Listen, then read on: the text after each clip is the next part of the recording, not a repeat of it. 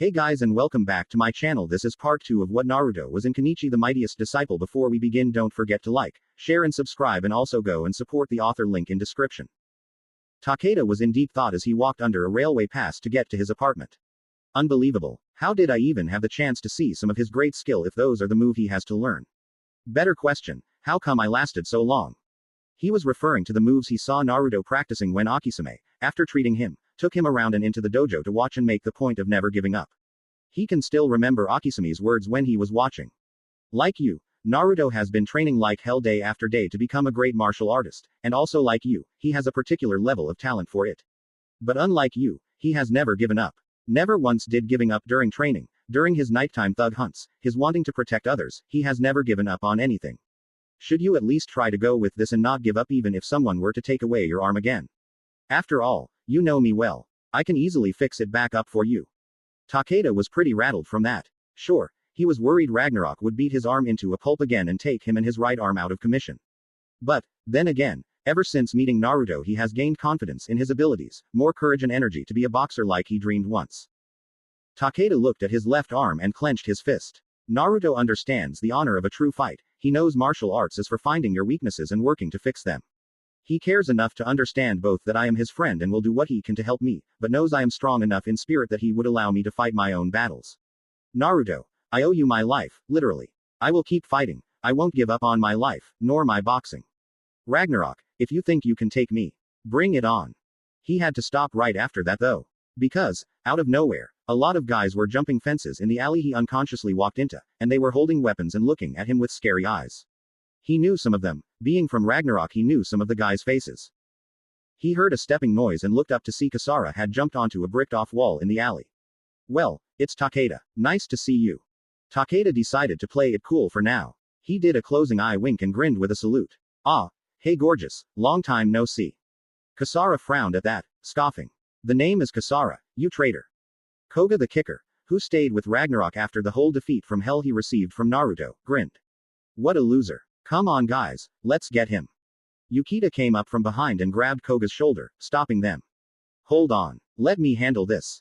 Takeda was slightly worried here. He didn't wanna have to take out his old pal here. Especially after everything that went on for the technique trio.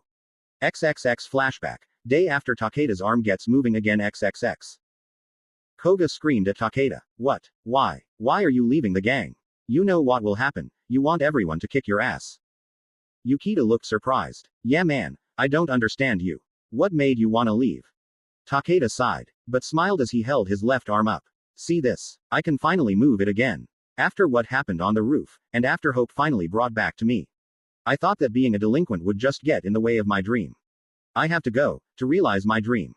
Koga sighed, getting up and leaving. I'm out. Being part of Ragnarok is too much fun for me, and it helps me find a practical use for my skills. Whatever, loser. Yukita scoffed at that, and turned to Takeda and smiling. You know, I never once thought of you as a delinquent. You are a boxer. A true sportsman belongs in the ring. See y'all later, and I'll try to buy you some time before the farewell beatdown. XXX flashback and XXX. Yukita came up and Takeda put his stuff down and to the side for now. Yukita smiled more. You know, you've been a weirdo since the day we met. After a fight you had with others, I seen you praise your opponent even after they were beaten to hell. After I fought though, you'd get on my case for fighting unfairly. Remembering every part of it in their minds as they remembered it was all true. Yukita gave a soft sigh. Sure, they called us the technique or takedown trio. But you were a sportsman, and we were a bunch of thugs. We had no code of honor. Man, how I hated your guts. Takeda, the good soul he was, smiled. Funny, I never hated you for a single second. You were always my number one buddy in Ragnarok. Yukita growled a bit before laughing maniacally and grabbing onto the shirt of Koga. Everyone was shocked to see Yukita lift Koga into the air, and Koga was kicking and screaming. Yukita, what the fuck? Let me down. Though Yukita did not let go, but instead, used Koga as a bat and hit a few surrounding members of the beatdown team and then threw Koga right at Kasara. Kasara saw this and moved to the side, allowing Koga to fly off into the air and land a block away. She looked a bit pissed off, but inside she was at a major crossroads. She did though keep her composure in front of her troops. Yukita, what the hell? Yukita grinned, pointing up at her. From today forward, I, Yukita the Thrower, officially resign from Ragnarok. He gave a look to the other troops. Unless someone has a problem with that. After a quick stall from the troops, Yukita and Takeda went back to back. Takeda was first to speak for them. Thanks, Yukita. Yukita retorted in embarrassment about that though. You idiot, I didn't do this for you. Lying obviously. I want to go back and do real judo again, like before I became a useless delinquent. Though this was the truth. Takeda smiled, knowing the truth all the way. Though you know, no one has ever successfully left the gang. Yukita scoffed. Yeah, no one has ever managed to leave the gang and walk away whole at all. That was what you were thinking, right? I know we'll take a pounding, but at least we'll show them what we're made of. If I gotta go down, I am taking them with me. Takeda smiled more. Sorry to say, but I can't go along with your plan. Yukita was confused and asked what that was about, and Takeda responded by tightening his stance. Don't ever go into a fight assuming you're going to lose. Suddenly Akisame's face popped up. By Akisame. ROFL. Yukita chuckled lightly. Man, what is it with guys like you? You live to piss other people off. Though through the grime of that attitude, they got ready to work together to survive this fight. Kasara sighed. Still at her crossroads, but she felt the presence of Hermit nearby watching. She had to keep it going. Male bonding. So touching, I see. Alright then, Yukita, since you're asking for it, I'm going to dish out your punishment for betraying us right now. Get them. The troops under her command, with chains, whips, sticks, and other variety of weapons and gang-related objects to hit with, started charging recklessly at the 2 of 3 technique trio that used to be with Ragnarok. As the first started and the judo fighter and boxer holding their ground, Naruto and Mew were on top of the railway fence watching. Naruto smiling. He can handle the small fries, especially with his friend helping him. Judo isn't too far off from jujitsu, and this guy has a knack for throwing skills. If he had the right master. Mew looked a little surprised. You're thinking of introducing him to Akisame. Naruto chuckled. Only if he wishes it. I will though recommend a trial course for him to understand the difficulty of the training, that way he knows what he will get into if he decides to continue. Mew saw Yukita roaring with his skills, using throws into others, using tactics that jujitsu usually uses against opponents. She smiled. I think you got a point. So, shall we help? Naruto looked up and she followed his eyes. To see a cloaked young man watching from a transformer. Hermit, I'm guessing. We can't do anything until Takeda and Yukita are in real trouble. If Kasara goes against these two by letting the gang beat them up after they were beaten by her, then we step in. If the troops she has decide to do it themselves without her order, we will step in and help her control her troops. Her choice is going to be the choice needed to be made if she wishes to be my friend, or my foe. Kasara, as she was watching, was thinking long and hard. Wondering what to do. Takeda is his friend now, and I'm about to be the one responsible for his friend being cursed with being damaged again. Seeing as Takeda has his left arm fixed somehow. But I am still part of Ragnarok. She was confused on what to do. Sure, she didn't want to hurt innocent or defenseless people, but her troops did, and she couldn't say no all the time because she wasn't always able to stop them. Freya, the one she respected most, and wanted to be as strong as, helped her so many times.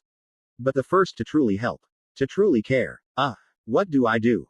It took a good 10 minutes of constant fighting before Takeda and Yukita managed to take out most to all of the goons and thugs trying to attack them, and Kasara jumped down when the last man was knocked out. She smiled. Those punks were no match for you, were they? But you know, I can take you both on. I will if I need to. I'll let them make the first move, this way I am protecting my own body instead of attacking his friends without a reason. At least that gives me some form of relief. Takeda smiled. Call me old-fashioned, but it's against my principles to fight a woman. Although I doubt I have a choice. Naruto smiled upon hearing this. I see he's good on today's society of woman or everything kind of situation. Though he has his own rules, defense of self. Though, Kasara isn't forming to attack them. What's this about? Yukita came up though. Let me handle this broad. Ha. Yukita ran forth and grabbed Kasara by the collar and threw her hard over his shoulder and into a wall. Bad idea, Yukita. Kasara twisted around and landed with her feet on the wall before jumping off, spinning around, and slamming a hard straight kick into his face, and knocking the big lug out and down for the count. She sighed. Okay, next. Takeda was now pissed that his friend got knocked out so easily by Kasara, and went into a slight rage. Damn you. He raced in and threw a hard left punch, but all he managed to catch was her foot, blocking his punch. Takeda was surprised, but Kasara smiled. Legs are much stronger than arms. About 3 times as strong. So don't look surprised, especially since my specialty is kicking. She kicked his arm back gently before turning around and swinging the same leg to catch his head at the side, but he ducked, as usual of a boxer being defensive and evasive with his upper body, and she did not allow this to deter her, and used her original plan of attack, swishing her leg and arching it up and over his head instead of just letting it go to the ground after her side kick, and then, she slammed her hell into Takeda's head. That knocked a few bolts loose from Takeda's skull. Takeda though didn't go down after that, and stood, shaking, back up. She smiled genuinely. I expected as much. Lasting as long as you did against that Naruto guy, I know you got some endurance. Takeda grinned. Truthfully, I wanna lie down from that. But I can't just let myself give in that easily. For Naruto, I won't give up. Naruto grinned. I think he'll be a great rival and friend for the rest of my life. Takeda rushed in fast and threw a right jab, but Kasara easily dodged it. He took everything, his muscle memory coming back, the left straights he always did and everything. His lethal left was thrown with a roaring speed. Kasara was not where he aimed, but above him. Unbeknownst to Takeda though, Hermit, Naruto, Mew, and Kasara all knew, he got that lethal left in. She swung her body hard and flipped, slamming her foot right into Takeda's chest and making him fly back into a wall. She smiled, holding her cheek that was red and smoking from the hard hit. I expected you to be able to give me this bruise. A very nice fight. Be lucky I don't want to crush you into space dust, but I think this is a beatdown you both deserve. She started walking off when Koga came back, grunting from the pain from his fall. He looked and saw everyone out, even Takeda and Yukita now, and some of the few who were still conscious grinned. Sorry Koga, but Kasara took them all out herself. Koga grinned evilly and jumped into the fray. It's not over yet boys, not by a long shot. It's payback time for what they did to us before Kasara jumped in. Is that all right with you Kasara? Kasara scoffed under her breath. This was out of hand. She finally finds a way to keep everything neutral until she figures out a way to make both parties work and be with both the people she knows, cares about and respects. But this has just caused that plan to fail. If she chooses no, they will either attack and she has to choose one or the other, or she will get an iron fist for allowing so little against the two. If she chooses yes, then Naruto will hate her forever. She couldn't do it. Who? Now wait a minute here. Kasara perked up at that voice. It was Naruto. And apparently the blonde bimbo she saw him with came too. They got between Takeda and Yukita and the rest of the guys. Naruto smiled. Sorry, but these guys are tuckered out and beaten. Don't even think to be dishonorable and hit a martial artist who is unconscious and unable to defend themselves. Kasara was a little surprised. And ashamed. But when she looked back, Naruto was smiling and wasn't disappointed in her at all from his look. Naruto put up his stance. If you want to take these guys when they're down, you gotta get through us first. Mew jumped up and over everyone, getting in front of Kasara. Sorry, Naruto has a few rules. Everyone started to attack Naruto, and Kasara looked to Mew, confused. What do you mean? Couldn't he just face me and them?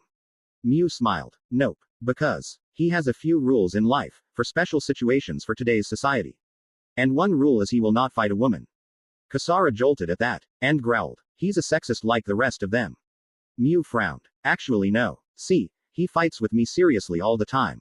Wanna know why? Kasara scoffed. Probably because you and him are so damn close. Mew giggled at that. Kind of. See, he is a martial artist, but he doesn't want to cause trouble in today's society, which mostly doesn't allow harming women. But, because there are a good number of female martial artists, he has a few rules laid down in order to fight women without repercussions. Kasara looked a little puzzled. Really? And what would those rules be exactly? Mew put up 3 fingers. Only 3. 1. If the woman is a fellow disciple. Me and one other woman are seen in this category. 2.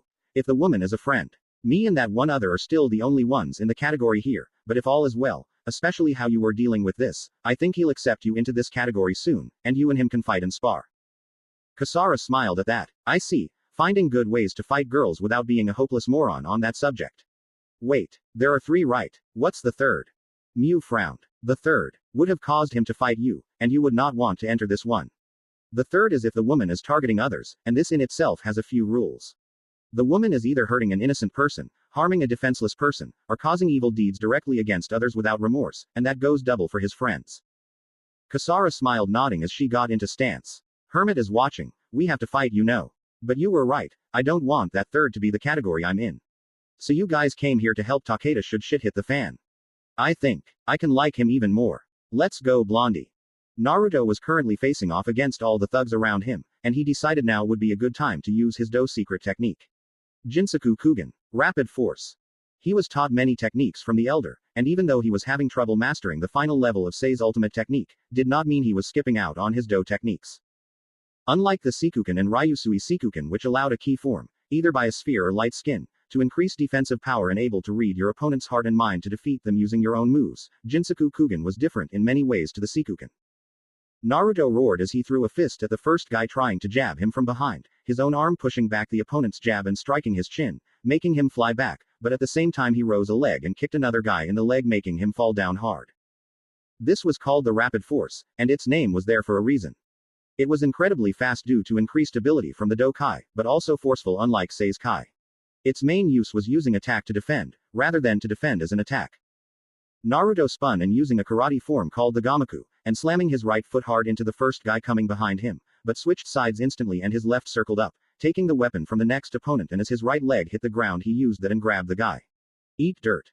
Naruto lifted the guy up and kicking off someone coming from behind to both take that guy down and also get leverage to throw the guy into the air and into the fence in front of him before the guy fell face first into the dirt along the fence at the bottom, knocking him out. Jinsaku Kugen also had a different tactic than the Sikuken. Sikuken had a key barrier within reach of arms, but the Jinsaku Kugen had a key blade cutting into whatever was in reach. Within Sikuken's barrier anything was either diverted, pushed back, or dodged, but with Jinsaku Kugen, whatever was in reach was hit by a massive key wave that stopped their movements and moved their strikes and body out of the way because Naruto's own strikes replaced and forced them back in order to strike the opponent. Thus why Elder told him this technique was the exact opposite of Sikuken. Sikuken was like a rock in the still water. Jinsaku Kugen was the rapids of a waterfall pushing anything over the cliff. Take this. Don't forget your second place prize, asshole. Naruto ducked under a bad going for his head and rammed a hard uppercut into the guy's chin before twisting around once and roundhousing the guy with nunchaku coming at his left before throwing a spear hand in and through the stick the third guy picked up and mid-blow turned the spear hand to a front knuckle blast to the forehead, knocking the guy out and back. During this time, Kasara and Miu faced off. Miu ducked under the roundhouse kick, and jumped back from the back kick coming for her head. Miu smiled. Very nice, and flexible. Taking Naruto's advice. Kasara smiled. Well, he did tell me and I thought about it.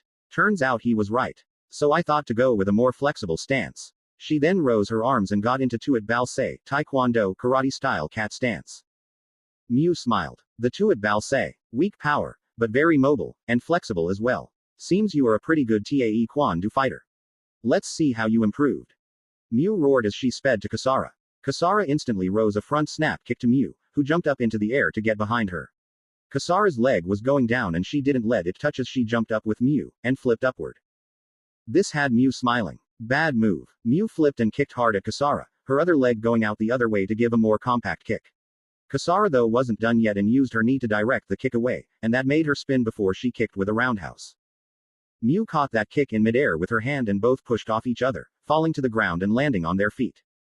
Miu smiled. Well, not bad. Kasara huffed. Not bad yourself. Despite her big tits, she's agile, mobile, and flexible beyond belief. No wonder though, she has lived and trained with Naruto, and considering the skill he has from the reports. I don't think I will win this if she has the same power. Miu stood, getting into stance. I admit, you got some moves. But I've yet to show my own true power. Kasara. Shit, you have the heart, but unless you get serious in your training, you will never reach my ability. Miu rushed in again and Kasara jumped into the air with a spin, one side kick and spinning for the next, but Miu slid under it, and to Kasara's eyes, she practically disappeared. Kasara dropped to her feet and looked behind her, only to have Miu kick her legs from under her, spin up, and drop kick her body down first. Miu sighed. Sorry, had to beat you to make sure it looked real. She got up to see Naruto calming himself down from his doki. Elder told her to watch him in case. Because he always had the same problem when he was a younger Miun fighter. Using Sei ki was hard to do when entering that kind of ki, but Do was always easy to get into. Sei was easier to get out of though, unlike Do which stayed for a while until Miun fighters focused the Sei ki as a counter. Naruto huffed as he focused Sei ki to counter and calmed down. He rolled his neck. Always harsh when I use Do ki. He turned to see Miu standing and smiled. Seems Kasara needs more practice. But I know she will be better in time like everyone else. Miu gasped and started running at Naruto and Naruto looked behind him to see a guy with a knife. Now, because he let his guard down even this idiot had a chance. He would keep this a secret from the masters. XXX his wild imagination if he tells them. XXX. You want to let your guard down in the battlefield. Then try letting it down when I throw you into this boiling water. Akisame would say and toss him up into the air and aiming for the big as fuck cauldron with boiling water in it. You moron, have I taught you nothing? Where is your so-called talent we've seen all over the place if a DELENQUIENT without a damn punch can sneak up on you? Sakari would say and then proceed to beat the shit out of him using only a goddamn finger. You can't let weapons near Shiger would say with an irritated voice and begin to teach him using her katana and all her skill. And he would most likely require a bath and Kensai's acupuncture. If he fucking allowed it, especially for all those detecting techniques he was taught. XXX imagination over XXX. But Mew had stopped seeing the guy suddenly look stiff and then fall down unconscious. Because behind him was a whole group of people. Naruto blinked a little in puzzle and surprise. Okay, this is new. Nijima was holding a bat and had gonked the guy on the head to stop him. And behind him were all his crew apparently, one waving a sign with a name on it. On it was the name, Shinka Alliance. Naruto sighed. Nijima, what is this all about? Nijima chuckled evilly. Your best bud Nijima came to back you up, but you took them all out so fast we couldn't even join. Mew sighed. Wait, Takeda and Yukita, they okay? The two were gaining consciousness and standing up, Yukita needing Takeda's help. Sorry, we caused you a lot of trouble. Naruto. Thanks for the help. Naruto smiled, coming up and putting a fist out. No problem. I understood you needed this fight. And I kept it fair by saving your ass from being destroyed again. He turned to Yukita. Thanks for helping out, and you are welcome in my book. Thanks for helping out my friend. Yukita chuckled lightly. Idiot. Whatever. I got no energy to argue with you. Naruto and Takeda lightly hit him on the head to tell him to stop the tough guy act. Nijima laughed menacingly. So, how do I write this story for the school paper? Naruto growled. What is this all about Nijima? Explain. Nijima chuckled. Well, I think it's obvious. Take the first character of my name and slap on the first of yours, you get Shinka. Pretty neat, huh? Naruto rubbed the bridge of his nose, sighing. No, you moron. What is this alliance about? What is your goal? Nijima dodged this one for now. I'd love to chat about it, but we need to get going and have these two checked up in case of severe injury. Takeda walked up though. I'll take Yukita here to Akisame. You don't worry, you damn alien. Naruto turned to Nijima and sighed heavily. At school, we shall talk. Got that. Nijima nodded and Naruto left with Mew. But before he left, he checked back again to see Hermit watching. And then vanish off into the distance. Chinese Kempo. Huh, it'll be interesting. XXX next day at school XXX. Start talking. Naruto entered the room with Nijima, where a sign was under the room name that had the flag's name on it. Nijima looked a little hopeless. Hoping one thing, that Naruto didn't wanna kill him. Look, I saved you from that knife guy, right? Cut me some slack. Naruto sighed again. I'm not threatening nor hurting you. Just give me the information, you rotten alien. Nijima nodded and stood. See, I thought we could work together. I'm a master tactician, and want to rule the world, but I can't do that without some muscle. Normally Nijima would try and brainwash him using some alien trick, or try to lead Naruto to his side with a gimmick he had up his sleeve. But he saw from his Nijima scanning that Naruto wasn't susceptible to it. Naruto groaned. Another asshole trying to use others and hurt others just because you think you have or control power. Take my name off the flag and don't do anything against society and I will leave you alone. Nijima smiled. I actually am quite interested in helping society. Believe it or not, I work angles, and the angle that leads to loyal followers is heroism and kindness. So I thought I would make an organization made to help the weak. Seeing as I am one of the weak. Naruto looked at Nijima harshly, and activated his Ryusui Sikuken, knowing at least enough to read his opponent's emotions and mind. After a second he scoffed, smiling a little bit. Fine, but make sure you keep that word. And I will help you. Nijima looked confused at that. Then smiled more. Good to hear. You are my co-commander. You and me are the duo of the Shinka, as the name suggests. We need some helpers though, and I will need to get them. Right now we got a few followers I managed to crop up, but not many of them are strong at all. Naruto hummed. As long as this is about helping the weak and innocent and for the good of the world and mankind, I think Takeda will accept. Though do not force him if he does not want to. Got it? Nijima grinned. Of course, I don't mind if he doesn't, but I got a feeling he will join. Naruto left and decided to get back to school work, thinking of what the hell he just signed up for. I just hope the Shinka thing this starts won't be problematic to the Katsujinkan.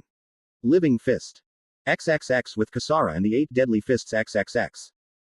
Kasara was bowing to the 3 of cards known as Odin, Berserker, and Freya, as the other fists, Loki, Thor and Siegfried listened to Hermit's tale of what the hell happened. Hermit scoffed. Then these 2 unknowns came along and stopped Kasara and her gang from annihilating the traitors. 2 blondes, a male and female. I think the school records have them as Naruto Uzumaki and Mew Furenji. Odin hummed. That is unfortunate. But were they truly good enough or did Kasara waste movement? Hermit lowered his head to Kasara and then back to Odin. She did her best against the girl, but this girl, Mew Furenji, is a pretty good fighter with a style I never seen before.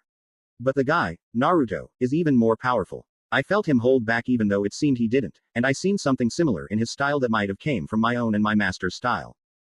Odin grinned. I see. Valkyrie, I think we can forgive your defeat to such opponents if Hermit is even holding them in high regards, but the bottom line is you lost. You did manage to beat those traitors though, right Hermit? Hermit nodded. Yukita's brains got rattled with a single blow knocking him out and Takeda was out like a light with two. Odin stood. Because you got the job done, then you can go back to your normal duties. But you will hereby be on probation until further notice.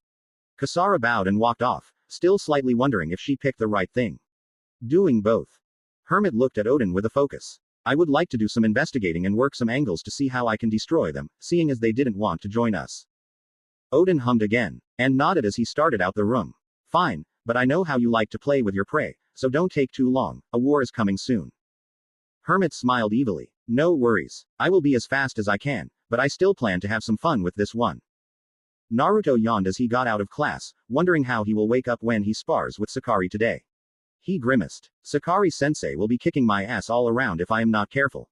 Oh well, might as well get the experience and whatever he is teaching so I can increase my strength. Outside the school awaited Miu, who was also talking with Takeda and Yukita, and he smiled as he came up and they noticed him. Yo, you two. Feeling okay? Takeda grinned, giving a two-finger salute. Of course we are, thanks to you we didn't get a harsh beating. Still, gotta thank Akisame for saving my friend's nose here. Yukita grumbled, blushing a little. I could handle it. Takeda waited, then cleared his throat. Yukita groaned before bowing. I am eternally grateful for your help, Naruto. If you need anything, just ask.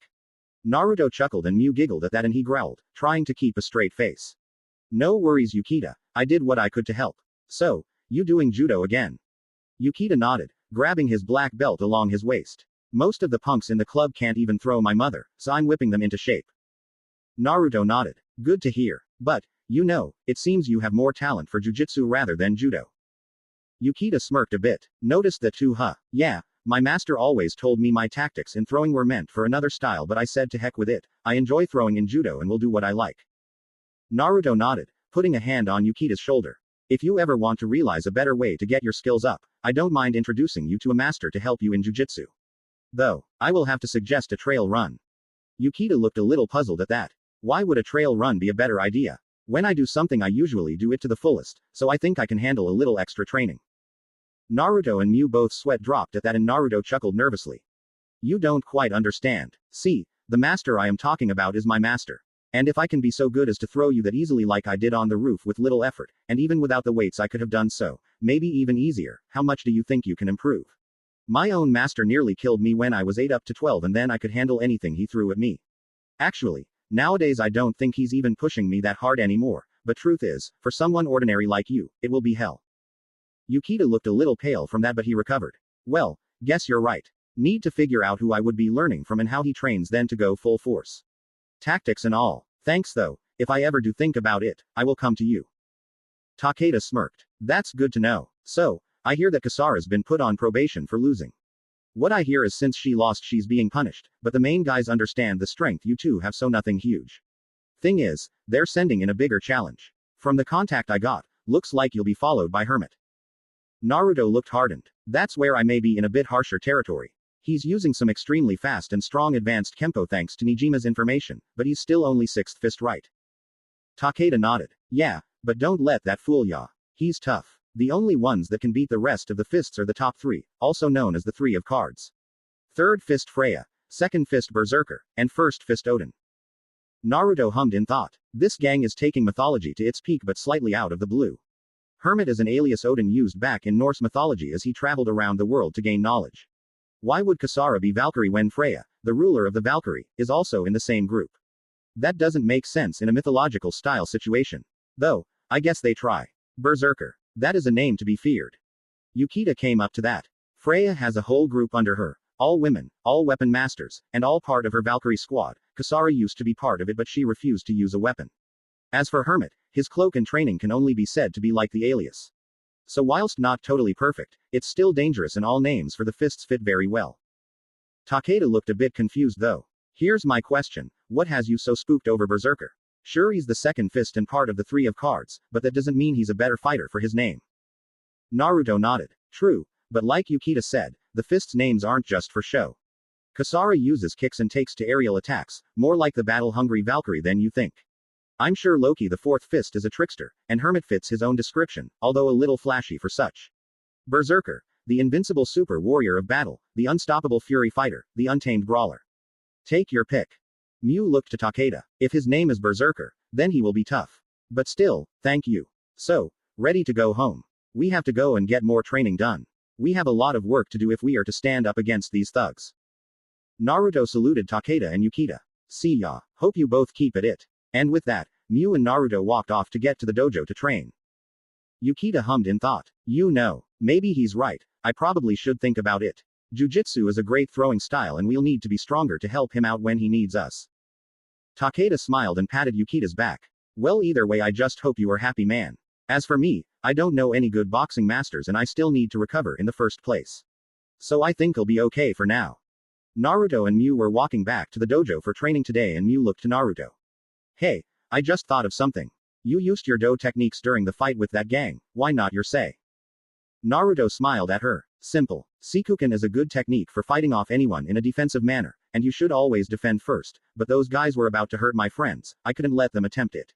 Besides, I have to be able to master both sides in order to gain the experience needed to create my own Mune technique. Or so Gigi says. He said Mune fighters usually create their own unique Mune style technique that is on the same level if not higher than either Sei or Do special techniques such as Sikuken and Jinsaku Kugen. Mew nodded, giggling. Well, glad to know you still use everything you learn in actual combat. Oh, by the way, about the Shinka, I think it will be a good deterrent against people like Ragnarok. What do you think? Naruto hummed in thought. Nijima says that their goal is to protect the weak and help people through justice and good actions. Nijima works angles, I can see him actually doing this for the better of others in order to thus be on top of it all. But I think it will work as more of a target. Mew looked a little confused about that and Naruto frowned. Since it's been known now that I am part of Shinka, they will be a target to Ragnarok in order to find me somehow. It may be very bad to let them go do their thing normally, but I shouldn't force someone's ambition and goal to be shut down just because they may be in danger later on. They got back to the dojo, and seen, once more, Kensai dodging Shuriken and Shigur's wrath. Naruto chuckled. Well, home is home. Mew, go get changed, we'll be sparring in about an hour. Mew nodded and went off and Naruto passed by the two masters fighting at the moment and going in to see Akisume and Apachai playing Othello. Truthfully, Apachai has been playing it a lot lately from one of the kids he sees at the park showing him and they all play him, and he keeps losing to this one girl for some reason. Akisume promised to practice with him, and after a while, yeah, Apachai has been pinning Akisume in a corner. Akisume hummed and pulled his next move and with a single point beat Apachai. Apachai was slightly surprised. Wow, Apachai didn't think that possible. Akisume, you are a great Othello master. Apapa, need to practice more. Akisume turned, getting up as he seen and sensed Naruto come in. Sorry, that took a minute. Welcome home, Naruto. So, ready for training. What day is it? Naruto hummed in thought. Well, by the order. Yesterday I trained in Muay Thai. So today is karate, and tomorrow is jujitsu. Sakari around. As if on cue, Sakari came in with a beer and grinned. Did I hear it's my turn? Good. I wanted to teach a new move anyway. Hey, Akisume, I might need your help with it if you don't mind. Since you are so eager to help Naruto's training. Akisume smiled. For the past year, Sakari, tough as nails karate master, would allow one of the masters to help him, seeing as he himself couldn't put into words the real need of the technique or moves he wanted to teach in real detail enough for Naruto to learn it well. He would choose either a master whose style has the closest inkling to the move, or a master who is feeling left out.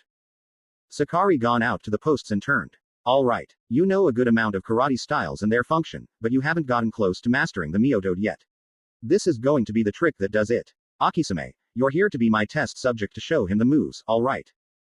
Akisume nodded, getting a few steps away and ready. Sakari turned to Naruto. Listen, sometimes you'll find that your defense hand is lacking speed, and your attack hand is lacking power, but going reverse with them as Myotode does sometimes it just makes your attack slower and your defense less powerful. This is a trick I found to make things easier in a fight. Watch closely. Sakari turned to Akisume and got into Myotode stance. He nodded and Akisume came in with a chop. Sakari turned his waist and using that sudden switch to caught the chop and the other hand coming in super fast as he switched back suddenly to attack. Akisume turned and caught the punch and they stalled. And then separated before Sakari looked sternly to Naruto. Naruto smiled. I see what you did. It's mixing Gamaku and the karate's pulley principle for its punches to make your block quick and powerful and your strike just as fast and just as powerful. I just have to combine each and use it accordingly in combat. That might work. Sakari nodded. Yep, I'll be the one striking. You have to do it on me, and then you have to use it in your spar with Mew today. After that, I can safely say you have come close to mastering your personal best style of karate. Naruto nodded and got into stance. He was able to use Gomaku on demand, and karate's pulley principle for punches was nearly second nature. He just had to combine them to attack and defend at the same time with power, precision and speed. Sakari got into his own personal stance, the Meiba no Kame, front of the wing, which was a total defense style, and his own personal best style of karate. He punched and Naruto used Gomaku, but stalled and tensed from the sudden twist. Normally he used it left or right, never twisted it, which he found to be the one thing he forgot about Gomaku for a while, and got slammed and forced back. Naruto grunted, getting up and rubbing his shoulder that got hit. Sorry, forgot about a Gomaku principle you taught me, won't happen again. Let's go. XXX with Nijima XXX. He and 10 other guys were walking through town, one waving the flag behind him, and Nijima was grinning. Ain't nothing better than walking through town with my gang at my back. How do you like the respect we're getting, guys? One guy was excited and answered right away. It's incredible. Nijima just chuckled and relaxed in glory at how good it was to finally start his plans to be a global leader of some sort. The man carrying the flag got curious though. By the way, General Nijima, where's your co-commander Naruto Uzumaki? Nijima was still slightly in a glory daze but turned and tried to remember what he heard a bit before answering. Oh yeah, well he's off doing some secret training somewhere. The flag carrier smiled. I see. It was impressive how he was able to beat all those Ragnarok guys all by himself. Naruto is just awesome. Nijima laughed loudly at that and grinned. Of course he is. I mean I trained him myself, so how can he not be? He was so into his glory days and fun that he was just sputtering bullshit to increase respect for his own person without thinking clearly. They soon came to a bridge over a small creek, and before they could even step on it, a man was at the end of it, blocking their path across and standing there still, as if purposefully trying to stop them. One of the guys behind Nijima, who was slightly freaked that this guy was here, started trying to get the guy to move. Hey, who goes there? Speak up. Yeah, the Shinka Alliance is coming through. Nijima told them to hold up a bit and was clearly stressed, seeing as Hermit himself, the sixth deadly fist of Ragnarok, was standing before them. Suddenly one of the people following him ran forward to get the Hermit to move. Are you deaf or something? Move out of the way. Kamioka, no. Hermit threw his arms up on either side of him, palms up, as if holding something in the air on his shoulders, and as Kamioka threw a punch, he twisted his arm down and around the arm and locked under the armpit, and in a swift move threw Kamioka into the air, who fell down into the creek. Hermit stood normally, arms crossed, and one hand up holding a single finger up at the others in the group. If you answer my question, I may just let you live a bit longer. Nijima was trying to figure some way to keep his representative with his followers, get them out of there quickly, and then somehow escape Hermit and save Kamioka. As the others were frustrated over Kamioka getting thrown, he just laughed, first a little, and then it built into full-blown hysteria. Nijima grinned and yelled at Hermit. You lame fool. You can't talk to me like I am just some dumb street punk. I'm the notorious leader of the invincible Shinka Alliance, Lord Hiro Nijima. He turned to his followers. Get out of here, guys, back to headquarters. They started to question his orders though. Don't question my orders, I can handle this punk all by myself. They looked to each other and one guy listened. Alright, we'll grab Kamioka and get back to. No. After I'm done with this loser I'll grab Kamioka myself. Now get back to HQ, move move move. Everyone ran off leaving Nijima with Hermit, letting Nijima handle it like he said. Nijima went up to Hermit, getting his bit closer in order to start his escape methods. He was good at them, he knew what to do and when usually. Hermit was passive. So, going to answer my question. Your friend, the one who beat the Eight Fist, where does Naruto Uzumaki acquire his martial arts training? Nijima was slightly puzzled. That's it. Why would he confront us for that? All I know is he lives at a dojo, not which one. Hermit looked irritated. You have 3 seconds to answer my question or I will kill you. Nijima grinned. So, you really want to know? Hermit started counting down, starting with 3. You're curious, huh? 2 next. You're actually serious, you want to know that bad. 1. Now talk. Nijima rushed in. The answer, ha. And just as Nijima was about to ram into Hermit, who thrust his hand out to attack, Nijima was on the ground at his feet, bowing as if begging. I don't know. Forgive me. Hermit was frozen in puzzling, confused caution. What would Nijima do now that he's in that kneeling position? Was it some sort of secret technique he's been hiding? What? Nijima got up, grinning in fear and acting like a beggar. Sir, to tell you the truth, me and Naruto aren't really that close of friends, it's more of a professional relationship.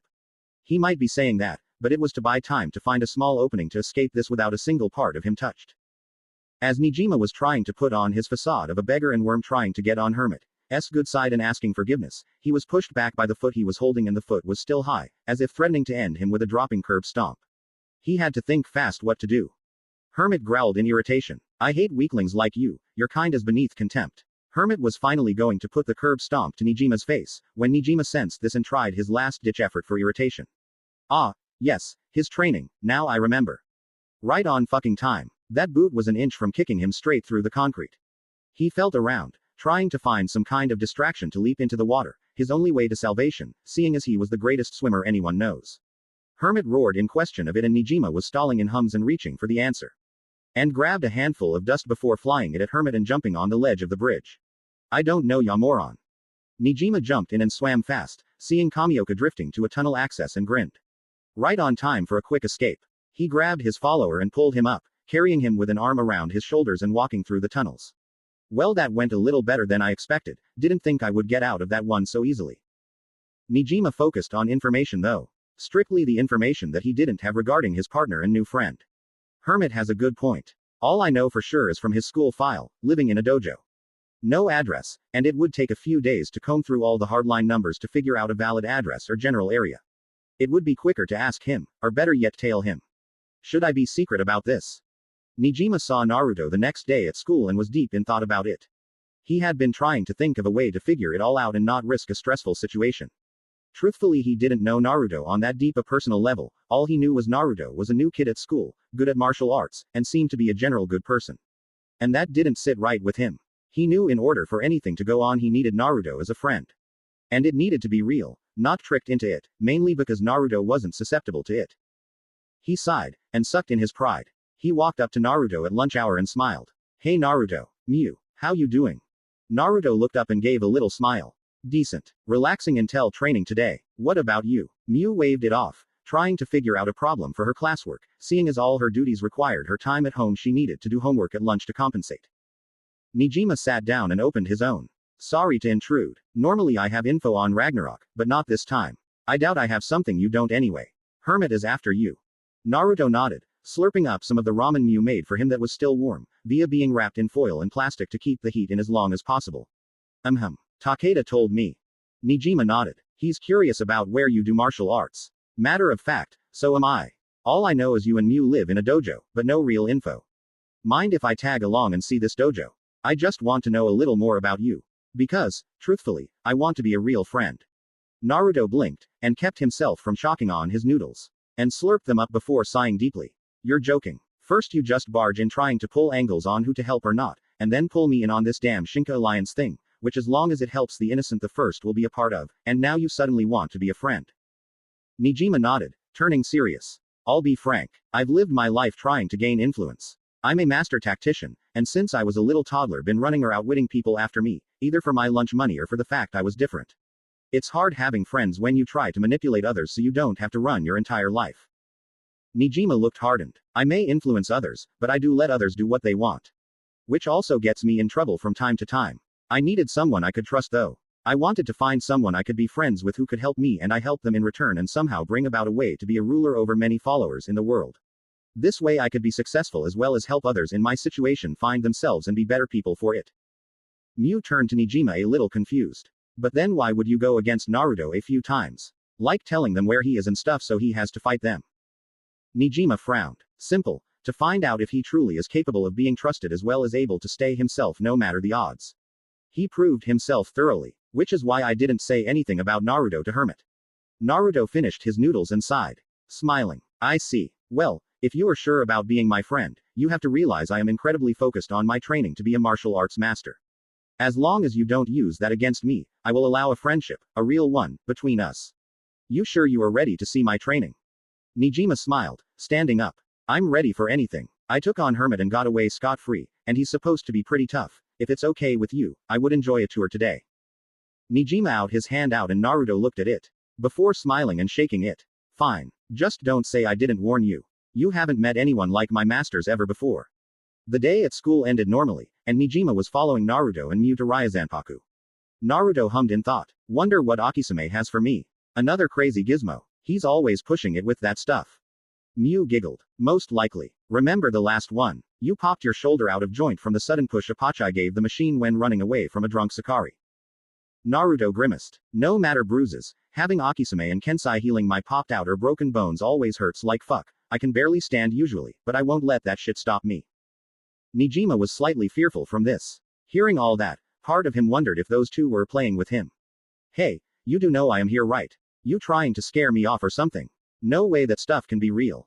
Naruto turned to Nijima, smiling. You would think. Truthfully, I wish I was making it up. It's crazy training no one will ever understand, and it just so happens normal people can't fathom the difficulty, but I can handle it all in stride. Nijima was slightly worried, wondering what the fuck Naruto has to go through that he is okay with it to this extent and want it, yet speaks of it like hell has come from the bowels of earth to reach him. Soon they got to the front gate and Nijima looked at it in wonder. Wow, now that is a seriously intimidating front gate. Mew chuckled. It's a special gate. See, this door is the first challenge to those who want to take our dojo's sign. If they can't even open this door, then they aren't worthy of our time. Try it yourself.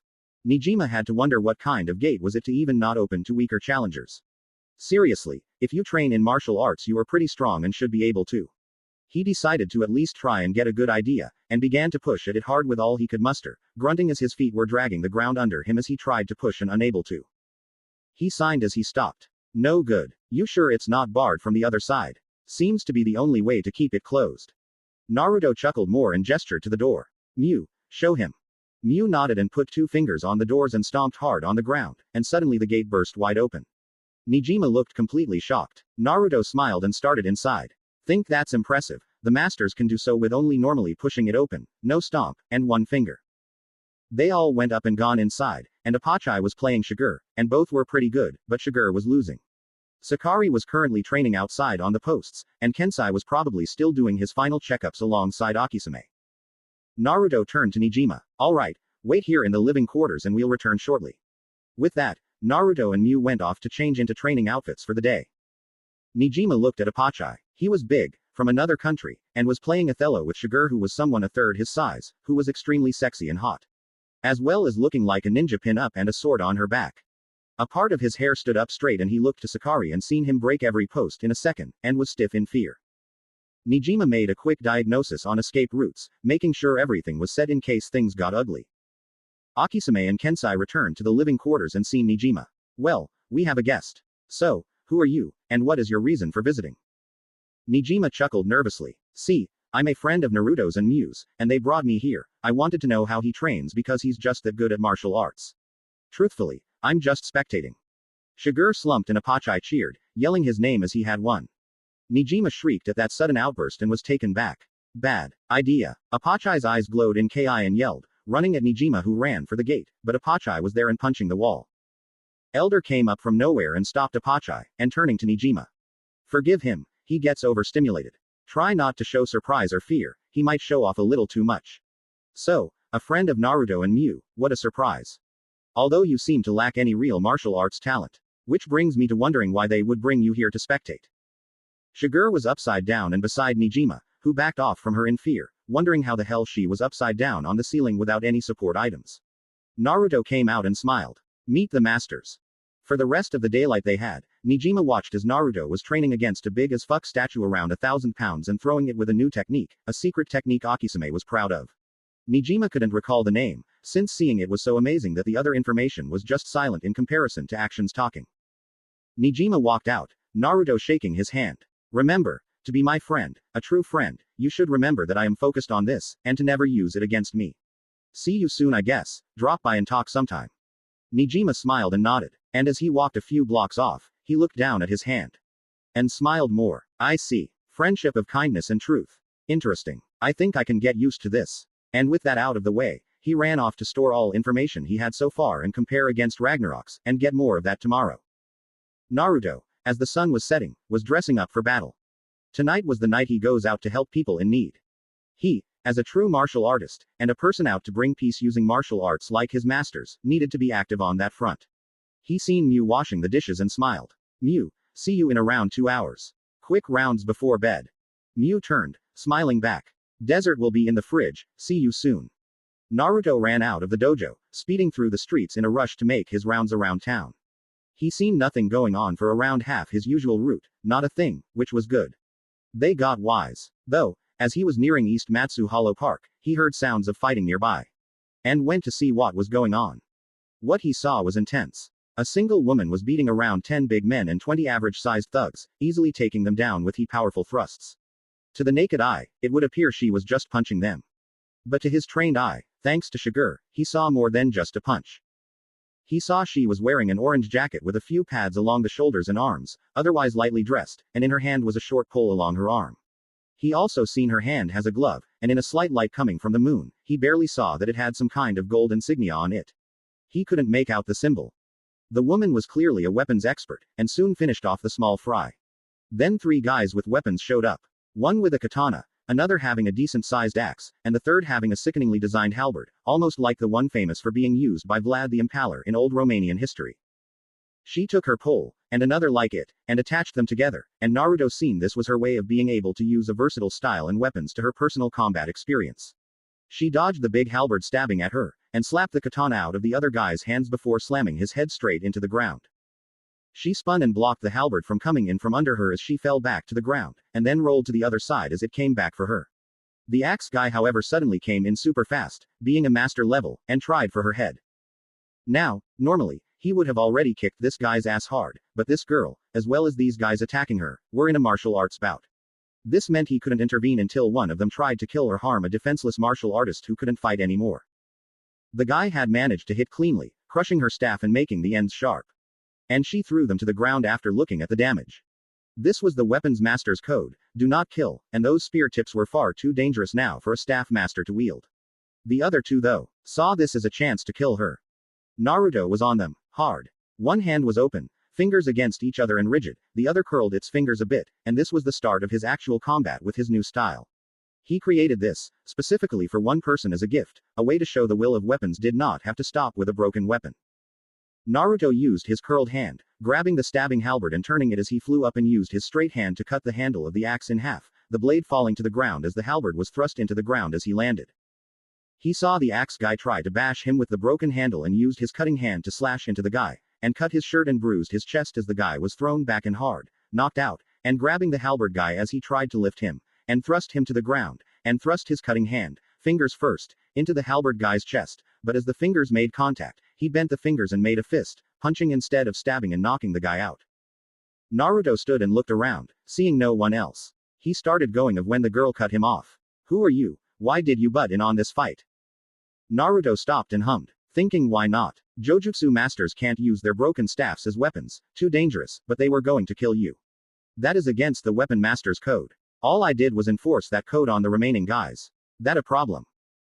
Girl huffed. I don't need a man to help me fight. And what was that style you used? At first I thought you were using a tonto blade and sickle, but you were only using your fists. Naruto groaned. It's a new style. I created it myself. See, I know a master of weapons as well as use them myself from time to time, but what happens when the weapon breaks? Maybe it's lost or something, and you don't have a way to fight. I figured a way to combine the essence of weapons with the skill of a fist fighter, using your body as the weapon, not your weapon as part of your body. Still in the testing phase though. The woman nodded. Very thoughtful of you to think of weapon masters like that so that we don't have to stop when we are in our prime in a fight. But still, why would you help me? I'm strong. I don't need help from a man. Naruto scoffed. That all you care about? Gender. I know women who do martial arts. I have no quarrel with what gender is fighting what gender, and even if I do have some rules laid out to not fight a woman, I also have conditions that I use in order to make certain I do not disrespect a woman martial artist. As long as the woman is in at least one of these categories, I will fight with all I have. They are a fellow disciple, they are a friend, or they are harming innocent and or defenseless people. I am actually coming up with a 4th rule too. If they are enemies wanting to do me harm. The woman hummed, and stood tall. You are trying to stay with the times of the social aspects, in which is not welcoming men harming women, but as a fellow martial artist you know that it is sexist and will try to find ways to not allow the times to stop the true martial arts. What is your name? Naruto needed to get out of here, otherwise things might end badly. He just figured out the symbol on the gloves. The Roman numeral for 3. Which meant she was part of the 8 deadly fists of Ragnarok, and this would end badly if this girl figured him out. He wasn't good at lying, and didn't want to. Naruto. You are. The woman looked hardened, humming in surprise. I see. The commander of the Shinka alliance who defeated Kasara and her gang. I am Freya, the 3rd fist of Ragnarok. Naruto cursed. One of the 3 of cards, great. He had to get out of there. Freya turned. I'll pass along the information to Hermit. Hope you survive, I wouldn't mind a crack at you myself. When I get my weapon fixed. Naruto blinked, and figured that the reasons she was leaving were simple. Her weapon was broke and dangerous, not going to use it, and the fact Hermit was the ordered one against him. He would have to spring through them all to get to the three of cards. He ran off, finishing his rounds before he returned and resting, knowing that the shit about to hit the fan was going to hit soon. He would need all the energy he could get. Mew watched him from the doorway, frowning. He's in thought. What happened this time in his rounds? It's like he is expecting something bad to happen. Did he see an enemy? Did he not save someone? What's going on? Shiger was in the ceiling, looking through a small hole and thinking to herself as well. He's silent. Battle ready. I know those eyes. They are the eyes of him against weapons. Who is it? He is Preppa. Ring 4. Naruto and Mew were off to school, and Akisume was currently playing Othello with Apachai before he returned to sculpting his statues for the day, and Elder was currently licking his lollipop. Sakari was out training as usual, and Kensai was reading his erotica book. Shiger was in her room, naked, and praying to her statue of Buddha. These rocky emotions. My unsettled heart. Why is it beating like a drum? Why is it restless? She was referring to how she was suddenly feeling the need to be with Naruto, and not in a martial artist master and disciple way, but something she never knew before as a feeling. She looked up, and seen Buddha smiling at her, and bowed again. Give me a sign of what I am feeling. It took a minute or two, but she heard bird fly into her room from her open window, and looked. It was a nightingale, the spiritual bird that symbolized love and longing. This bird landed on the Buddha and she gave herself into thought on what it meant. And held her chest. This is love. This was where she was confused. She never felt love, she only heard about love, and knew Kensai was all about arrow and loves it. Which is why she was mostly confused about why she was feeling this. She would have to ask Akisume later. When she was sure her feelings were really love. Elder looked to Apachai, who was playing Othello with himself again. Apachai, you are really good at that game, but why do you play that so much? Apachai looked to Elder and smiled. The kids love playing this game, so Apachai want to have fun too. Apachai will get better and teach them to get better at this game. That is why Apachai plays so much. Elder chuckled and got up. Well, let me help you then. I don't mind playing Othello every now and again. I should warn you, I've played for quite a few good long years. I won't be easy to beat. 5 minutes later. Ha ha ha ha. Not bad. You beat me so easily. I should be proud to finally lost at something. You are doing quite well, Apachai. Keep it up. Those kids will be great strategists in the world when they grow up. Akisume looked to the sky, humming. I can't shake this feeling. That Naruto will be emotionally harmed in the future. Elder looked a little more serious, as did Apachai, Kensai, and Sakari. They too felt this to be true. When they could not tell, and how so, they didn't know why, but they knew it all the same. Naruto's heart was fragile when it comes to the emotional feelings of love in the world outside martial arts. Back in school, Naruto and Mew were having a pretty normal day, today the least. No one after them, Nijima keeping things low-key, and people going about their days without worry. Nijima came up to Naruto by accident, which was some kind of weird coincidence. Nijima smiled and waved. Yo. So, what's up, Naruto? Getting ready for Hermit. Naruto shrugged. I am training, enough said. It is not who I am getting ready for, it's what I'm training to do.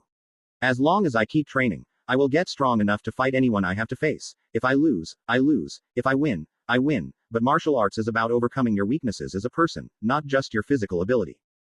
Nijima nodded. I gotcha. Sorry. Still, things are going a little crazy. Ever since Kasara stopped coming to school, for some odd reason, rising gangs from utterly nowhere have been popping up like crabgrass. It's all out civil war, but I think it best to keep silent until the last one stands, and then we take them out. Naruto hummed, and smiled. You did say you were a master tactician. I'm just about to go see Mew, she had to rush to class early today after lunch. Naruto and Nijima both went to the next class and Naruto saw someone talking to Mew. Now, call it some kind of accurate guessing game, but Naruto felt a trained aura around this man. He just couldn't tell how trained. Mew got up as Naruto approached and smiled. Naruto, meet Natsu Tanimoto. Tanimoto smiled and gave a small bow. Hey, nice to meet you, you're Naruto Uzumaki. I heard a lot about you. I would have thought you'd be more intimidating, but really you seem pretty timid and relaxed compared to the rumors. Naruto smiled and gave a small bow back. Can't believe everything you hear, but nice to meet you too. Mew smiled nervously, giving a small blush of embarrassment. Tanimoto says that the drama club is short-handed for their next play, and asked if I could fill in for the main role of Juliet in Romeo and Juliet. Tanimoto nodded and wasn't embarrassed at all as he told Naruto he was playing the role of Romeo. Now, Naruto knew the play. Akisumi's books were filled with a lot of knowledge in the world, ranging from drama and plays to martial arts moves to sculpting and even some that had gardening and home decoration. Akisume was a master of all art forms. For a damn good reason. Naruto nodded back, but was slightly puzzled. I see, but may I ask something? Not saying it's bad to ask me this, but I am wondering why you are asking someone out of the blue to be in a play like this. It just seems a bit sudden and weird.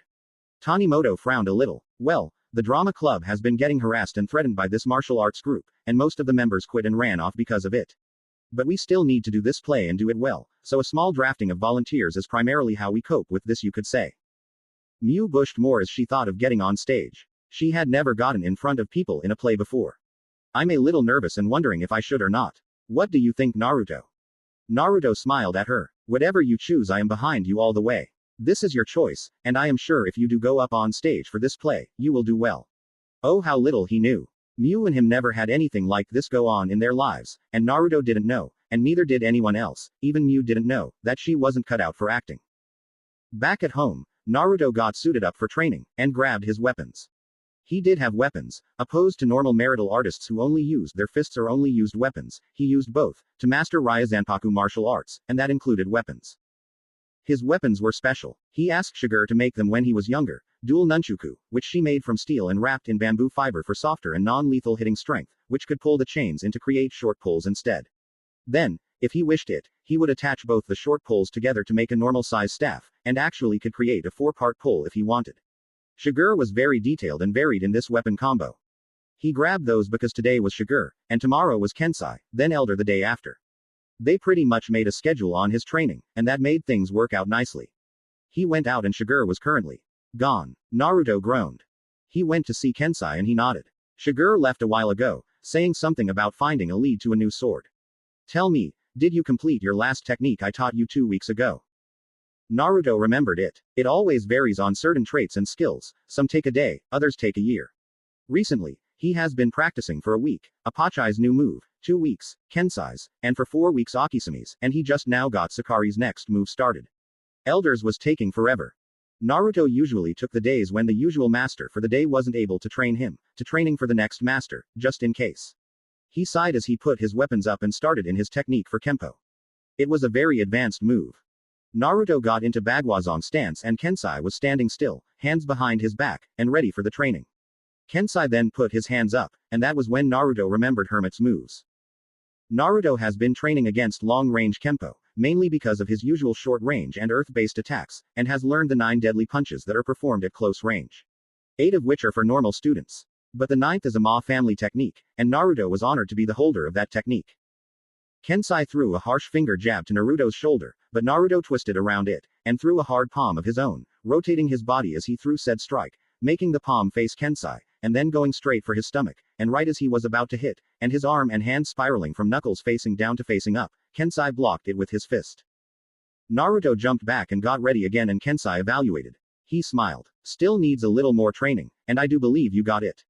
I didn't expect the 7th deadly strike at close range, the pulverizing thrust palm, to be gained in 2 weeks' time. Let's continue, shall we? Get it done today, and the 8 punch will be your next lesson. Naruto nodded and got ready again. He was working on it with Kensai till nighttime, and Naruto did his rounds once more. It was routine actually: wake up, training, breakfast, school, training, dinner, protect the people of the neighborhood, sleep. Though this time, nothing big was going on, unlike the other night where he met Freya of Ragnarok. The next day came normally, and Naruto was going to see how Miu was doing for her play. Now, last night, he heard her practice with Akisume, and she was. Let's just say Naruto had to wrap his ears in metal to stop himself from being hit by Kensai training him, since the coarse sounds were distracting him badly. He came up to hear 2 people talking about one of them leaving, and suddenly one guy left, running out of the door, and Tanimoto trying to get him, failing miserably. Naruto hummed. Seems you guys are losing members left and right. Seems desperate times call for desperate measures and drafting, huh? Tanimoto sighed heavily. Yeah, if you're looking for Miu, you're a bit early, she's still at gymnastics club. Naruto nodded, coming in. I know. I thought I would get here and see how things were going, and see if things were that bad. And damn, I think it is. Sorry Tanimoto, anything I can do, I will try my best. Tanimoto nodded. Thanks. It's just those thugs bullying us into giving them this room. The Martial Arts Research Club. Trust me, they're just as fake as the name suggests. I have a favor. Protect the drama club from them, please. Naruto smiled and nodded. Miu is working hard. She seems happy to help you in the play as well as happy she is able to do something new she never tried before. I'll do what I can to keep Miu happy. I'll protect you guys. Though something tells me you in particular don't need protection. How right he was. But he would be fooled a little. As suddenly 3 guys came in. Hey, didn't we tell you guys to clear out? I guess you didn't get the message last time. We'll be more clear in our message this time around though. The guy gone to a prop, and felt it up a bit. You guys are doing Romeo and Juliet next, right? Tanimoto yelled at him to remove his hands. And the guy did so, but only to kick a hole in it afterwards. Tanimoto went to tackle the guy, but didn't even budge the guy, and the guy picked Tanimoto up and upside down, about ready to drive his head through the floor, when Naruto took the guy by his shirt and slammed him down to the ground on his back, Tanimoto sitting on the guy's chest. Naruto picked the guy up and pushed him back to his henchman. You guys beat it. You come near this room, try to muscle the drama club and end their play, or try your hand at bullying anyone who cannot defend themselves, you will have to answer to me, Naruto Uzumaki, and I promise you, you will know pain beyond belief. The other 2 were shocked and scared now, talking about ridiculous rumors that Nijima cooked up no doubt. Seriously, Naruto able to rip the Eiffel Tower's leg from under it just by looking.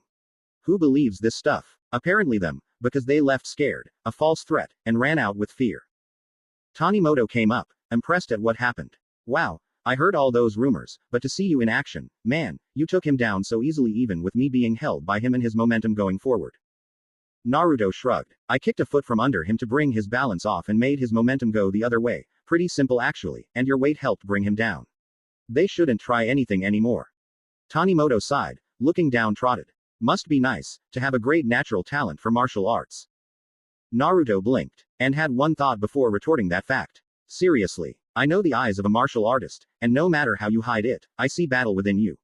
Yeah, well, talent can only be accomplished through training. You can have talent in anything, but unless you work for that talent, you will never be able to use it. I worked my ass off for 10 years for my skill, that is why I am talented. Anyone could grow talent in any kind of activity, as long as they work for it. Natural talent is nothing compared to hard work. Tanimoto looked puzzled by that but smiled. I see. Guess you're right. Miu popped in after that and smiled. Oh, hey Naruto, came to watch. I'm glad you're worried and want to help, but I'm still pretty embarrassed. Naruto smiled and nodded at her. No problem. Have fun, Miu. I have to have a talk with a resident alien. See you after school. Naruto rushed off to Nijima, mainly for a specific purpose. Tanimoto's record. Nijima was a master at information, and Naruto was stooped. Tanimoto was a fighter. He saw it in his eyes. A true blue martial artist lived within. But why was he not showing it? Why did he not see it in Naruto? Better yet, if he did, why act? It was a little suspicious. He wasn't gonna ruin anything though. Miu was pumped about being on stage, no matter how embarrassed she was or stage shy. He entered and saw Takeda and Yukita there and smiled. Hey guys. So, did Nijima force you in, or did he ask nicely? Takeda grinned. He told me this was for the better of others, such as protecting the weak and being a force against Ragnarok's ideals, and said you were here. I said I would come in and see for myself. Yukita chuckled. Same thing here. Thought I'd join just because it sounded interesting to be helping you out, a way to pay my debt to you. Nijima smiled. You did say if it was for the greater good they wouldn't have a problem with it. So, what brings you here so early? Naruto nodded and turned serious. Natsu Tanimoto. Something is off. Really off. I need you to dig and get as much information on his as possible, because I have a feeling I will be against him soon enough. Takeda was a little confused. What's got your goat, man? He's Mr. Popular, teacher's pet, Mr. Good Guy. All I know is he ain't no fighter. What's got you in a pickle about him? Naruto looked to Takeda and smiled. Well, let's just say I know a fighter when I see one. He has the eyes that seen battle, and that has me worried.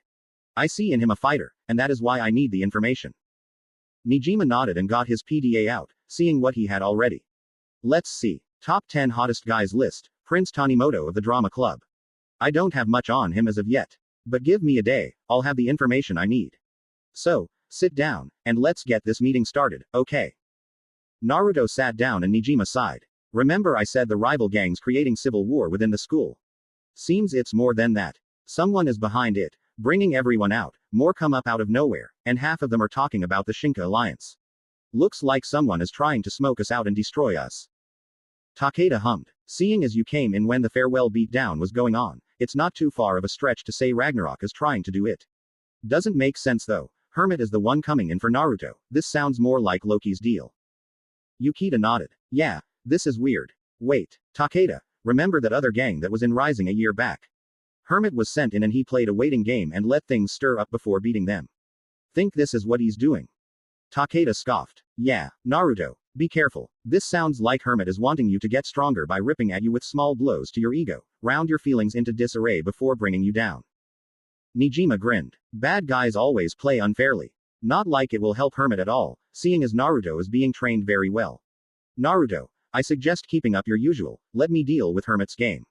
Takeda, Yukita, I might need your help with something, mind giving me a hand? Takeda grinned. If it's for my buddy Naruto, I don't mind. Yukita just nodded, and with that Naruto got up and left to get the rest of the day done. It was slow going that day, but Naruto was waiting for anything to happen. Nothing did, and Naruto came back to train in the next deadly punch from Kensai, a relatively crazy technique. It was used mainly whilst in locking moves. He had a fear he would need that, not for using, but for reading in a fight. It was a decent day of training in. Kensai had him nearly flying into the wall with how powerful the punch was. Naruto was suiting up for the night when Nijima came in and he smiled. I thought it would be a day. But I got some info, thanks to Takeda and Yukita. Turns out Hermit sent the fake club to rip apart the drama club. And it seems he took them out. I'm trying to divert the rumors. Naruto was a little puzzled. Rumors of what? Hermit being a badass or something? I heard a rumor from those assholes that I could take on a bear. Such bullshit. Nijima frowned. That was Hermit. And Hermit, apparently, nearly killed those guys, and told them to tell the rumor around school that he was Naruto Uzumaki, co-commander of the Shinka Alliance. This isn't good. Naruto cursed. Unless Hermit is a blonde, and there aren't many in the school, no one should be believing that. You've asked and put in the paper their description of Hermit, right? Nijima nodded. I got it ready to roll. Not good, because he is a blonde. I re-ran footage I took that one time, and there was a flash of yellow hair for a brief second. This will just make it harder on you. Naruto hummed, and smiled. How about my whisker marks? Put in a comparison of Hermit and me, and the description the guys told you about. That should help keep the rumors on me low. Anything else, Nijima? Nijima shrugged. Tanimoto is still in progress. So, where you going? Mew came up to Naruto and gave him his weapons. Here. Sorry, you put them in the kitchen by accident. Oh, hey Nijima, what are you doing here? Naruto smiled. He had information on Hermit. Nothing big, but we might be under a bit of pressure. So, see you in a few.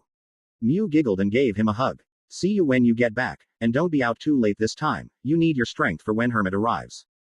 Naruto nodded, smiling as he started off. Nijima, get going. See you tomorrow at the Alliance room. Oh, and make sure to get all the info you can. I'll need it.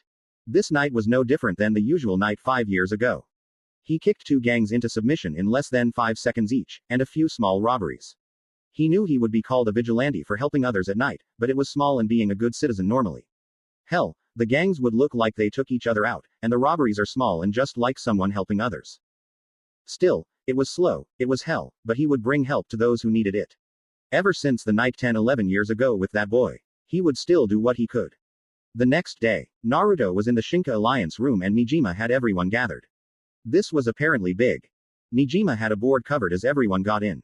And then he smiled. Greetings everyone, glad you could make it. Today I have a few announcements to make. First off, it was rocky getting things started, but now I think we have a solid foundation to build on. Me and Naruto form the 2 leaders of the Shinka Alliance, Naruto the Shock Commander, and me, Nijima the Intelligence Commander. He pulled the cover from the board and grinned. This lists the members so far, and 2 of our newest members are our generals. Takeda the boxing legend, and Yukita the judo wizard. Welcome them with open arms everyone, give them a big hand. Naruto smiled and clapped with the rest as Takeda and Yukita blushed and were embarrassed at the attention. And Nijima started up again. That takes care of the changes within the alliance, but how we became so. Takeda and Yukita helped take out a few of the rival gangs in this civil war in the school, bringing us a position of influence that will help with the horrible rumors against us and Naruto specifically. Naruto smiled at that, beating the gangs and people out for power in order to both help the defenseless and to help him as a friend. He was glad Nijima wasn't as bad as rumors had it. Nijima sighed. Sadly, the rumors are still spreading a bit, and will hurt a bit of our reputation. My column in the paper should help deter it and send the school in panic over what is true or not, but it will take a little leap to handle. Anyway, enough of that. I got some interesting news. Nijima pulled a piece of paper up and it had Hermit's picture. I got this from my recorder, seems it accidentally picked up Hermit's little standing above us during the farewell beat down for Takeda and Yukita. This is a picture of Tanimoto. Notice anything? Everyone gasped in shock, and Naruto cursed. I didn't think that would be what I was feeling. But damn it, this just makes it worse. And I can't interfere yet. Nijima, keep this a secret. First off, I doubt anyone would notice the similarities, and second, I would rather Miu have her time on stage. She really wants to be in the play. Nijima frowned in thought, then sighed. Guess you got a point. Everyone, keep a lookout for this, but stay cool. Alright, now on to our last piece of business. Naruto, Takeda, Yukita, you keep doing things as normal. Everyone else, I need you to start gathering rumors, facts, any intel on Ragnarok you can to help in this fight.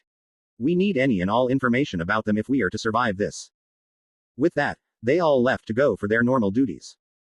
XXX with Kasara XXX. Kasara was currently in deep thought, petting Noir as she sat in her chair alone.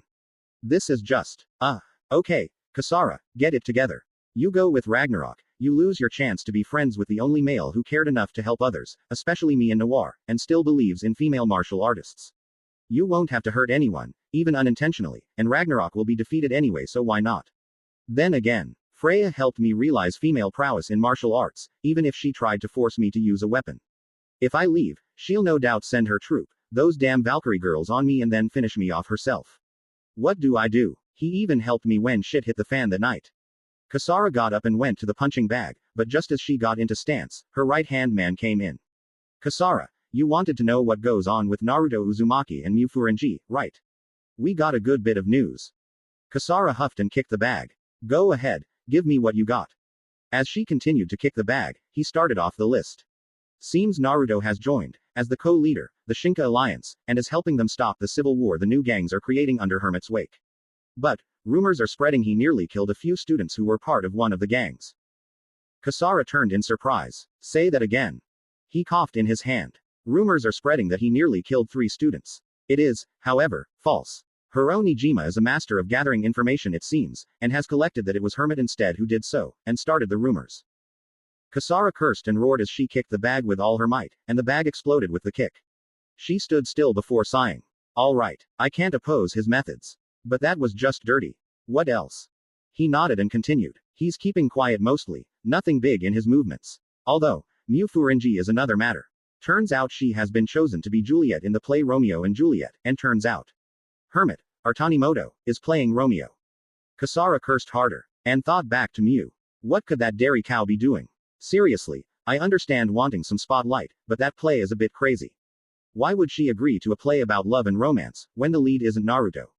Oh well, guess I should persuade her a bit on not doing that damn kissing scene. Least I can do, in case they are an item. Kasara turned to him. Alright, when is it starting? I guess I should go see the big-breasted fighter. Her right-hand man looked a little at the schedule and hummed. Seems on Saturday during all the club's activities, somewhere near noon. It's a rather long play, it would take a few hours. Kasara smiled. I'll try to be there then. Thanks. That night, Mew and Naruto were out talking a bit after he came back from No Trouble at All, and Mew sighed. Naruto was worried. She had gotten very good lately, she was able to play her part in practice like she was meant for the role, but she was sad for some reason. Naruto decided to ask, what's wrong, Mew? Mew turned to him, smiling sadly. Just worried. Remember the times when I was alone in middle school when parental activities with their children came up? I never had anyone with me. You were always busy, and Gigi usually was out of town. He will be again.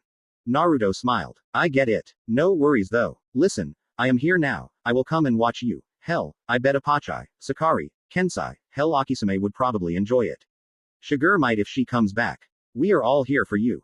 Remember, we are all family here. This may be a dojo, but this is our home. Mew looked at Naruto with wonder. And smiled brightly. Thank you, Naruto. That would mean the world to me. You are the greatest guy a girl could ever want to know. She leaned in and gave him a kiss on the lips, a small and chaste kiss to show her love. Naruto blushed red and was embarrassed, but smiled and held her in one arm. Nah, thank you though. Kensai wants me to run a small errand though, so I may run a little late. But nothing too big. Mew nodded and snuggled into his chest, listening to his rapid heartbeat calming down. The next day, Mew was starting her play, the masters were all there, Naruto asking them to come to support her, and Naruto himself was running late, as he said. He cursed as he was coming from the Gekirin. It was mostly to check out who had come to town, and to ask for a special dessert to be delivered after the play. Hakuba was gone, and he didn't see anyone different than normal. It had to be Ma's wife, he thought. How wrong he was. And the delivery would be underway near dinner time. He seen Nijima coming from rounds and Naruto stopped, and almost rammed into Nijima, who stood still in fear. Nijima sighed. You are good at judging distances. So, what took you? Mew is already doing the play. Can't stand the kissing scene. Naruto scoffed. Mew has principles, she wouldn't actually kiss someone she didn't know, play or not. I am just running late for an errand my masters gave me. So, how's it going? Anything from Ragnarok? Nijima shrugged. Not much actually. I heard Kasara Nanjo will be attending the play though. Weird. Maybe she wants payback, or jealous that she wasn't picked. Naruto sighed. Not good. Here I thought she would try to be friendly. Oh well. Guess I gotta go confront her, see what's going on. Hey, where's the Shinka? Nijima frowned. Doing their club activities. Yukita is doing judo lessons and Takeda is off for the day. Leaving me and you as the remaining members for any crisis, although if any trouble occurs I know your masters can mop up any attackers. Naruto figured that was true. He ran again, checking the perimeter for anyone, and Nijima was actually keeping up pretty nicely. Weirdly, Naruto had to turn and ask him how, and Nijima laughed. I've been running all my life. I can outrun you if I wanted to, but we're checking around the school. Naruto accepted that. Hell, Naruto thought if he kept running and running for a long time, he too would get fast like Nijima, but he was wearing weights and not going very fast at all actually. So in turn, Naruto could outrun Nijima. They found Kasara coming from to the south entrance of the school, if her general direction was any indication, and Naruto jumped over her and stopped in front of her. Kasara looked shocked a bit but calmed down. Well, if it isn't Naruto. How are you? Naruto stood, smiling. Same old. Running late, and heard you were coming. Rumor has it because you wanna fight Mew. Can't let you try that whilst she's doing the play. Kasara frowned. Well I do, but because she is doing that play with Hermit who is going to use tricks and mind warping to try and make her be with him as a ploy. I thought to kick her can to make her see this. Least that way if you two were an item I could help you. Naruto scoffed. She doesn't know it's Hermit. I do. Trust me, I know he wants to kick my can by riling me up, but it won't happen. Mew isn't the kind of girl to just let him trick her into loving him. Kasara looked at Naruto in worry. But what if it happened? I don't want to see you hurt. Naruto smiled. Caring of you, but sorry, she won't let it happen. If you want to be my friend, you were on the right path. But to keep on that path, you must not try anything against my friends again. Kasara sighed deeply, then smiled sadly. If I could, I would try nothing more than to be like you. But Ragnarok would destroy me the second I try to leave. When a subordinate tried to leave, a fist is sent to beat them down. When a fist tries to leave, none have. We are usually too powerful to have a whole gang on us, so one of the three cards would come to beat us. I can't leave, but I won't be your enemy no matter what orders are given. Naruto hummed, and nodded. I see. Tell you what, you choose. Ragnarok, or me, that is your choice so far. And if you choose me, I promise I will do everything in my power to help you. Choose Ragnarok, and I will do all I can to stop you and everyone else in it. Kasara looked a little surprised he would be so calm about that. But frowned. She sighed and looked to Naruto. How about this? Fight me. Truly spar as a martial artist with me, and I will be able to choose. To be friends. I want to be able to spar with you, to know we can fight together. And to know each other on a personal level. Maybe then, I may be able to enter your heart. Naruto hummed in thought, then smiled. I guess I can accept that. Fine. Come at me, Kasara. Naruto took off his weights and threw them to the side before he got into Myotoad stance, and Kasara got in her flexible to-it balse stance, cat stance. Kasara ran forward and grinned. Let's go. Freya was currently searching for her former disciple, Kasara. She wanted to have a talk with her, seeing Kasara was too silent and unwilling to participate in most activities. Even on probation, it was unheard of for someone to just stop completely. She went around to the back of the school to see if Kasara was around the gym area, and seen her. And Naruto, and they were both ready and in fighting stance. Freya hid and watched in silence, seeing if Kasara was trying to redeem herself. Kasara grinned. I won't hold back. I have no need to. Come at me with everything, or you may find yourself on the ground. Naruto smiled. I'll take you seriously, but don't think you will win instantly because of you being serious as well. Let's see if you learned anything from my advice. Kasara rushed in, throwing a hard roundhouse and quickly rotating on her heel, landing her kicking leg and then slamming a hard side kick at Naruto. Naruto was ready and reared back, dodging the roundhouse, and caught the side kick before twisting around the leg and in on Kasara, and grabbing her shoulder and pulling her back to the ground and her leg up so she hit the ground harder. Kasara grunted and threw her legs into the air, pulling her body with them as she landed on her feet. She was still unbalanced from the low stance her body was in, and pushed off the ground hard and flipped, slamming her foot hard down to catch Naruto, but he blocked it before rushing in, sending a hard elbow into her stomach and sending her back. Kasara rolled on the ground a split second before catching herself and pushing herself up and landing on one knee, huffing and coughing from the forceful elbow to her stomach. Damn. Jujitsu. Muay Thai. You're good. Naruto got back into stance, this time taking the Bagua stance from Kensai's training. This style specialized in circular movements, and Taekwondo went from every angle but was mainly straight for a target. This is why he chose to bring up his Chinese Kempo for her, it could change movements on a dime. She ran at him with a quick charge and he stepped sideways, getting ready to overcome her next strike. She rolled on her toes and turned her back to him, using the momentum of her run to swing her foot, striking with a spinning back kick to his head. Naruto ducked under her and stepped forward on her, getting on her back and putting a hand to the top of her spine. This was a classic defensive technique that Bagua implemented for steady evasion and defense, and had an offensive ability hidden in its walk. She tried to turn and kick him with a roundhouse, but he walked around her, keeping at her back, anticipating her movements through the movement of her spine that he was touching. She growled and spun hard, trying to rip him from her back, but he walked just as fast, shifting his legs forward and around her, still on her back. Kasara though was a fast learner when it came to fighting and jumped up, flipping in the air and starting spinning like a top. Take this. Naruto stamped his leg on the ground and leaned in a bit, his feet facing forward and his knee bent as his front hand faces forward and was level with his chin, the other hand at his waist and pulled back, in the intimidation Kempo stance of Fong Non Phoenix Eye. He leaped at her in the air, which surprised her as she struck with a spinning aerial roundhouse. Naruto rolled into the technique as he stared deep within Kasara's eyes and using his front fist's index and middle fingers for knuckles struck for her shoulder. Kasara rolled back, spinning as she let her leg pull her body around and landed on her hands, but did not stop her assault, pushed up from the ground and tried to plant a reverse scissor heel kick.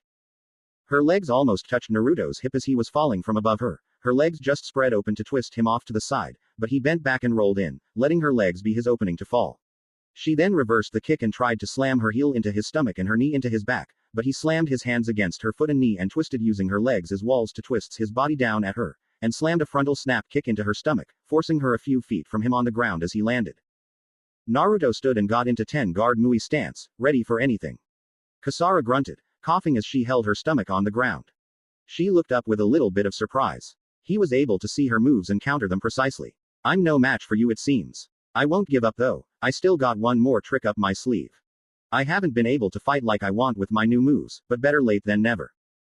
Naruto smiled at that. Just do your best, and it won't be in vain. Come on, give me every ounce of your skill. Kasara smiled, getting up and back into stance. She took a deep breath as she got ready. Naruto stayed heavy in his stance, waiting for her to make the first move. She did, and it was fast. She kicked off the ground and onto the wall of the school and flipped into the air, upside down as she stared at Naruto before falling for him, flipping and slamming a hard drop kick for Naruto's head. Naruto blocked the kick with gentle ease, but did not expect what happened next, as Kasara had grabbed her other leg and used it like Sakari did his finger, holding the energy before letting it fly, and it flew down and broke Naruto's block and slammed the top of his head, sending his stance all to hell, and his body to a knee. Naruto grunted, but he felt worse before, and got back up, blocking the roundhouse to his shoulder and ducking under the flying spinning back kick before she slammed an axe kick for his head again. He jumped back and seen her true power as a Do fighter, roaring as she charged him. Kasara flipped hard before she reached Naruto's range and flipping upside down, then pushed from the ground and spun fast, flipping upright and firing a hard snap side kick to his gut, her other leg shooting the other way. Naruto had blocked the kick, but the surprising strength of her technique forced him to skid back 6 inches, but otherwise he was unaffected. Naruto was impressed, but could see how the hell she was part of a great group of martial artists in Ragnarok. He wondered how skilled the others were, but back to the battle. Naruto switched instantly to his Myotoed stance to counter her moves. Kasara landed and jumped high into the air again, spinning and trying for a falling side kick. This was where Naruto got serious, because he grabbed her foot and pulled her in, but also threw a harsh hook into her shoulder, and made her hit the ground with her back hard and then backed up. Kasara rolled a little and pushed herself up to levitate off the ground with her arm, and this presented a good distance for her to use as she kicked off the school wall and flipped, landing on the ground with her feet before kicking off the ground and back to the wall. This was going to be her special technique she created a week ago, and kicked off the wall and towards Naruto. Naruto got ready to block her frontal assault, but she rolled downward, which was pretty shocking. She rolled her foot out and high into the air, dropping it on Naruto again. Naruto blocked it easily by catching it, and was about to strike her hip, but suddenly the leg he caught forced itself down and slammed into his shoulder, making him slide on a knee. Kasara had used her other foot to kick her striking foot's foreleg to increase its power, forcing Naruto's block to break. But that was not the end of her technique, as she used her rolling momentum and the leg she dropped to increase her strike onto the ground and forced her body upright, raising the leg she struck with up and into Naruto's chest. Naruto grunted, taking the hit as he did not expect her to suddenly change her attack so quickly, but that was not the end. Kasara roared as she charged forward at him, having held her leg into the air with her arms to increase its energy and power as she dropped it hard on Naruto. Naruto saw this coming and rose a leg up and kicked her leg with his own, forcing her back. She rolled backwards, Naruto chasing after her a step before grabbing her leg. Kasara used his grab to bring herself up, twisting her body and striking out at Naruto, slamming a heel into his face. Naruto just let it hit and twisted into it, bringing her body to the ground, sliding his leg between hers and her back as he pulled her leg behind her, gently settling weight on it before he slammed a fist into the ground by her head. Yield. Kasara looked shocked, seeing him able to handle her kicks to his face before forcing her down like this.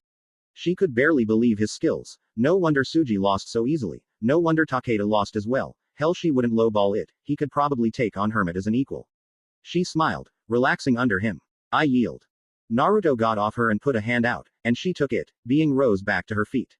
She pulled her hat down a bit, smiling as she started walking away.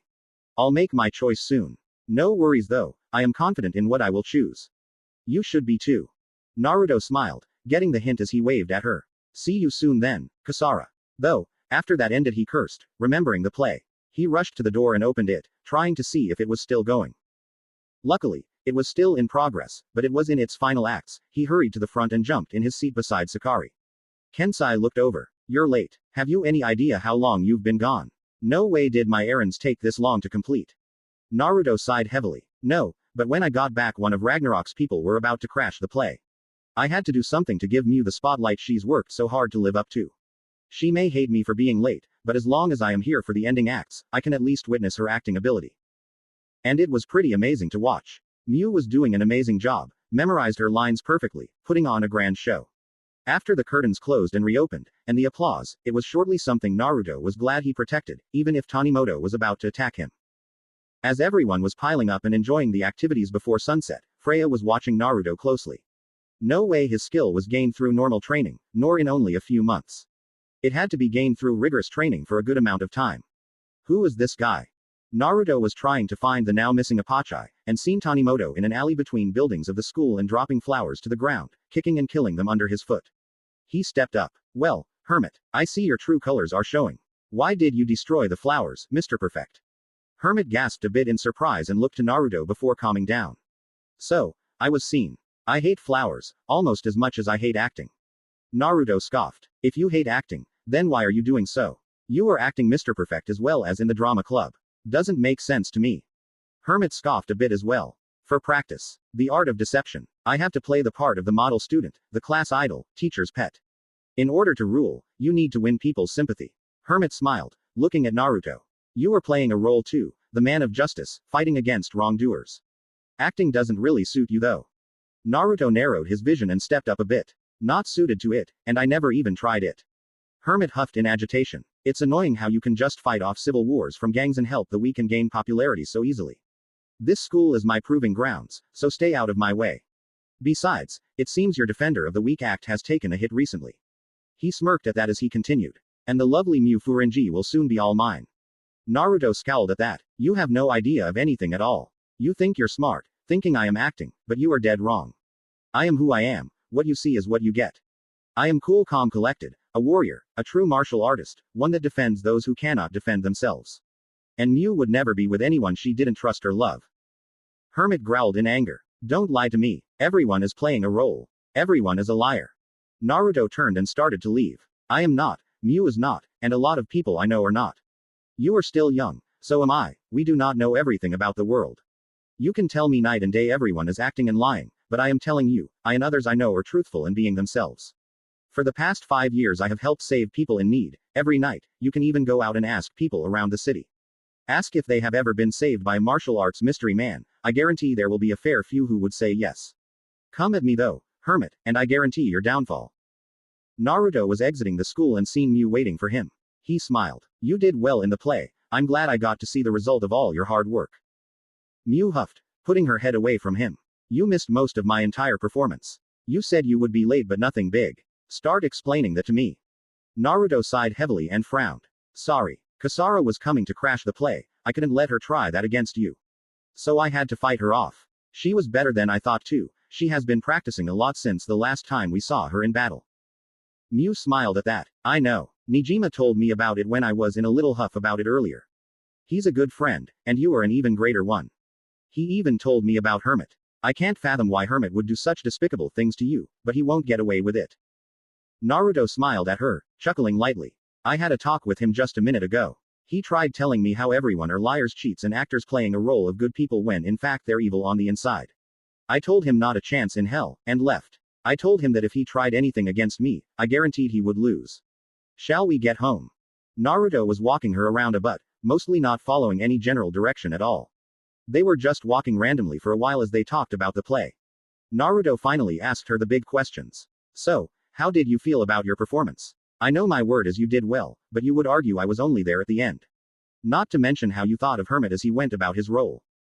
Mew giggled. Well, I won't argue with you, I think my hard work paid off for me when the time came. As for Hermit, seems even if he hates acting, he did exceptional, perfect and down to the letter if I had to put a full explanation to it. Though I want to ask, how was the fight? I can tell she was rougher than usual, you got bruises on your face. Naruto chuckled nervously. I gotta say, she knows how to power her attacks up. She roughed me up only slightly, a chest shot, one shoulder, my head, and face. That was only after she got serious too. She is definitely a dough fighter. Mew nodded, smiling. Glad to know she was getting better. Though she chose not to be your friend, so now we get to fight her as enemies. Naruto shook his head. Not true. She said she was unsure and after the fight with me would make her choice much easier to make. She said she would tell me her choice soon. Until she does, I say let her be. Mew hummed at that, but let it go. If Naruto wanted to take it slow with Kasara, she would too. Suddenly though a key presence was rushing at them from behind and Mew and Naruto dodged the spear strike from the presence that attacked them. They both got into fighting stance and saw Hermit turn and get into his Kempo stance, ready to fight them both. Naruto narrowed his vision. I told you, you try anything, you are going down. You don't have a clue what you are up against. Hermit just rushed him, not speaking as of yet, and brought down double whip attacks to Naruto's head, which he blocked and got ready to counter. Mew went in for a side kick but neither Naruto or Mew saw this coming. He deliberately aimed for Naruto to gain attention at that point, but aimed to throw Mew off balance and then slide down, his leg sliding out and his hand keeping it straight and knocking Mew's legs from under her. Naruto threw a knife hand to Hermit's head, but Hermit jumped up and spun in the air. Naruto jumped back, landing on the railing of the bridge Mew and him were currently on, and dodged the kick that Hermit sent at him. Hermit speared his arm to strike into his heart, but Naruto flipped himself of the railing and looked back and under him, seeing a bus coming his way and landed on top of it. Naruto went under the bridge but didn't stay on the bus, he grabbed the underside and flipped himself back up, slamming a double heel into Hermit's chest as he tried to jump the bridge too, and making him fly back before dodging Mew's next strike, Naruto landing back on the bridge and getting beside Mew, ready for more. Hermit wiped his mouth. Not bad. I should have expected that from you. You're not green behind the ears like I first thought. Still you are naive. You are not very strong if you need help from someone to defeat me. Mew scowled at that. Neither of us need help from the other to bring you down. But you attacked us both, so you face us both. We are a team, and always will be. Naruto smiled at that. She has a point. You don't attack 5 people and expect only one to fight you. Something tells me though you have something to say before we duke it out. Hermit hummed at that. I will admit, maybe you aren't as naive as I first thought, and very perceptive. What is the name of your master? Is it Sugetsu Ma? Naruto knew the name well. Kensai. After 3 years of being part of Ryuzanpaku under his tutelage, Naruto learned as Ma spoke to him about his personal life. Sugetsu was brought up multiple times, and Kensai was always full of grief, but not a grief of the dead, but grief of disappointment. Naruto answered him. Sorry, he isn't. My master's name is Kensai Ma, the brother of Sugetsu Ma. Hermit hummed in thought, getting back into stance again. When I saw you fight Kasara's gang that night I could have sworn I saw some of my master's style in your own, but it appears I made a mistake. Naruto got ready. Maybe not. My master and your master are brothers, and my master is the master of all Chinese Kempo. I know your style as well, my master uses it to help me overcome ranged fighters. So you have nothing I haven't seen. Hermit scowled. You and your easy life. You never had to play a role just to survive in this cruel world. I'll have to show you the real power of Chinese Kung Fu that I had to learn to survive. Mew flinched as Hermit told Naruto he had an easy life. Maybe it's a good idea to let Naruto handle this alone. Naruto growled as he released his Doki, glaring at Hermit. Easy life. Easy. You have no idea how harsh a life I had. I was 3 when I was alone in this world, thieving for food, running from people ready to beat me up and probably kill me. 3 years of surviving by being a thief. 3 years of almost starving and dying of thirst, and you call it an easy life. I had to go through hellish training to become the martial artist I am today, and you call it easy. You can't fathom being in my shoes. Hermit scoffed at that, rolling his arms and striking hard as he yelled at Naruto. You fool. Naruto blocked the first striking arm and twisted around the second, rolling inwards to the body before he rotated his body, throwing a palm strike that went straight for Hermit's stomach, rotating around from behind him and spiraling for power, utilizing the pulverizing palm thrust, and it hit dead center into Hermit's stomach. Hermit lurched and flew back, rolling on the ground before hitting the railing at the end of the bridge, sitting on his ass from the power. Naruto walked up to him, growling. The fool here is you. Tell me what makes you think your like is harder. Were you an orphan? Have you lived on nothing but breadcrumbs? Have you ever had to live in hostile gang territories that nearly kill the people who were in the battle? Have you ever had to jump into the river just to get a drink of water? Have you ever had to bust your bum to find life? Naruto stood ready, for he never strikes a downed opponent. Hermit grunted, looking up at Naruto. You ever have to watch your family kill itself? My sister died of illness. The mother who married my father poisoned him and left my sister to rot in illness, and the fortune company he left me is on the verge of collapse. Naruto scoffed, calming down and turning away. You at least have had money, a family since you were born, and became alone. And ever since then you have just resented yourself. You are nothing. Being a good person won't kill you, and it could make you actual real friends who you can trust. But until you clean up that attitude, you will be alone as you fall before true justice. Shut up. I don't need your pity. Naruto turned and got back into stance, this time taking 10 guard Mui, and ducking under Hermit's sudden whipping knife hand to the neck. Hermit was more resilient than he thought. The pulverizing palm thrust was a technique that was designed to power through both the exterior and interior strengths. As suspected from Sugetsu's disciple, he supposed. Hermit twisted around and rose a hand up and slammed it hard down, trying to bring Naruto's guard down for the next blow. Naruto rolled under it and thrust his elbow up and into Hermit's arm, making it lose its momentum before grabbing Hermit's head and bringing it down. Cow loi. At the sideline, the masters were watching as Naruto faced off against Hermit, and Apachai was excited. Look, Apachai taught him good. Kensai chuckled. He's doing well, using all our training to fight off a tough opponent. This one seems to be particularly tough, and has the same characteristics in fighting as my brother. Seems he led him on a troubled path though. Akisame hummed, nodding in agreement. That kid is Tanimoto, the kid who played Romeo in the play today. So he was a martial artist. I figured from his movements he had to have some kind of training, but still. I don't know if either of them are better than the other. Sakari chuckled at that, having total faith in Naruto. You don't see it like I do. Naruto puts in experience, and training as well as everything he had learned in 10 years. Akisame, you even created his muscle structure to all pink muscle like yourself. I know he is better than this kid. Shigure was silently watching, still conflicted in her feelings. But she had to agree, Naruto was trained well.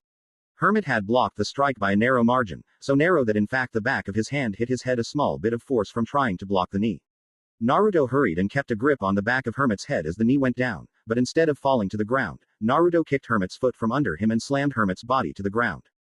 Hermit got up, flipping and kicking high for Naruto's head before rushing in, trying to stab into Naruto's chest. Naruto knew this style of fighting. Hermit was aiming for vitals, with deadly accuracy and deadly intent. Hermit was a Satsujinkan user. Naruto directed the thrusting arm away and Hermit got behind him. Now, Hermit was apparently good at feints, so the thrust earlier was a diversion to get to the back of the neck for a kill shot, because as Naruto was turning, he seen Hermit switch from his thrust to whipping back with his hand to strike at his neck. Naruto ducked under it and turned fast, stepping to get behind Hermit as Hermit slashed with a second slash to the neck. Hermit was shocked to see Naruto had vanished from his vision, and didn't expect Naruto to bring a reverse elbow to the back of his neck. Naruto was a Katsujinkan user, and pulled all lethality from his strike, landing the elbow more along the collarbone to reduce the effect it had to the neck's fragile structure. This had the desired effect though as Hermit rolled on the ground once from the pain and then getting back up for more. Naruto decided Hermit was going to feint him more, but this was Naruto's chance to bring him down. He had to wear Hermit down before delivering the defeating strike. He got into the Fong Non stance and waited. Hermit huffed. I'll admit, you have some great masters and a lot of really quality training to dodge my double back knife strike like that, and counter with a Muay Thai move, but do you really think you can defeat me using Chinese Kempo? You got no shot using that weak stance. Naruto concluded that Sugetsu never taught Hermit about the functionality and real power behind the Fong Non martial art. Hermit rushed in, and Naruto leapt after Hermit in an instant. Hermit swung upwards with a knife hand strike, but Naruto was a step ahead of him. Naruto turned, sliding a foot forward and ducking as he turned his back, turning his body completely around as he gained ground to Hermit, who struck with a fierce dropping heel kick. Naruto spun around Hermit's body before beginning his own attack, striking fast with a spear hand strike. Hermit leaned back to dodge, raising his arms up and slashing them down in a cross-hand strike. Naruto got in close, using his arms to wedge Hermit's arms apart and thus forcing the cross strike to stop, and then struck with his four knuckles harshly into Hermit's chest with both hands, forcing Hermit back. Miu was watching Naruto fight, because after what Hermit said, she knew Naruto was going to have to be the one to defeat him, and she couldn't bring herself to get in Naruto's way when he was using such strong doki. Naruto did not stop his assault, because he needed to crowd Hermit into making a fatal mistake. He rushed in and slashed upward with a spear hand strike, which Hermit dodged by a narrow margin, and then dropped the same hand down in a knife hand strike, which Hermit dodged by another narrow margin.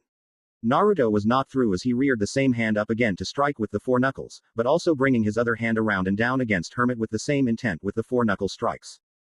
This hit home. The top strike struck into Hermit's shoulder whilst the lower one struck his chest. Hermit grunted but twisted around rapidly and tried to strike with another whipping cross strike to Naruto's neck, but found Naruto slammed a front snap kick into his stomach and forced him back again. Hermit bent on one knee and tried to regain himself. How could I have been so careless? How did you do that? Naruto got back into his stance for the Fong Nan and smirked. The Fong Nan style of Chinese Kempo is used to crowd an opponent, force them into a position of making mistakes, and it is highly frowned upon to back away from an attack, so the movements of Fong Nan are used to drive forward into the opponent's strikes, or dodging to the side, but never going back away from them. That is the true power of Fong Nan. I forced you to make a mistake, make you attempt a counterattack in order for me to strike back and hard. Hermit grunted as he stood back up, getting back into stance. He knew he had nothing left to fight with, but he still had to do something to win. I see. No wonder I seem to be losing my edge. You're just striking to create opening, not to overpower me. Nice tactic, but it won't work. Naruto switched to an open but defensible stance. He would have to use his greatest jujitsu move to finally bring down Hermit. It's time I ended this. Akisame gasped as he seen Naruto take the lower guarded stance. He's using it. He hasn't even got half the move perfected, and he's going to try it in real combat. Kensai hummed in thought before realizing Naruto's plan. He doesn't need the whole move, just the start to give him the final edge he needs to perform the finishing blow. Just watch.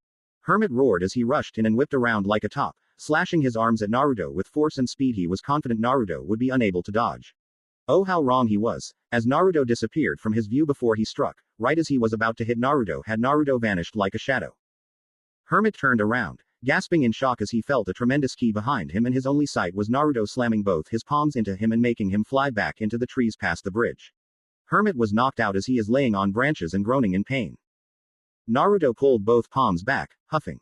I may not have it completed, but the Yanagi Higurashi, willow leaf walk, was a perfect preparation move to perform the double palm in that situation. Miu giggled, coming up and hugging Naruto. That was amazing. I didn't know you could perform that move even the way you did just yet. You are amazing. Naruto chuckled nervously. Not really. See, I did that move the way I did by complete accident. Hell, the reason it even started out good in the first place was because I moved the right way away from his strike, otherwise I would have messed up and then he would have gotten a hit in. So it was all luck I even got it down the way I did. Not necessarily. They turned to see the masters and Akisame smiled. You did very well performing my special technique. Sure it was sloppy, but you have it only half mastered, so even able to perform it the way you did was more than luck. I made it with skill in mind, so of course I would know what I am talking about. Kensai smirked. Not to mention you did very well using the techniques I gave you against someone of his caliber in Chinese Kempo. So even if you did get lucky with Akisame's move, your Kempo was spot on. Naruto nodded, but turned more serious. Sifu, we're going to Gekirin tonight. Kensai had a look of curiosity about him and Naruto nodded. That guy's master is Sugetsu Ma.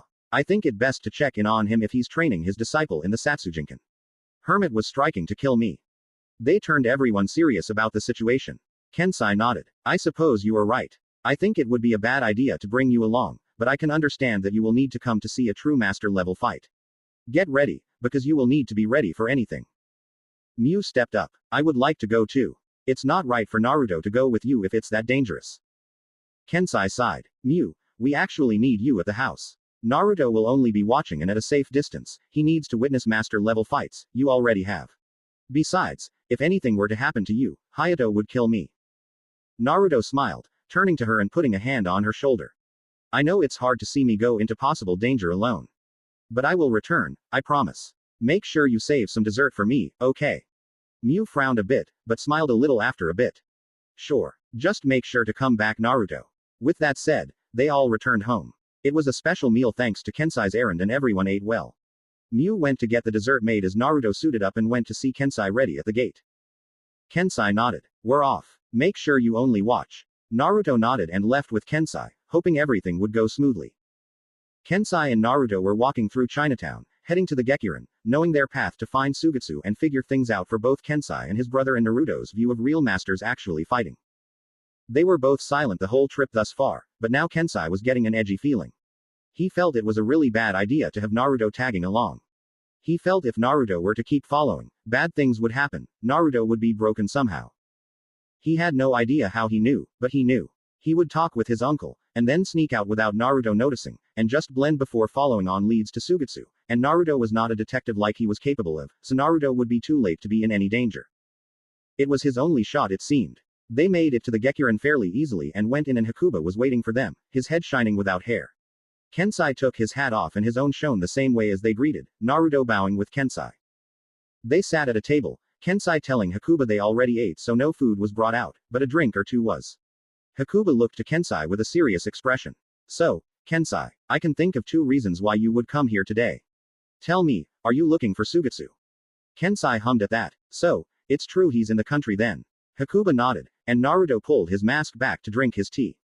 Kensai sighed heavily. Well, I guess I will have to go and have a chat with him. Really, Daddy, you only came here to see Sugetsu? Kensai and Naruto both felt the ki above them directed at them, and sure enough, the person above them dropped and tried to kick Kensai in the head. Kensai had vanished from his seat beforehand, and Naruto jumped away in a hurry as the table was destroyed by a single shattering kick. Kensai skied as he scolded the attacker.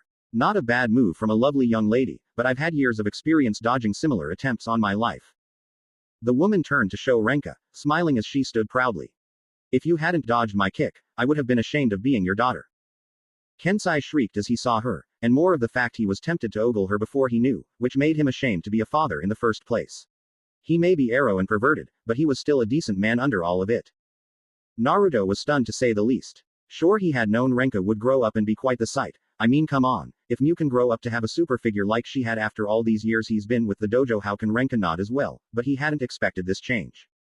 She had a killer figure, long legs, and sexy-looking arms, and she was well-toned in her training, just enough to be called a fighter, but not enough to be called muscular. She had just the right amount of muscle in just the right places to be called a stunning, sexy womanly figure, and Naruto was having trouble looking at her face, and her current dress was not helping any. Hell, it took the latest years to finally draw his eyes to Mew's face, even though it was only a quick look up from where his eyes usually lay with Mew back then. What can he say? He's a healthy growing young man. Renka pouted, looking sternly at her father. Really, Daddy? That's all you got today to me after all these years? Not even a hello. Kensai recovered himself, sweating a little in nervousness. Well, sorry my dear, but I didn't see your face till after you tried that sneak attack. But yes, I guess I should say I am sorry for that. How are you, Renka? It's been a while. Hakuba came behind him. Don't worry, your wife and other 2 children are safe and sound in China. Sorry I didn't get word out to you sooner. I actually attempted to today, but you weren't at the dojo. Renka couldn't find it with her directions from her last time being here. She was younger and smaller, so she took too many steps and took wrong turns. Or else she would have gotten to you earlier. Renka sported a long rope with a ball at each end and twirled it around. That's right, I spent all this time looking for you, and you turn up missing. I'll just have to bring you back to China so mother can rightly discipline you. She thrown the end at Kensai, who caught it with his arm. He smirked a little. This may work out after all. The 2 can talk, and get closer, whilst I go find my brother alone. Thank the heavens above Renka came here instead of my wife. Kensai chopped the line off his hand, making Renka, who was pulling on it, fall back and losing her balance. She quickly thrown the other end in an attempt to catch him again, but Kensai grabbed Naruto swiftly, which surprised Naruto to hell, and put him in the way.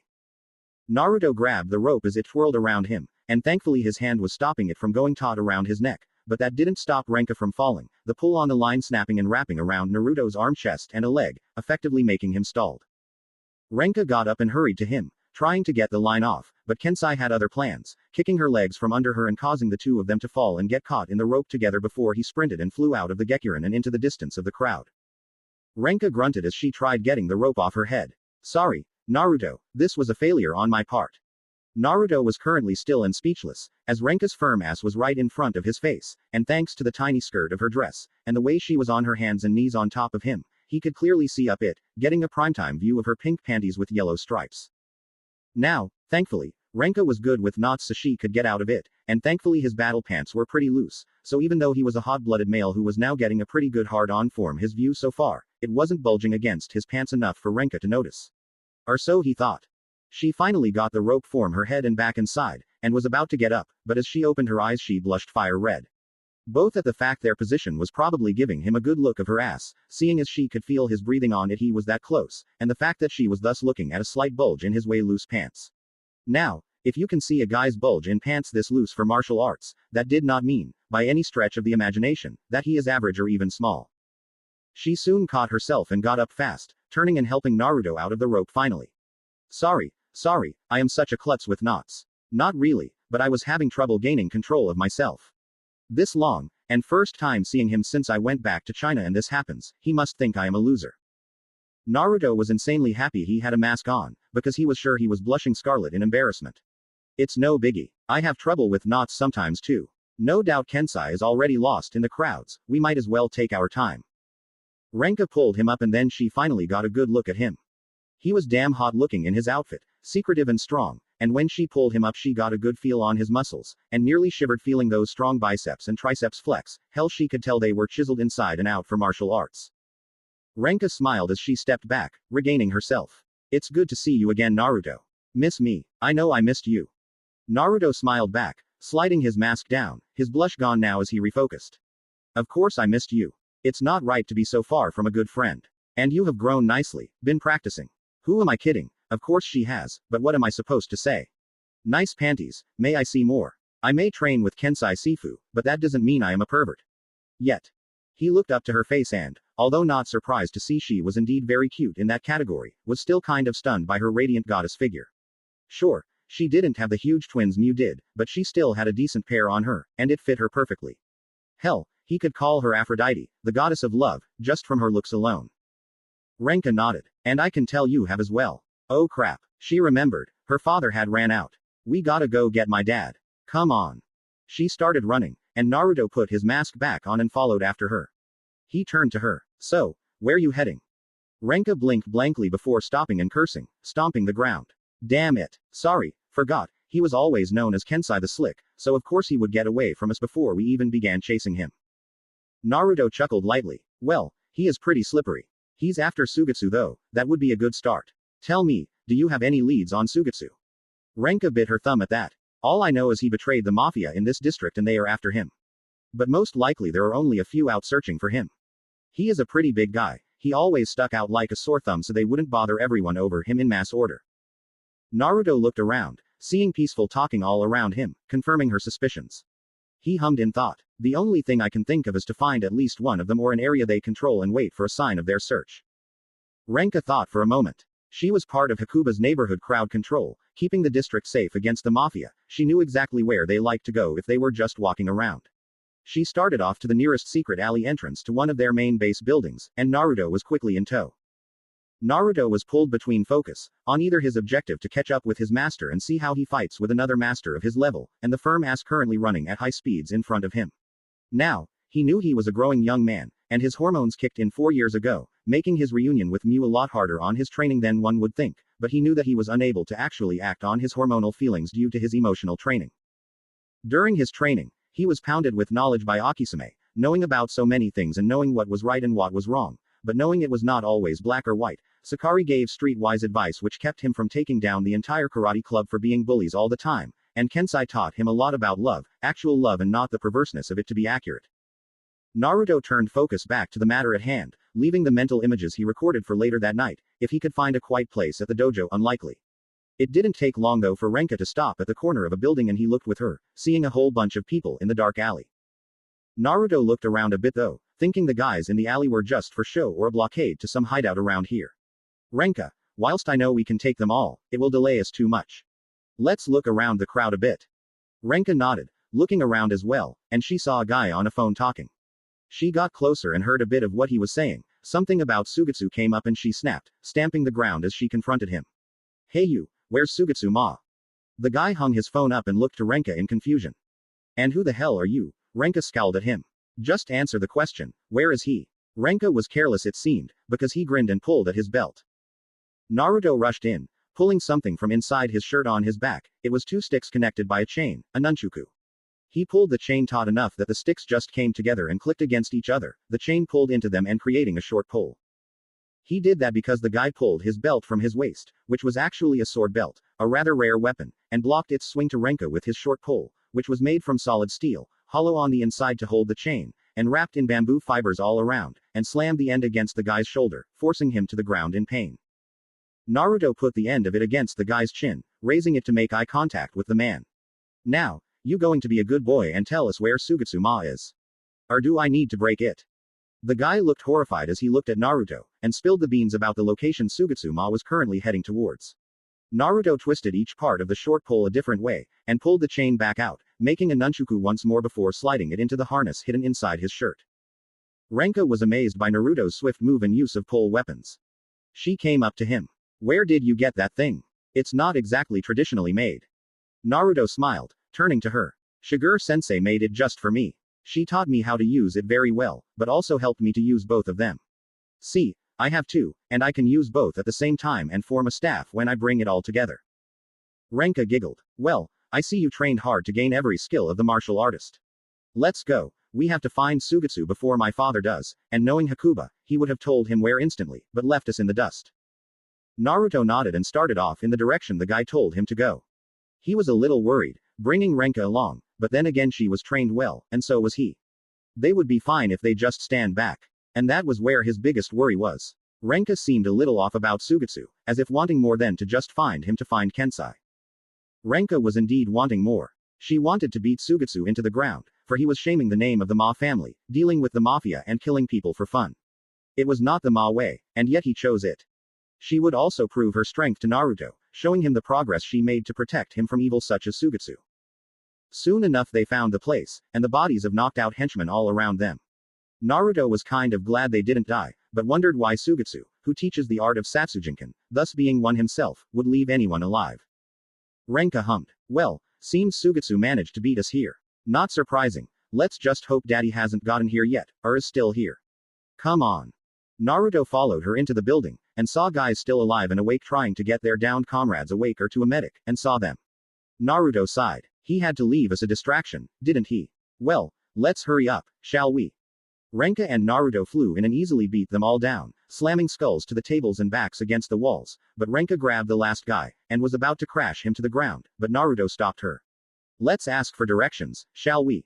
Listen, if you won't want your brain to be spilled milk over the floor, I suggest you tell us the floor Sugetsu got off on. The guy was hyperventilating, scared seeing all the harsh attacks today. Sure, whatever, he got up near the top, like the 9th floor. Please, just let me go, I won't do anything. Renka dropped him and followed Naruto as they entered the elevator. They started up and Renka smiled, looking to Naruto. You got some moves since I last saw you. You used every style from Ryuzanpaku and ripped through them like paper. I shouldn't be surprised, but I am amazed by the moves.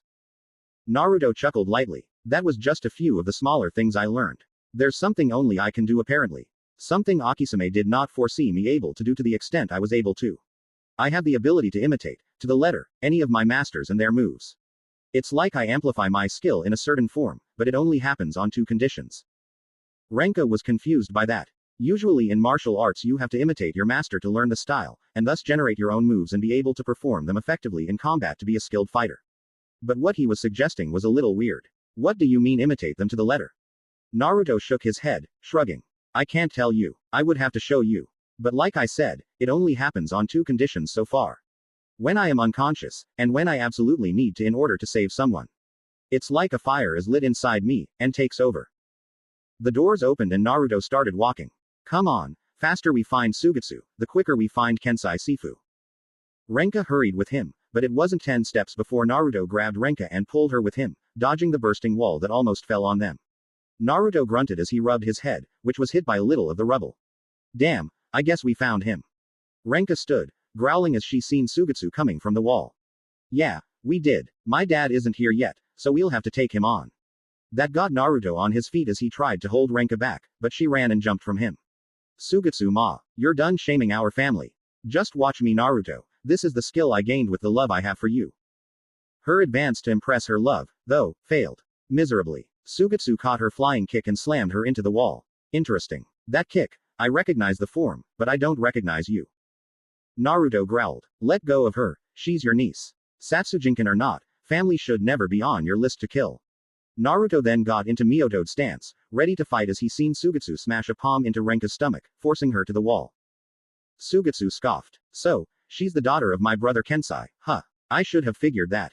Nevertheless, she attacked me as a martial artist. Besides, I left my family behind a long time ago. Naruto saw Sugetsu slamming his palm harder into Renka's body, making her scream in pain. Naruto cursed seeing this, but suddenly, he felt his energy change. He knew this energy well, it was the same energy that enabled him to imitate his masters. He suddenly took the praying mantis fist, his expression changing, and his normal stance for praying mantis was switched subtly. Sugetsu looked a little surprised as he seen this, because for a second he actually saw Kensai in front of him instead, but it was still only Naruto. So, you are his disciple. Pity, he should be training his own body, not weaklings. Naruto rushed in with speed Sugetsu didn't expect, and tried to crush Naruto under his fist and into the ground, but Naruto twisted around and rose up, putting a leg against the wall and slammed a kick into Sugetsu's armpit, forcing him to let go of Renka. Naruto grabbed her, but Sugetsu was on him instantly, a powerful ki aimed right at him from Sugetsu. Naruto threw both Renka and himself to the side, away from Sugetsu's strike, and landing on his back and skidding. Naruto got up and rushed in again. He spoke to Sugetsu as he did so, and his speech pattern sounded like Kensai's. You threaten your own family, for that you will face against true Chinese Kempo mastery for the Katsujinkan. Naruto got close to Sugetsu, and Sugetsu thrust a hard jab to Naruto's face, missing slightly as Naruto twisted around it and got close. Phoenix Rising Palm. Naruto rammed a harsh palm strike up into Sugetsu's chest, making the master back up a few steps, his stomach smoking as Naruto got into Fong Non stance. Renka groaned, getting up and looking at Sugetsu, and seeing Naruto facing him she gasped. Naruto, you can't. I wasn't able to, so you won't either. Just get away from him, I can't lose you.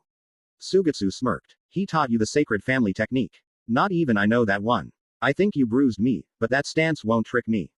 I won't let you crowd me. Sugetsu rushed him and slammed a palm strike to Naruto's gut, Naruto unable to dodge the fast master strike from him. Naruto grunted, flowing back from the strike, but he flipped and ran forward again, getting in close and striking with a front snap kick. Sugetsu slapped the kick down and kicked Naruto hard, making him fly back into the wall at the end of the hall. Naruto hit the ground on all fours, coughing briefly. Renka came up to him, groaning from her own pain. Stay down, we can't face him like this. Let's just wait for my father. He got back up and ran forward again, and this time he kept his distance, sliding around Sugetsu's side kick and even the double palm attack, before going on the offensive, twisting around and kicking his hardest with a piercing leg kick.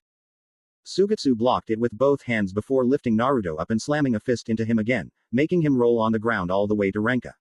Renka had tears starting to form and run down her cheek as she crawled to Naruto and rolled him so his face was seeable. She seen blood covering the front of his mask. No, you're badly hurt. Sugetsu saw Naruto was down for the count, but walked to him, scoffing. He was a better fight than the guy the first just beat up through the wall. As a martial artist, I will let him have a painless and swift death. Get out of the way, and I may spare your life too, niece. Naruto was gasping for breath, his eye open as he watched Sugetsu getting closer.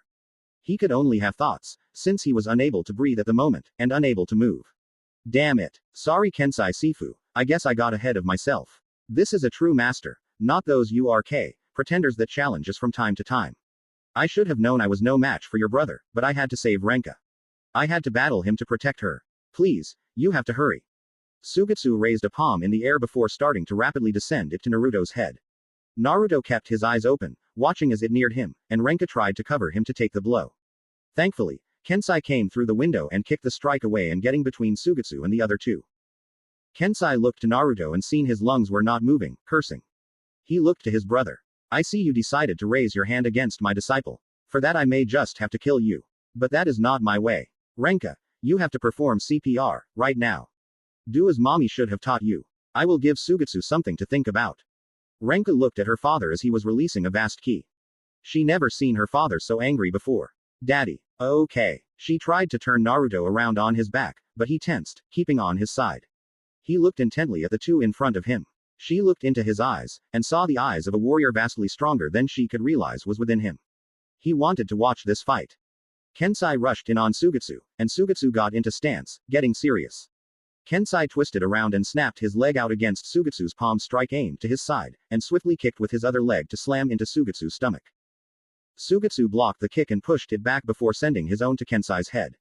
Kensai pulled his leg back and flipped back, getting on his hands as he rose his legs and kicked Sugetsu's leg up and away from him before walking on his hands forward and kicking downward on Sugetsu's stomach rapidly. Sugetsu locked them as he backed up a few steps before using a snap kick to counter him, Kensai pushing off the ground and using the momentum of the kick Sugetsu used to flip himself up. He then rushed in and rammed both his palms forward to Sugetsu's stomach. Sugetsu blocked it with both arms and stepped back, knowing it to be the double palm. Kensai only managed to put a ton of strain on Sugetsu's arms before he had to jump back from Sugetsu's cross/strike, which made both his hands go outward and knife hand strikes form inside to out, usually making the opponent fly off, but Kensai jumped back to dodge that. Sugetsu rushed in and tried to slam Kensai's head into the ground or make him take a knee, but Kensai dodged it, twisted around it before rushed forward, slamming a rising palm strike into Sugetsu's stomach, the same place Naruto placed his Phoenix rising palm, and Kensai did the very same move Naruto did and right where the first strike happened, and that was the end for Sugetsu. Sugetsu backed off, coughing up a little blood as he took a knee. That strike. That kid did the same one right in the same target. Kensai, why did you teach someone not of the Ma family the technique? Kensai stood, seeing his brother was done. For a few reasons. I see in him who I am. I see in him a martial artist that had the heart of a Ma, such as myself, as Hakuba, as even my wife and Renka. I see him as a son, whom is not even related to me. I asked permission from out father and mother, of even Hakuba, and after begging them, telling them of his character, they reluctantly agreed, but soon they saw and were happy with his progress, Hakuba included. Sugetsu looked blankly before chuckling weakly. I see. No wonder I lost. You trained him well. I could see in him who you are. In fact, as he fought me, I saw you as the one I was against. I could have sworn it was you speaking through him. Kensai smiled. He has that ability, to change into me, into my friends, the masters of Ryazanpaku, whom he trains under night and day. He can imitate us down to the simplest movements in combat. The fact he was able to even bruise you was testament to his increased abilities in that state.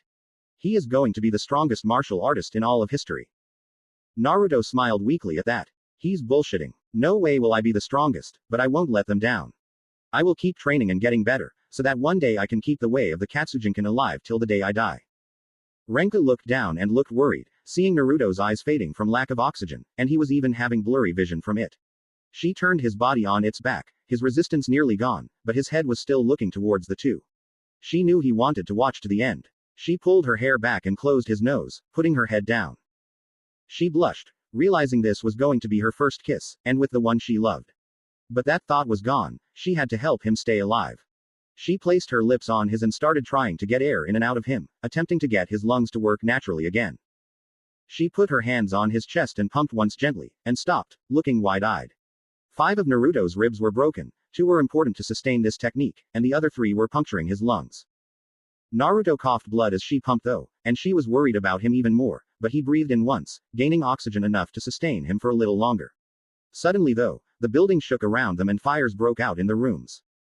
Kensai looked to Sugetsu, with sadness and seriousness. Sugetsu, if you think you are a true martial artist, if you want to prove to me that sparring matches you like so much are truly the way to go, then live on, train that boy of yours to be stronger, and when he beats my own, then we shall meet again to fight once more.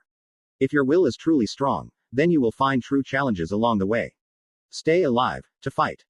Sugetsu looked surprised at Kensai's words, but couldn't say anything back as Kensai grabbed Renka and Naruto and jumped out the window, running them out of the blast zone.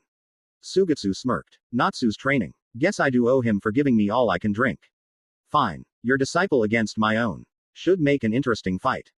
With that said, the building burned to the ground around Sugetsu, who was laughing weakly but loudly.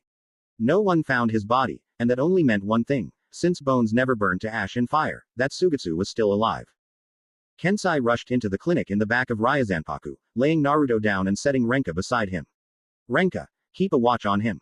Make sure you tell us everything about his condition if it gets worse or not. I have to go get Akisame. This is delicate work. Renka looked as her father ran off. She looked to Naruto sadly.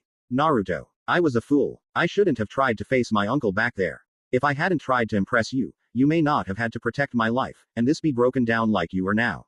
Oh Naruto, I'm sorry. She started crying over him, looking into his eyes as they were blurry, but still alive. Renka got closer, put her hand on his cheek. Don't you die on me though. I won't let you. You have to hang on until daddy fixes you. Please, if not for yourself, do it for me. Because I love you. I love you, Naruto. She kissed him deeply on the lips, a true kiss this time. She pulled back as she heard someone come in and seen Akisume and Kensai come back. Akisume cursed, seeing just from this close the ribs that were collapsed. Kensai, you didn't perform anything on the spot. Kensai grabbed his needles as Akisume got Naruto on his side. I couldn't, it was either fight my brother to save him or let my brother kill us all.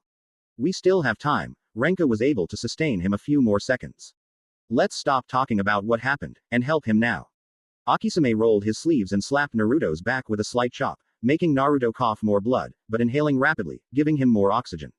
Fine, but you should have been more careful. This damage is severe. Your brother is a brute. Kensai helped Akisume with Naruto's top and take it off before sticking a few acupuncture points in Naruto's chest, slowing the blood flow to the lungs as he did. That gave Akisume the needed preparation as he twisted Naruto's chest outward, and the back inward, forcing the lung to expand and the ribs to pull back and out of the lungs before turning him on his back again, delicately pinching and rubbing circles along his ribs. That was when Miu came in, huffing as she was just about to go to bed when she heard Naruto came back in critical condition. She came up and seeing his mouth dripping from coughed up blood. Naruto. Oh god, what happened? Renka held herself, looking in anticipation, waiting for her father and Akisume to heal Naruto fully. He faced against a true master, to save me. Miu turned to her and saw it was Renka all grown up. She frowned. Why were you even being attacked by a true master? Renka shook her head, closing her eyes as she gently cried. To impress him by defeating my uncle, who was shaming the Ma family, so I wanted to punish him. I was so stupid to think I was able to battle him. Naruto faced him, saving me from death, and almost died himself before daddy finally showed up. Miu looked to Naruto. Naruto. Akisume pushed the chest in, and the sound of popping bones was heard before Akisume sighed in relief. That should do it. His own healing factor should kick in soon and heal him completely by tomorrow. We'll let him sleep here for now. They went to check on Renka real quick, and she only had some internal bruising, but thanks to her training she would heal rapidly. Akisume left to go rest, and Kensai looked to his daughter. I left you and Naruto at the Gekirin for this exact reason. I had a bad feeling about this day, so I tried to wiggle out of it. But, I guess I forgot the old philosophy, one meets his destiny on the road he takes to avoid it. I am sure you had good intentions when you went to face Sugetsu alone, but I guess you learned that lesson very well. I will not scold you on this mistake, but I hope you learn from it. You are welcome to stay at his side, but tomorrow you return to Hakuba. After that you can come and go when you like. After Kensai left, Miu came up to Renka, looking a little confused with frustration. Why did you even try to impress Naruto in the first place? You could have been killed, he nearly did get killed. So why did you? I screwed up okay. Renka sobbed gently, shaking in anger and sadness from her own stupidity. I made a mistake. I thought I could show him I grew to protect him, that I was strong enough to be able to fight by his side. I wanted to show him I was someone he could feel proud to be with. I wanted to impress him. Renka looked up to Naruto, wiping her eyes. I care about him a lot. I love him, my heart beats when I think about him, it has for a long time now. I couldn't just do nothing and let him see me as only a friend and only that. I wanted to feel closer to him, let him see the real me. But I made a fool of myself. I realize what I did was the wrong way to do so. So I won't try that anymore. But I will still try to be with him. Miu frowned at that. She wanted Naruto. She was with him longest. She was with him night and day for years now. She wouldn't let someone who doesn't know the grown-up Naruto she did just try to swoop in and take him under her nose. But, she wasn't going to hurt Naruto's friends. Renka was her friend as well too. Renka, listen, I think you should consider his feelings first. Besides, I love him too, and I am willing to do what is right by him to be his, and him be mine. Remember that. Renka nodded at that, gaining a little spirit back, enough to retort Miu. And remember, the Ma family doesn't give you on love so easily. I will still try to be the one he loves most, no matter who is my rival for it. May the best girl win. With that, Renka and Miu fell asleep, on either side of Naruto's body as they all rested.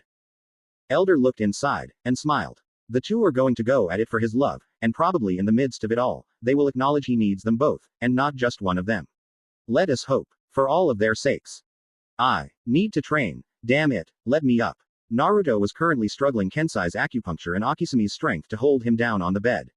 Bad idea, especially since he wasn't fully healed yet, and these two were his masters. How the hell was he going to get up when they wanting him down? Akisume sighed a little, one hand on Naruto's chest and a finger on his forehead. You aren't in any condition for training. If you take on Apache's training today, you'll only worsen your condition, and probably knock on death's door like you did last night. Kensai was impressed Naruto was able to reduce the acupuncture effects by combining his Sei and Do Ki's effects through rapid changes. From Sei to Do and back again rapidly, he was able to charge his body's electrical impulses to fight the effects of the needle trying to put him to sleep. It was actually a very smart move to combat his acupuncture.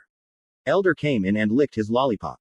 Naruto, we have been over this before. You have to rest the body and heal it back to conditions fit for training to the maximum. Just rest for the day, you'll feel much better and then, you can start training again. We'll halt the calendar for now and just let you rest. Naruto grumbled. He sighed afterwards and just rested back. Fine. The second I get better, you wake me up and give me all you got, promise. I'll stay in bed until I am completely better if you agree. Kensai came up, smiling more. I wouldn't have it any other way. You held your own against my brother, and saved my daughter, giving you the training you wish for as a way to say thank you. But first, to get ready for that training, you will need to rest and be 100%. Naruto just lay there, silently agreeing to that. Akisame and the elder left, and Kensai stayed, seeing Miu and Renka glaring at each other over him. He sighed. Renka, Miu, a word. Renka turned to her dad. What's wrong, daddy? Kensai looked at her seriously. I need to talk with you both, if that is not too much trouble. If I do this right, then maybe, just maybe, they will both go to Naruto with each other, instead of both trying to take Naruto by each other's throats. Kensai's plan was very simple, but one flaw in it would make it a disaster train further on ahead. Sadly, it was the only idea he had to get them both to stop radiating bad vibes at each other over Naruto, whom was recovering and needed to get in better health, which was not good. He turned and walked back to the dojo, the two girls following behind him. Miu looked back to the clinic, worried about Naruto, and tuned back to Kensai. I need to keep an eye on Naruto, he's still not well. Renka stamped a foot on the ground and narrowed her eyes on Miu. Like hell you're going back there alone with him, I am going to keep watch on Naruto too, mainly so you don't hurt him anymore. Miu growled, getting into fighting stance. Me hurt him. Look who's talking, your little impression idea is the reason he's even hurt as bad as he is. I am the one who has been helping him, do you realize how focused he is on training? He barely wants to do anything else, and if he does it's to make me happy rather than him. Renka got into her own fighting stance. Right, I may have had a horrible idea and tried to impress Naruto, but at least I know how focused he is. I was training with him every weekend when we were kids, you dumb bimbo. Oh, and let's not forget his caring nature, he always helps others, so saying that's a flaw is just stupid. Kensai got between them. You two are bickering more than you realize. You both care for him, he cares for you both. Deal with it, and be friends. It's not like you two will just leave him alone, and that's exactly why I brought you away from him. Renka and Miu looked at him with confusion. Renka was first to realize, as she let go of her stance and looked down sadly. I see. Guess we were giving his condition a stunt with our anger at each other. Still, this bimbo doesn't understand him at all. Miu frowned at Renka. You haven't been with him for years, but I have, so of course I know him and understand him, even better than you do no matter how long you two knew each other in the past. I won him an expensive necklace.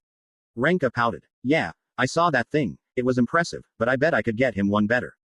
Just give me a week and he'll be showing his joy more than you ever seen before. You won't beat me, you bimbo. Naruto will be mine. Miu scoffed, looking dangerously at Renka. Kensai frowned, seeing them get even angrier at each other. It was going to be hell to get these two to work together. The competitive side will soon damage him again, and that will make them realize their rivalry is only hurting him more than either can imagine, and Renka will accept Miu to help Naruto, but Miu has always been scatterbrained and stubborn, she may try to stay with the thought only she can help Naruto. This is a dangerous gamble, but it's better than what was going on so far. Kensai looked to Miu. Miu, shouldn't you get lunch ready? Naruto may need some of your special cooking to recover his strength. Renka, Hakuba should be worried about you by now, go and help him out, you know the way here now, you can return when you are free to do so. At least with them off him and doing something else, they won't wake him and reduce his recovery rate. Miu and Renka stared angrily at each other for a few moments, before walking back to the clinic. Kensai sighed and waited. It wasn't very long until Miu exploded.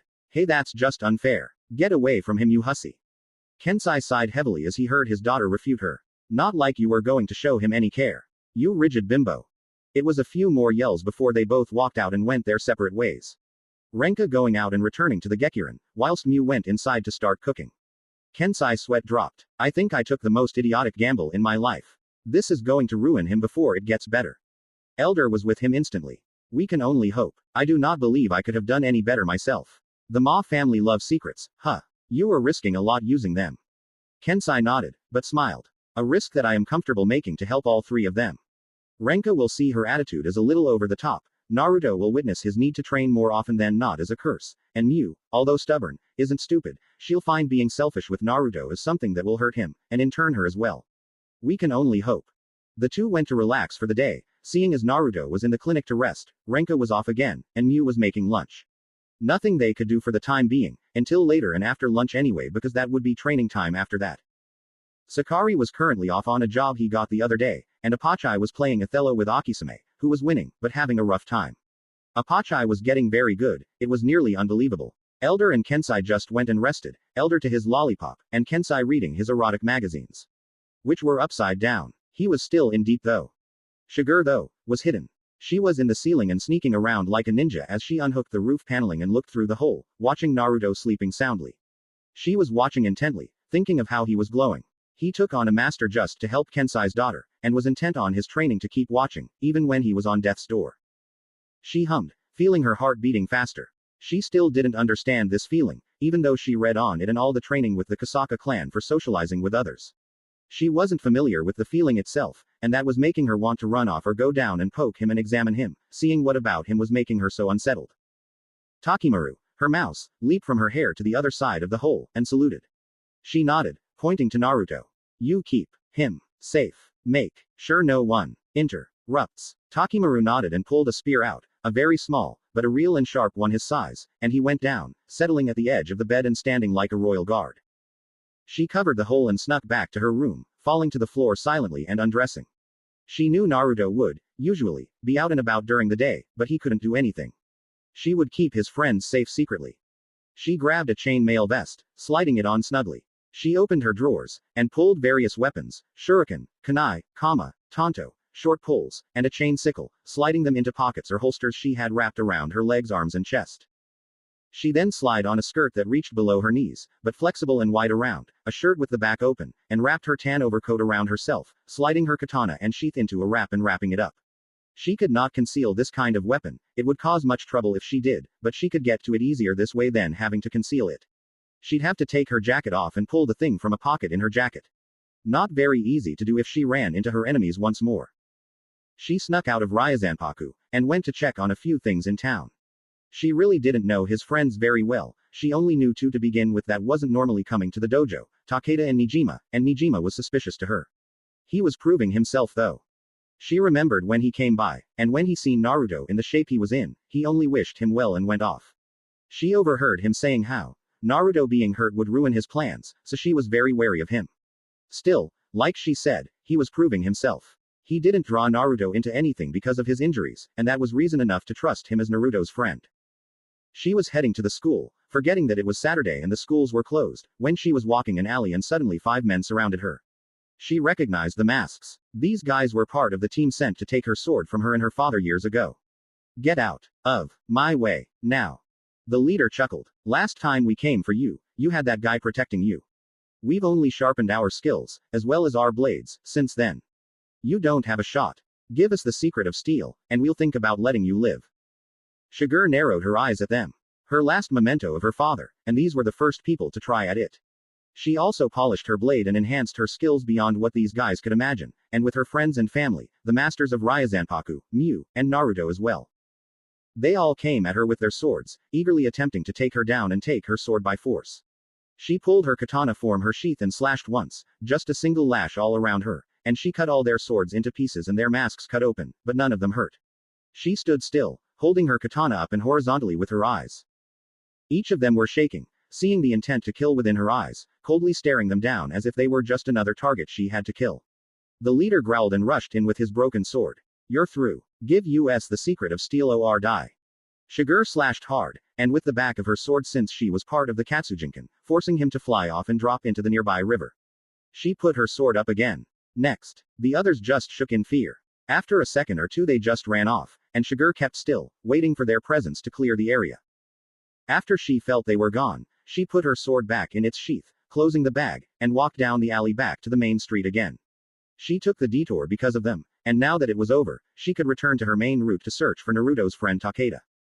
She didn't find him in a conventional setting or place, and then again how can you call fighting to Shiger not conventional? She found him across the street. She was walking in a restaurant, fighting everyone attacking him. She jumped over the cars of the street and onto the roof of the building, then ran behind and to the back. She watched through the back door what was going on, and had to admit, Takeda grew in skill since he got his arm back, and was impressed with the judo shown by Yukita, but seeing Nijima staying back to watch. She knew he had no skills at fighting, and needed their help, so she would just have to accept that. She watched them fight the whole diner until Takeda and Yukita were facing the guy with weird goggles and wearing a trench coat. He called himself Loki, and said he was pissed off. It was a bit, and he actually didn't have any martial arts, just tricks and being an idiot, which Takeda and Yukita beat with little trouble. She smiled, seeing she wasn't truly needed. She left and walked back to Ryazanpaku, her thoughts being calm. He has strong friends. They can take care of themselves. No need to worry. Shiger wasn't very social, always hid to witness in secret thanks to her training with the Kosaka clan, and was naturally very easygoing when she wasn't feeling an enemy presence. She would disregard her dressing sometimes, not notice she was being very lax with her state of mind and her body's movements. She was also one of the best, a weapons prodigy, and could easily go head to head with anyone with her weapons, can use anything as a weapon, and was generally cold and use an intent to kill to subdue her opponents. She used her ki as if she really was going to kill, which made her unique from the other masters. Her will to kill, but her heart to stay true to the Katsujinkan, it made her very formidable to face. Although her weapon skills were hard to match up to, she trained Naruto to face her with weapons, and he was progressing nicely. A little more training and she would feel confident he could surpass her in a few more years.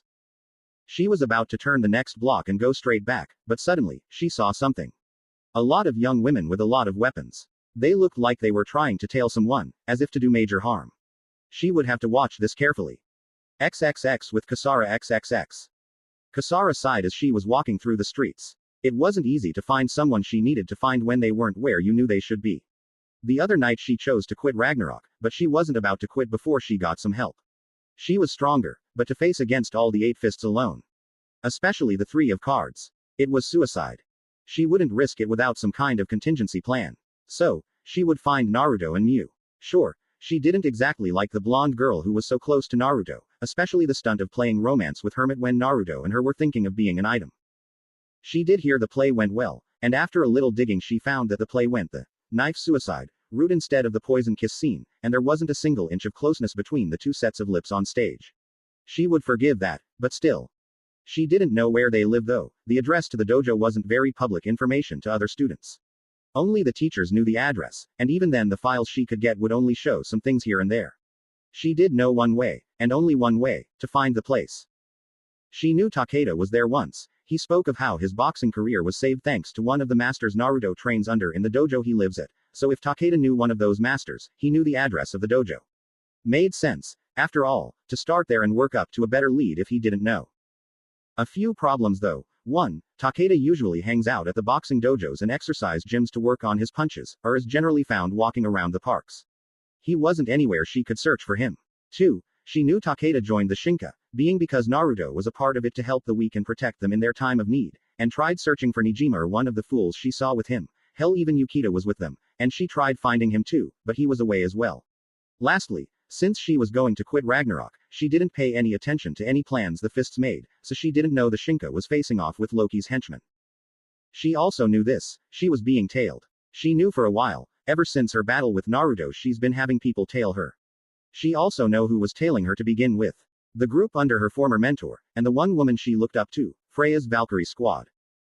She had to keep cool, keep moving, but also keeping a low profile with anyone deemed to be enemies of Ragnarok. She didn't think it was a good idea to bring Freya on her just because she wanted to visit Naruto. She wished for something, anything, to distract them enough to escape their sight and search the next part of town. She was bound to find Takeda, Yukita, Nijima, hell even Naruto, sometime if she kept searching in the general areas they were found. She looked behind her, seeing 2 of the Valkyrie shifting behind corners. Persistent bunch. I haven't done anything but ask about Takeda the puncher, and they still follow me. I wish they would just give up. It's not like I am going against probation yet. I am to not go against the Shinka, but all I am doing is trying to have a chat with Takeda. Nothing wrong with that. Truthfully, she wasn't wearing her Ragnarok gloves, but she did have them in her pockets.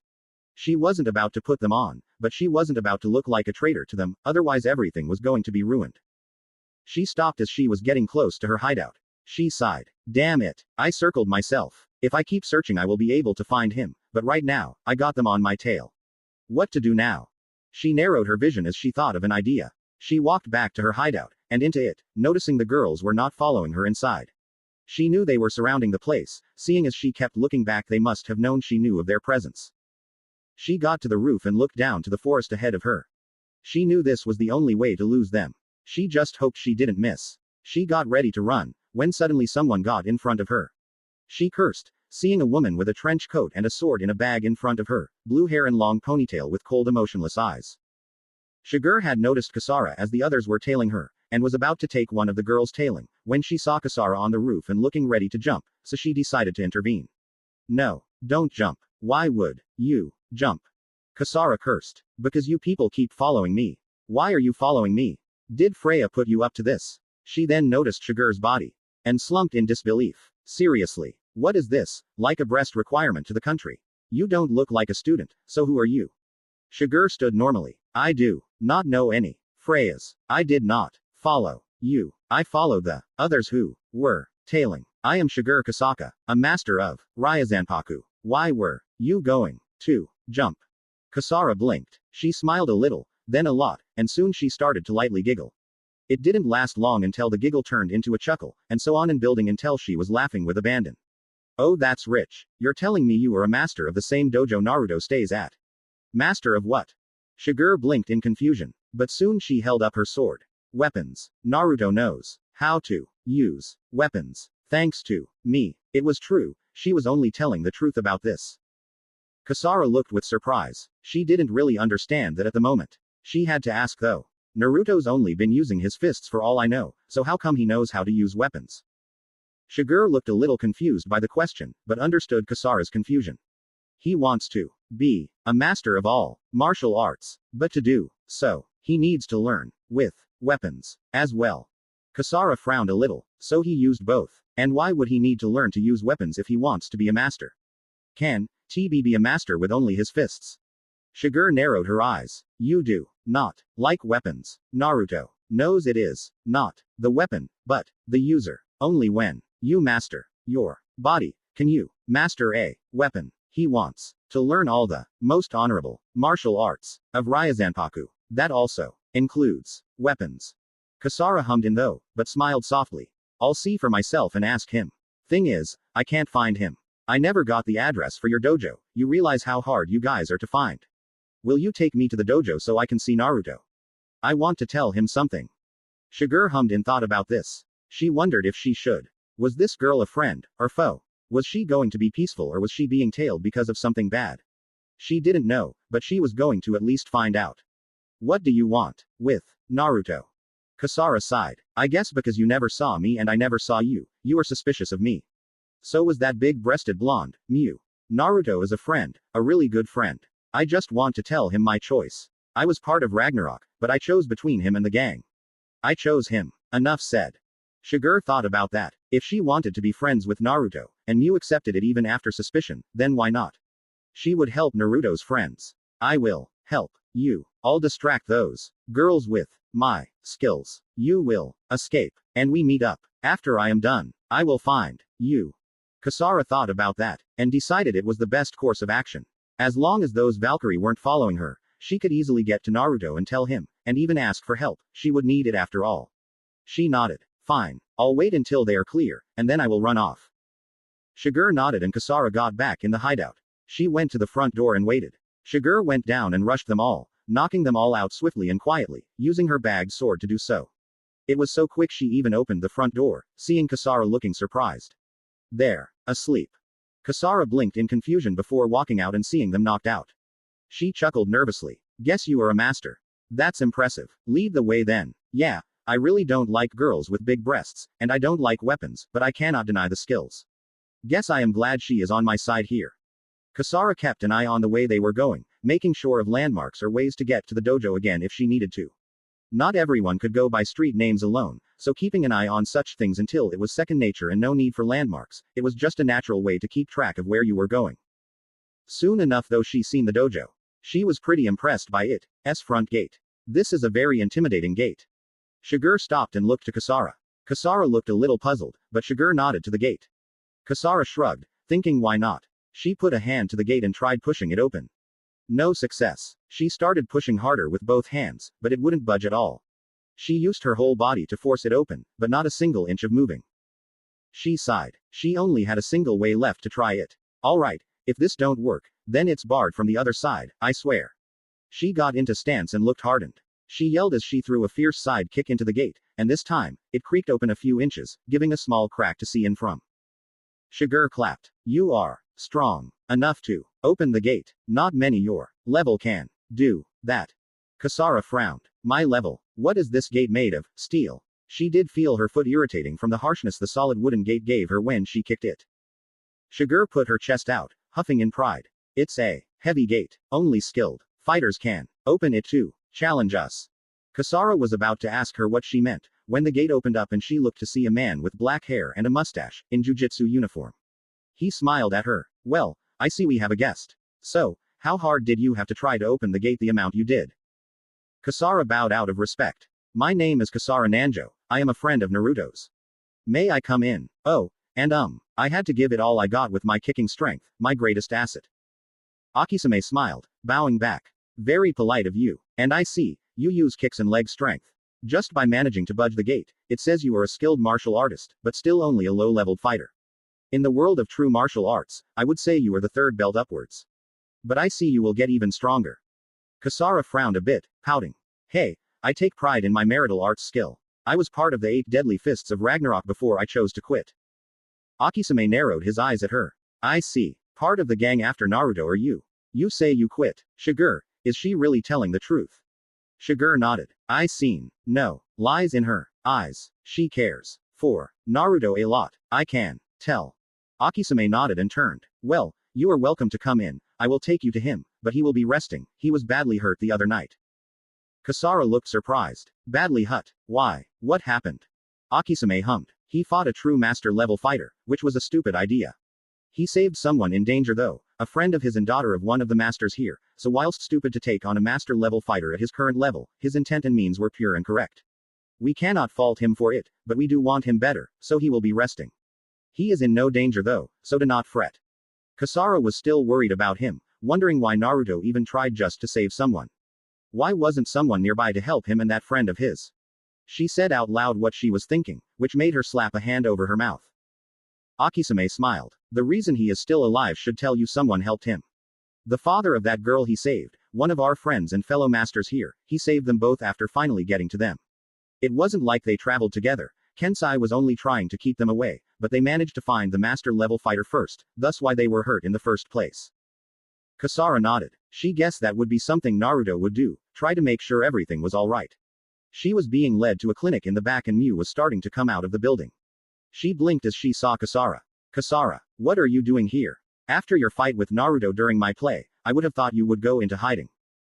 Kasara smiled. Sorry, but no, I thought about everything going on, and chose the path I wanted to take.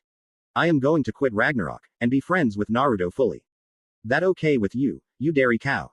Mew pouted. Hey, it's not nice to be calling me names like that, and my boobs may be big, but I never asked for them to grow this big. Besides, I have a perfectly good name, it's Mew Furenji. She was getting more defensive about it as she started talking, the comment hitting her more and more as her brain processed it. Akisame stopped her though with a raised hand. Mew, please, no negativity whilst Naruto is resting. Is he eating right now? Mew stopped, and pouted. But sighed, letting it go. Yeah, he is. He's looking bored though. I thought I would keep him some company, but I need to go shopping today. You want a watermelon, right? Akisame smiled, nodding. That would be delightful, thank you Mew. I understand, but do not worry, you can always come back when you get back, and talk with him then. Till then, this lovely young lady will be keeping him company until she needs to get back to wherever she needs to go. Mew nodded and turned to Kasara. Don't try anything funny now, you hear me? I get enough attempts to screw things up with Renka. See you later Kasara, and if you are truly Naruto's friend, then you will be mine too. Kasara smiled, waving Mew off. Big breasts or not, I guess I can live with a friend of Naruto's being my friend as well. She was lead in and Akisame let her be alone with Naruto. Shiger was watching silently from the shadows though.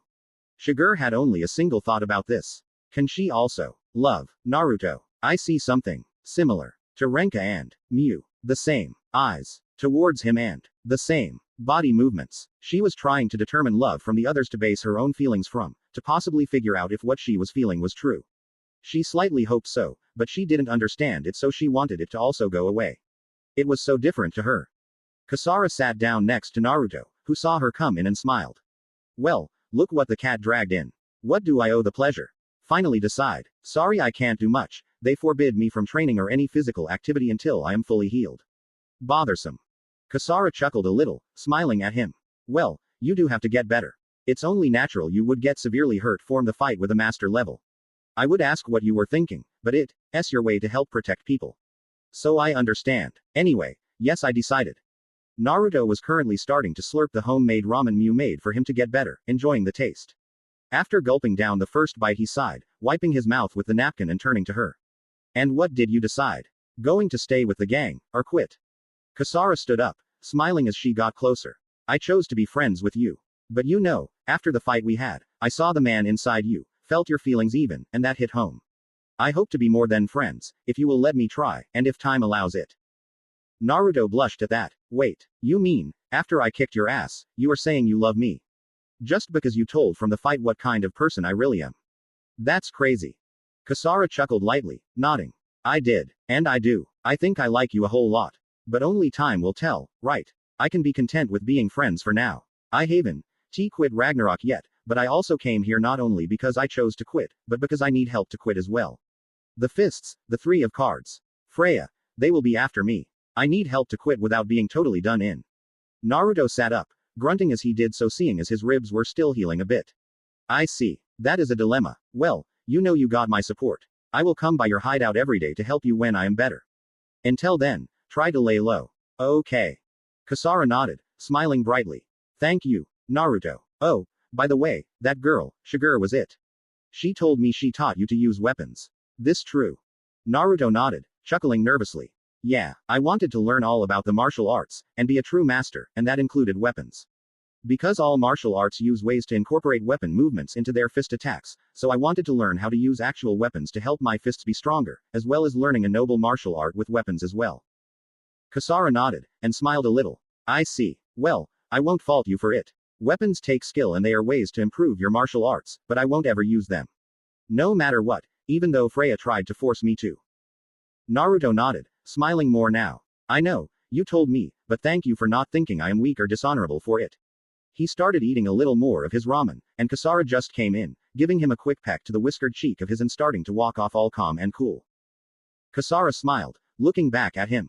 See you around then, Naruto. Get well soon. She left the clinic so he could get better and finish eating. She passed by Akisume and Shigure again, bowing to each of them and walking out, content, sighing in relief. I am glad I got that off my chest. As well as getting a little prize for that kind of choice. I hope he liked it too. Oh, and he did. He was blushing furiously in his bed because of it. Naruto then had a strange thought. He blinked as he realized. I have 3 girls who love me. Oh no, what am I going to do? I don't want to break any of their hearts, but I doubt they will want me to keep them all, they would want me to choose. This one, be good. Little did he know, though, Shigure was number 4, who loved him as well, even as she didn't truly know it, or acknowledged it. And little did he know on how things would progress in his life. The bad times and good will all come together, and his destiny would unfold. Kasara was walking back to her hideout, hoping to God the Valkyrie were either gone, or still knocked out. She did not want any of them seeing her return, or shit would hit the fan, and hard. Although, she knew if they tried anything, at least she could beat the Valkyrie all by herself.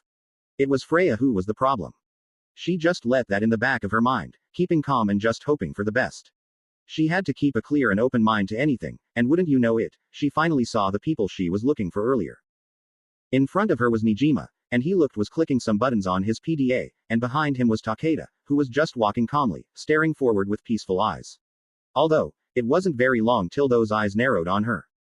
Nijima saw Takeda tense up, and looked to him. What's up, Takeda? Anything the matter? He then looked forward and seen Kasara, and stopped. Well, it's not every day we see you in this neighborhood. So tell me, you come to take us out.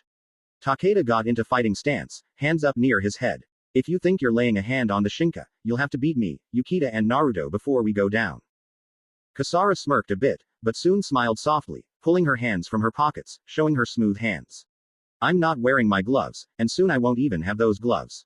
Listen, I am friends with Naruto. I want to be friends with him more than I want to be a part of Ragnarok. So I will quit, and get help from Naruto, and then Ragnarok and me are through. Nijima was slightly puzzled, but Takeda smiled, easing up a bit. I see. So, you were visiting him, huh? I guess I should have figured. You may have been a tough one, but you weren't suited to foul play. If you're gonna be friends with Naruto, then you can count on me being your friend too. Need my help? Just ask. Okay, princess. Kasara scoffed a little, but smiled still. Yeah, fine. But I ain't your princess, so cut out the flirting. You have no shot with me. Oh, and Nijima, you should keep this information on the down low. Otherwise, Naruto will hate you for ruining a plan to help a friend. She stated, walking off again, waving at them. Nijima chuckled as he looked at her walking off. Well, this is a strange development. Maybe she will join us with a little persuading. What do you think, General Takeda? Takeda shrugged as he started walking again. Whatever, you alien freak. If anything, she will only join us if Naruto asks, so try not to get your hopes up. Nijima made a note of it as they got to the dojo. Nijima knocked on the door. Hey, we're looking for Naruto. Can you open the door? We wanna talk to him. The door soon opened up after that, and Apachai was standing like an ogre ready to demolish something. Then he turned happy as he waved. Welcome back, weird alien and boxer person. Apachai was just about to see why there was evil presence nearby. Takeda laughed a little at that. Well, seems the big lugs got your number down pretty tightly, don't you agree, Nijima? Nijima huffed, smiling widely. I guess he does. But even an evil genius can be good every now and then. Apachai, I have something for Naruto, may we come in? Apachai blinked. Appa, why you no get something for Apachai? Apachai wants stuff too. Oh well, Naruto still in clinic, he resting for today and then back by tomorrow for school and training. Nijima started walking past. Thanks Apachai. And next time I'll bring you some sponge cake or something. Takeda gave Apachai a two-finger salute. Thanks big guy, for keeping a watch on my friend. I guess you were the one to teach him those cool moves against me. Very nice. Apachai yelled in excitement. He used Muay Thai against a boxer. He knows how to fight well. Apachai did good. Takeda's sweat dropped as he walked off to follow Nijima to Naruto's bedside. He was still getting used to the attitudes around here. Naruto was currently in a meditative state, and Nijima just smirked. He'll need to be at ease for this enemy lined up. Don't you agree, Takeda? Naruto smiled as he heard the voice. First Mew and Renka are against each other for me, Kasara shows up, and now you. What kind of day is this? I'm still needing my rest. So I thought I would meditate, get a hold on my ki and exercise my mind. There's a lot of knowledge up there. Nijima flipped open his PDA. Yes, well, as great as that sounds, you need to know something about Ragnarok's fifth fist.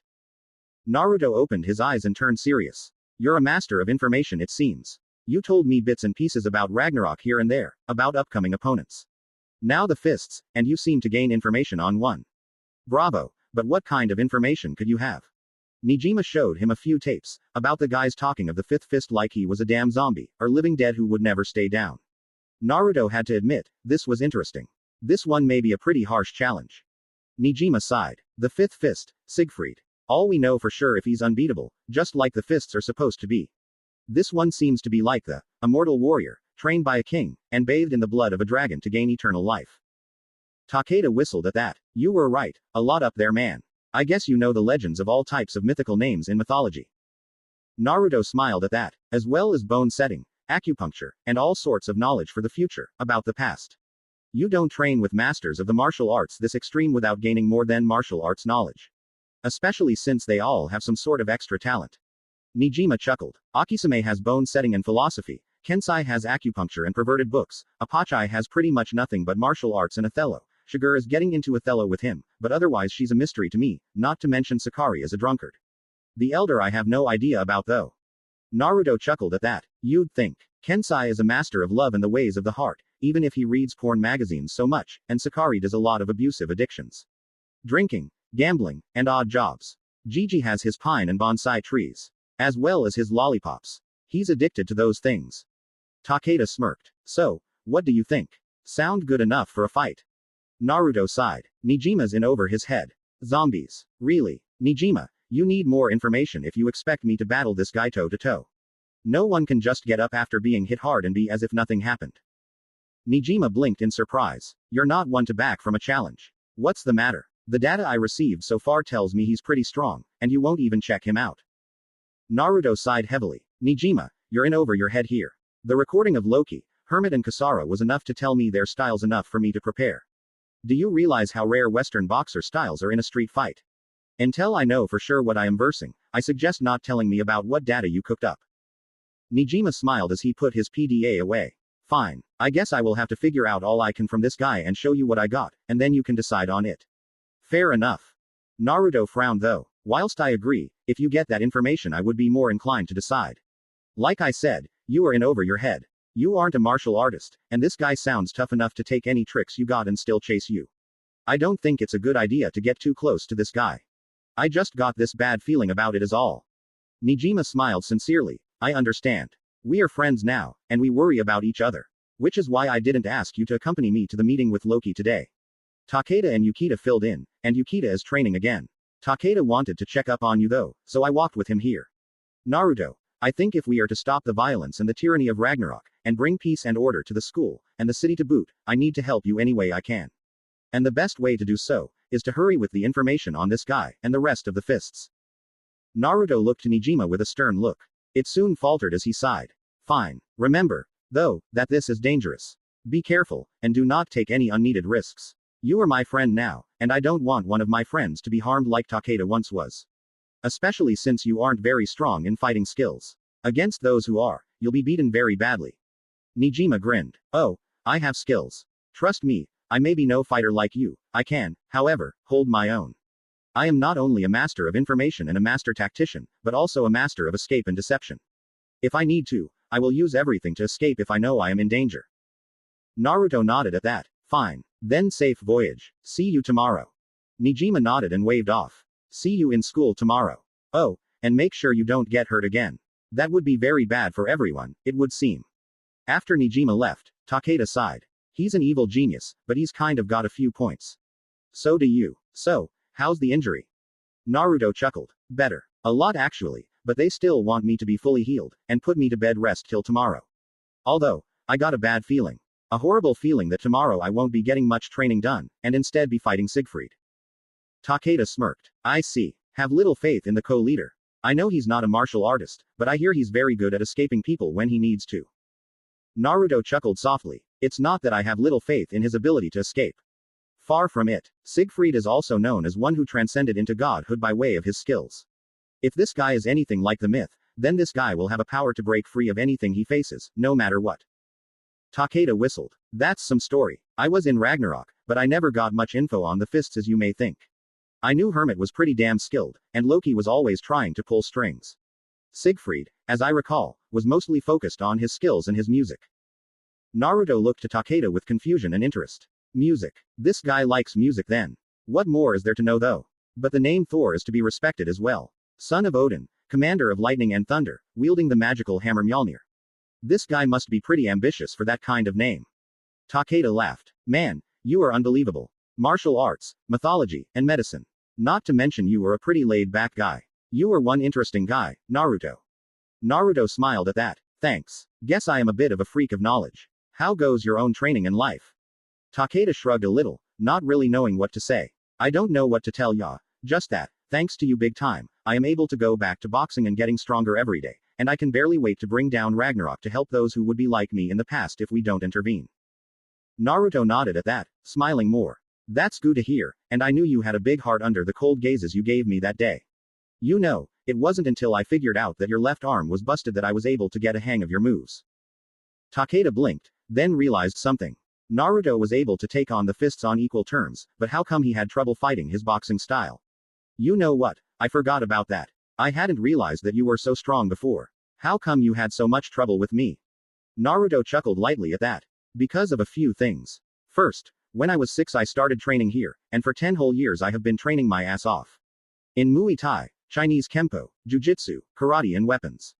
Not in any other forms of martial arts. So it was hard to adapt to what styles existed outside of the dojo. I didn't know the rhythms or the ways other styles held their form, and how often does a Western boxer fight other martial arts? Especially in high school or in the street. Takeda hummed in thought on that. Some martial arts were pretty rare to be seen outside their intended sport. Made sense. Naruto continued. And do you realize when I saw you fight, I expected that, lethal left, to spring out at me out of nowhere. What martial art, and who in the hell, fights with only a single arm and jab with only one fist? Come on. I expected you to throw a kick, jab me with the left arm, but no. You kept punching with that one right arm, only that arm, and jabbing, no elbows. Takeda chuckled at that. I guess you got a point there. I guess it would be strange, seeing someone only use a single arm, when you expect the other limbs to attack. I guess I was a little hard to deal with for the beginning. But you figured it out and went after me like hell. After you found out about my arm, you were unstoppable. Naruto nodded, smiling. But you aren't weak either. I bet with the right training, and enough of it, you can fight equally with Hermit even. Hell, you managed to bruise Kasara that night during the farewell beatdown. Takeda looked a little confused at that. I did. How do you know? Naruto chuckled. I saw it. Mew and me did, and I think Hermit as well. That last punch, your lethal left, it hit its mark on her cheek. She complimented you even. It was a very great punch. That left arm of yours truly is a force to be reckoned with. Takeda smiled more and put up his left arm, looking at it. It was my pride and joy, back in the day. This left arm of mine took me from a lowly rookie with no skill, to pro material. I ain't no slouch with my right arm, but this left arm of mine, the lethal left, is the one arm that makes me Takeda the puncher. Naruto smiled proudly. And when you get every bit of skill back, we can have a rematch, and this time you will be full strength. It will help us both grow in our path to help the world be cleansed of people who use force for their own gain. Takeda thrust his left arm out to Naruto, and grinned. With my left arm, I promise to help you, my friend. You helped me so much by bringing me here, and giving me back my life, and my dream. By my left arm, you can count on me when you need help. Naruto grinned as well and jabbed his fist against Takeda's. And by my honor as a true martial artist, and one that will always help his friends, you can count on me to help you always. I promise, under the name of Ryazanpaku and my masters, that we will always be the greatest of friends, and rivals, until the day we cannot fight anymore. It was a while of their fists slammed together before Takeda drew back, giving a two-finger salute. See you around, Naruto. Get well soon, alright. Can't spar with someone under bed rest. Naruto chuckled at that, and you make sure to train as hard as you can, because I am too. And with that, Takeda walked out and left the clinic. Naruto went right back to meditating, hoping to perfect his energy transgression within his spirit. Takeda was walking past the dojo to leave, when he saw the elder watching Mew and a new girl he never saw, though everyone knows her as Renka, in fighting stance and ready to spar together. Although, he did notice that they weren't casually sparring as normal rivals, they were angry. They were glaring at each other fiercely as they growled as well, looking ready to fight to the death. He felt a shiver climb up his spine as he seen it, but stood to watch what would happen. Elder put a hand up. You may begin. What words of wisdom. Two rivals of love, fighting for their love, and skilled martial artists, and he lets them loose. Elder may indeed have a method to this madness, but does he realize how much the madness itself is? Renka stormed in, as did Mew, neither wanting to take a defensive against the other, flipping on her hands and bringing a double heel kick spinning down to Mew's head. Mew evaded by rolling around it, and countering with a rough rolling side kick. Renka blocked it as he heels hit the ground and flipped backwards. Mew took to the offensive then, exploding her ki as she jumped up and flipped, roaring with a downward axe kick. Renka blocked it and pulled it with Mew's force, letting it decelerate before thrusting the leg back at Mew. Mew flipped back and was about to flip forward with a rising flip kick, but Renka caught the flipping forward part with her own feet, and launched herself to the ceiling. Mew looked up just in time to see Renka spinning and thrusting a palm strike for her back. Mew jumped back as Renka hit the ground, and Mew's palm reverberated the floor with shock waves, making some of the outer panels pop out of place, before pushing off and landing on her feet. She turned around quick, knowing Mew was pretty tough to not back down from this, and saw her rush in with a rough uppercut. Renka drew back just in time for it to only graze her dress, ripping it enough for some of her cleavage to show. And did it show? Takeda went wide-eyed at the bouncing beauties as they were presented, and whistled. Renka looked to the new spectator, and then down at her dressing. Takeda should not have been watching those. Seriously. As she blushed red with rage, covered herself and rushed him. Takeda stepped back in surprise at her sudden attack, but good news was he didn't get hurt. Renka found herself held back by a single finger from her father. He frowned. Renka, you can't just attack people who see your body. And you know I am a good father. I will have a stern talk with this young man about peeping in on something personal. Now, go back and get ready for round 2. Renka pouted, and groaned. She sighed heavily as she glared at Takeda. You better rethink looking at my body, you pervert, because I will make sure you go down next time. Just be glad I need to save my strength to beat up this blonde bimbo. With that she stomped back inside to the ring. Kensai turned to Takeda. Sorry, my daughter can be quite the hothead. Although, I do need to ask you not to stare with any kind of interest in my daughter's body, no matter how unfortunate the occasion is on her. I may not be one to talk about being a pervert, but I do know it's not a very good idea to look at young women when their parents are nearby. Especially one such as me. Takeda gulped as he seen Kensai glare at him with a raging killing intent. Takeda nodded rapidly, and Kensai smiled widely, going back to normal. Now that you understand clearly, I suppose you will want to leave, am I correct? Or would you want to watch these two girls wreck the place, and after some more ripping comes into play, adding your head into the list afterwards? Takeda smiled nervously. Leaving sounds like a good idea. I've overstayed my welcome enough. Elder, Miu, Kensai, see you again soon. And with a two-finger salute, he rushed off. His only thought about the actual fight he saw so far was this. Naruto's on that same level. I understand I was a bit of an unpredictable fighter, but did he hold back on me? Maybe so he didn't crush any more of my bones, because that would make really good sense. If he went full on against me, I am pretty sure I'd have lost both arms forever. He was right. Naruto held back a great deal, as well as the other facts he stated to him. Naruto's strength level was mid-high disciple class, at least for real martial arts skills, not that stupid belt trick others perform. His level, disciple class of real martial arts, could go toe-to-toe with those pretender to Dan belt artists. Naruto knew he would kill those kinds of martial artists and students, so he held back, massively. Not to say Takeda was a slouch, he was an experienced pro boxer, he was a tough one to fight period. Still, he was lucky Naruto was going easy on him at all. Back with Miu and Renka, Kensai stood by Elder. I know it wasn't such a good idea, having them against each other. Elder bellowed a hearty laugh. It's quite alright, Kensai. Actually, I think it will do to make the best option. Both of them will gain experience together in the martial arts, have their rivalry, and soon become friends. Maybe even share their feelings from it. You can never tell what the future holds, but we can do our best to create a better one how we see fit. Kensai smiled a little at that. He was proud he could do something right for everyone in this instance. He kind of didn't understand why parents let their children argue with only words. When hostility comes into play between siblings, they try to keep contact to a minimum.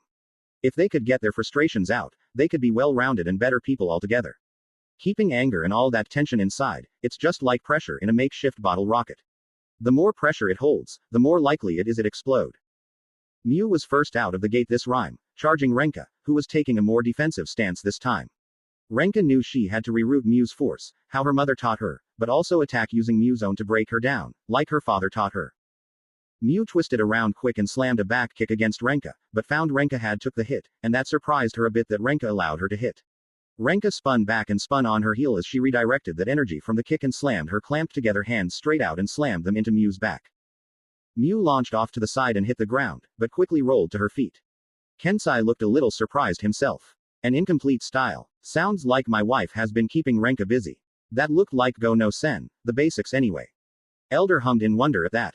Go number Sen. Is that a distant variation of the Wing Chun style of Chinese Kempo?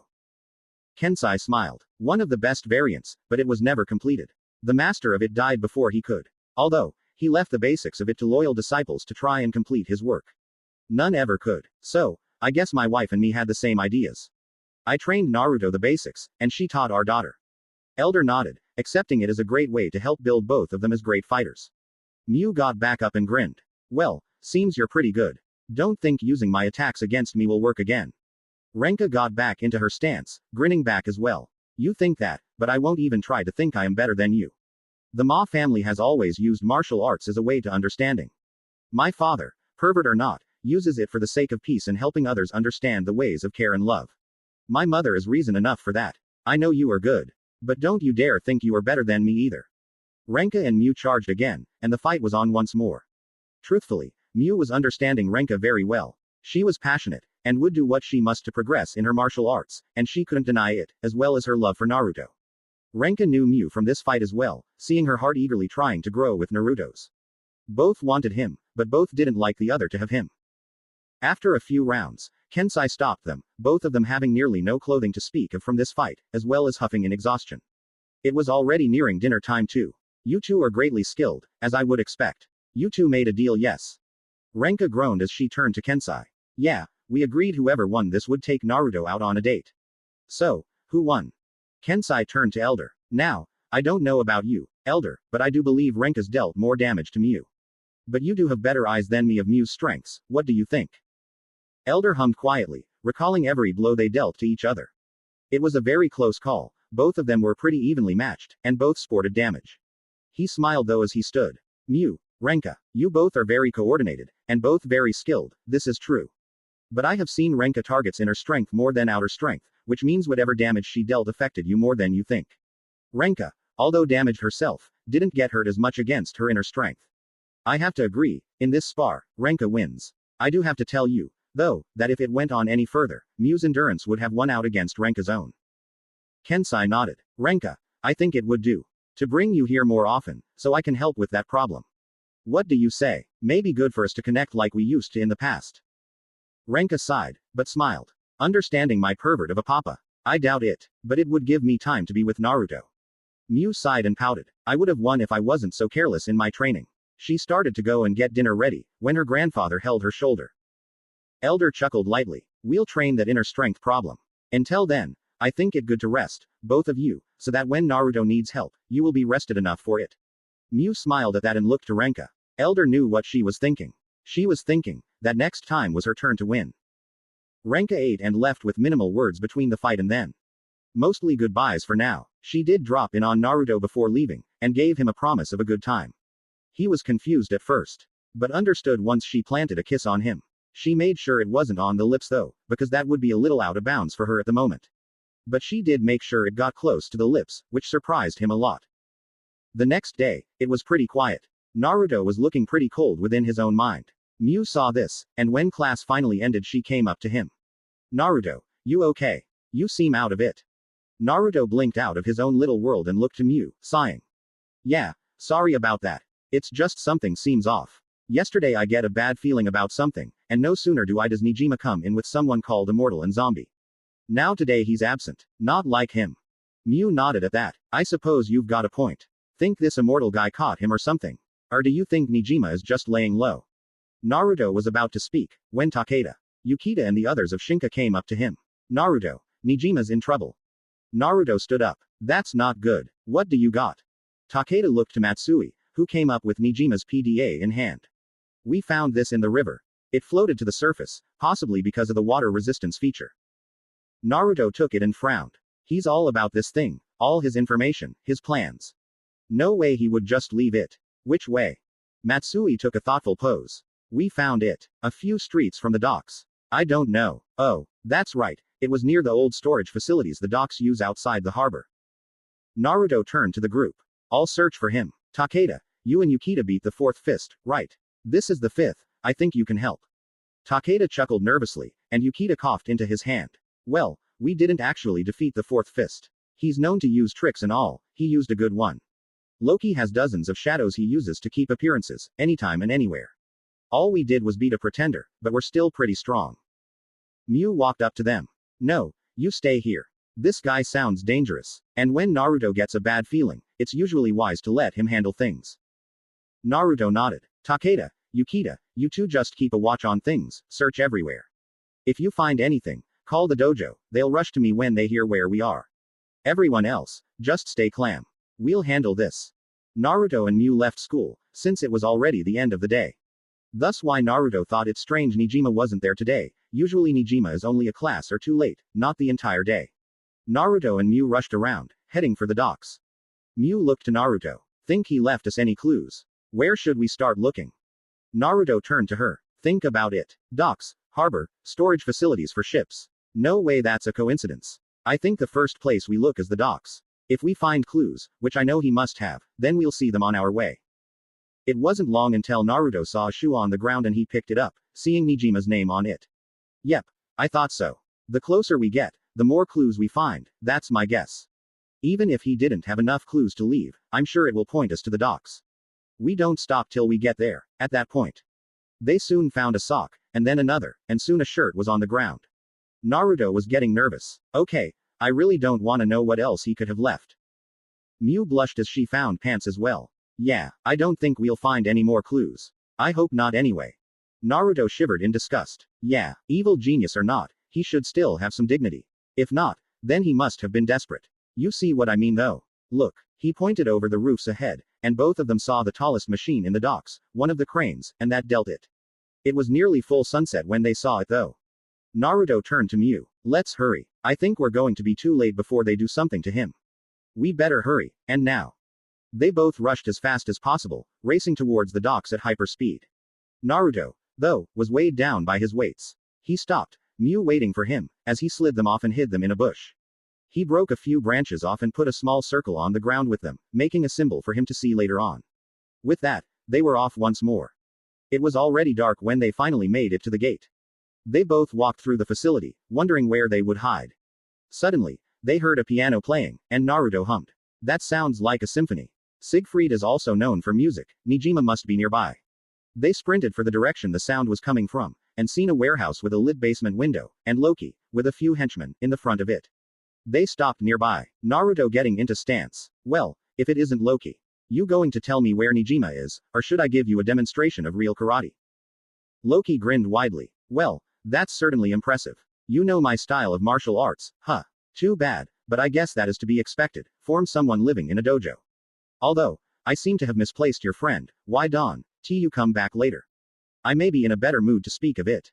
Mew glared his way. We're not going anywhere. You may think you are in a Roddenmo 0OD now, but you just wait until we start tearing into you for answers. Naruto switched to Myoto's stance, glaring at Loki. Trust me, you don't want Mew interrogating you. She has a way of breaking the information from you, bone by bone. Tell us where Nijima is. Suddenly Siegfried burst through the door, and he looked mad. What's with all the shouting out here? All of this yelling made me lose my beautiful symphony. He glared at Naruto and Mew. And someone is going to pay for it. Naruto found this guy to have a weird aura about him. It looked as if he wasn't using ki to begin with, but something else. He looked to Loki. One last time, Loki, before I lose my temper. Loki grinned. Sorry, but you won't intimidate me that easily. Naruto glared with a fierce look. Just wait, you have no idea of the word, intimidate, just yet. Siegfried got between them, and Naruto was not surprised. I won't allow you to fight him yet. Not until you return my melody with your blood. Naruto knew this guy had a fierce attitude so far, but he also knew Siegfried wasn't a killer, otherwise Nijima would be dead right now, not dragged through the street to the docks. Siegfried got into an unusual stance. I am the fifth fist Siegfried. You shall battle it out with me. Naruto had a rough theory. Siegfried, so far, was caring for his music with a ferocity he's seen only in people who lost something important to them. He decided to go broke. Siegfried, I know only that you are an artist. In fact, I found your symphony, before we interrupted, quite intriguing. I didn't mean to interrupt, but you kidnapped a friend of mine.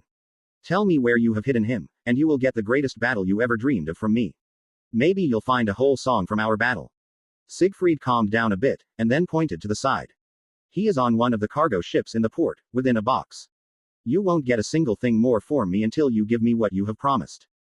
Loki was shocked, very shocked, and Naruto seen this. Loki was straining his next sentence. Okay, that's enough Sieg. Number 25, number 30, take him down. The two rushed in, but Siegfried slammed them both to the ground in a rush. He turned to Loki with an angry look. I told you, tonight, none shall fight this one but me.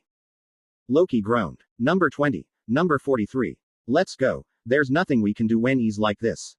And with that, Loki and his last two henchmen, or rather one man and a woman, walked off to escape. Mew narrowed her eyes on them before turning to Naruto. I'll handle them, you concentrate on Siegfried. Wait. She turned and Naruto was still locking eyes with Siegfried. He looked to her for a second. Whether you get the information from them or not, it'll be too much hassle. Siegfried may be a tougher opponent than we think, and Loki is a master of trickery. Just go to the nearest ship, and explain the situation. If Nijima isn't on their ship, you can have all ships search for him, that way we can get him back and they won't have to be accessory to kidnapping a high school kid. Mew nodded, and smiled. I should have thought of that. Do your best, Naruto. See you when you finish, and I have Nijima in hand. She ran off, turning towards the ships. Siegfried smiled. I guess I can see you as a fair man of character. You have a strange, but tempestuous aura about you. If the melody we create is sufficient enough, I swear to you that, if your companion fails, I will help you search for Nijima. Naruto smiled back. I see you are a man of honor. Good. That makes me feel better, knowing I will fight a good man, even if you were in with the wrong people. Shall we dance? Elder was licking his lollipop as he was sitting with the other masters in the dojo. They were all pretty worried. How could you tell? Elder was looking focused. Kensai was reading his porn upside down, Sakari wasn't drinking his full beer, Akisame was stopped mid-brushstroke on his artwork, and Apachai was looking serious. Shigur was once again out of the dojo, searching on a lead to one of her father's swords once more, so she wasn't able to stop whatever she would have done. Elder stopped licking his lollipop and started speaking. Naruto has not come back for training, nor Mew from school. I wonder what has happened. Did a friend get into an accident? Or are they just running off for some sort of romantic break? Kensai hummed. It does seem like that. I think it would be the former, though, because Naruto was so eager to train. Something very bad must have happened for him to be this late. And he was right. Sakari chuckled a little. That would be his style. Always for his friends and who he cares for. So, what's the plan? Akisame. Akisame sighed heavily. I believe there are things we may not understand, but we cannot interfere with his troubles. He has to overcome them himself. But I, too, believe he has gone to help a friend in need. Do you suppose we should check it out? I am sure we can find him easily, if we use our usual methods. Elder licked his lollipop again and stood. I think that is an excellent idea. It would do to see how he overcomes his trials in life. We will also have to figure a way to help him when he does need us. Before another word was to be said, the phone rang, and Apachai got to it first. Hello, you give Apachai money, and he teach you how to kill. On the line was Takeda. Apachai, give the phone to someone else, this is an urgent message. He was currently running in circles around the industrial district, lost, after he had found a shoe of Nijima's. He had also found a pair of underwear, and just passed them without thinking, because like hell he would imagine that scenario. Apachai gave the phone to Akisame. It's that boxer. Apachai think he knows where Naruto is. Akisame grabbed the phone. Yes, Takeda, what is it? You know where Naruto and Mew are. They haven't returned as of yet. Takeda huffed, stopping as he hit a dead end. Yeah, Nijima was kidnapped by Ragnarok, by the Fifth Fist, Siegfried. I've been running around like mad to find clues for them, but I got nothing after a cold trail with his shoe. Akisame hummed. That does sound like a dilemma. Where did you find the shoe? Takeda huffed, stopping and catching his breath after a while. Industrial district, near the old boat yard and storage. Akisame hummed in thought here, wondering about that. He turned to everyone. Takeda, we will go see that Naruto and Nijima are okay, you get some rest, you sound tired. See you tomorrow then. Takeda said okay and hung up. Akisame turned to everyone. Seems Naruto is trying to save Nijima, and last evidence of his location was near the old boat yard. Thinking they are planning to ship Nijima away. Elder's eyes glowed. It does sound like a poetic way of doing things. I agree, we should go to the harbor to see if that is where Nijima and Naruto are. All masters, besides Shiger of course, had glowing eyes and were smirking. Akisame chuckled lightly. Then let's investigate this incident, shall we? And with that, they ran off to the docks to see about their disciple and Mew. XXX with Naruto and Siegfried XXX. Naruto had his guard up, and Siegfried was standing his ground, humming a small tune. Naruto waited for the music, letting it guide him to Siegfried's pattern. He noticed a slight prelude to the music's tempo and rushed in, slamming a hard side kick to Siegfried's chest.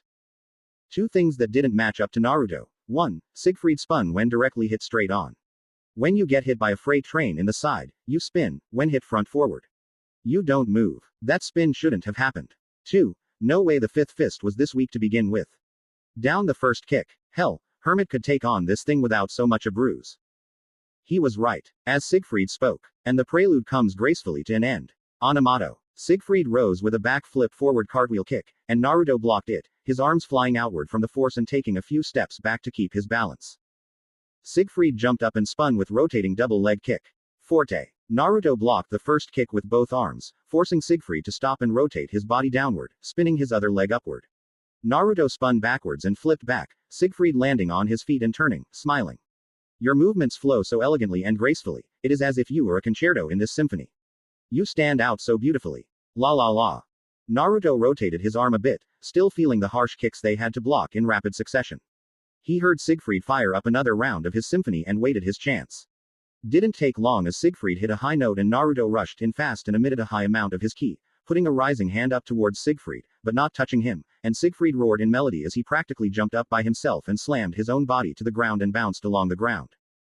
Naruto used the skill throw. Akisame taught him how to throw opponents without even touching them, and this was his way of putting it into practice.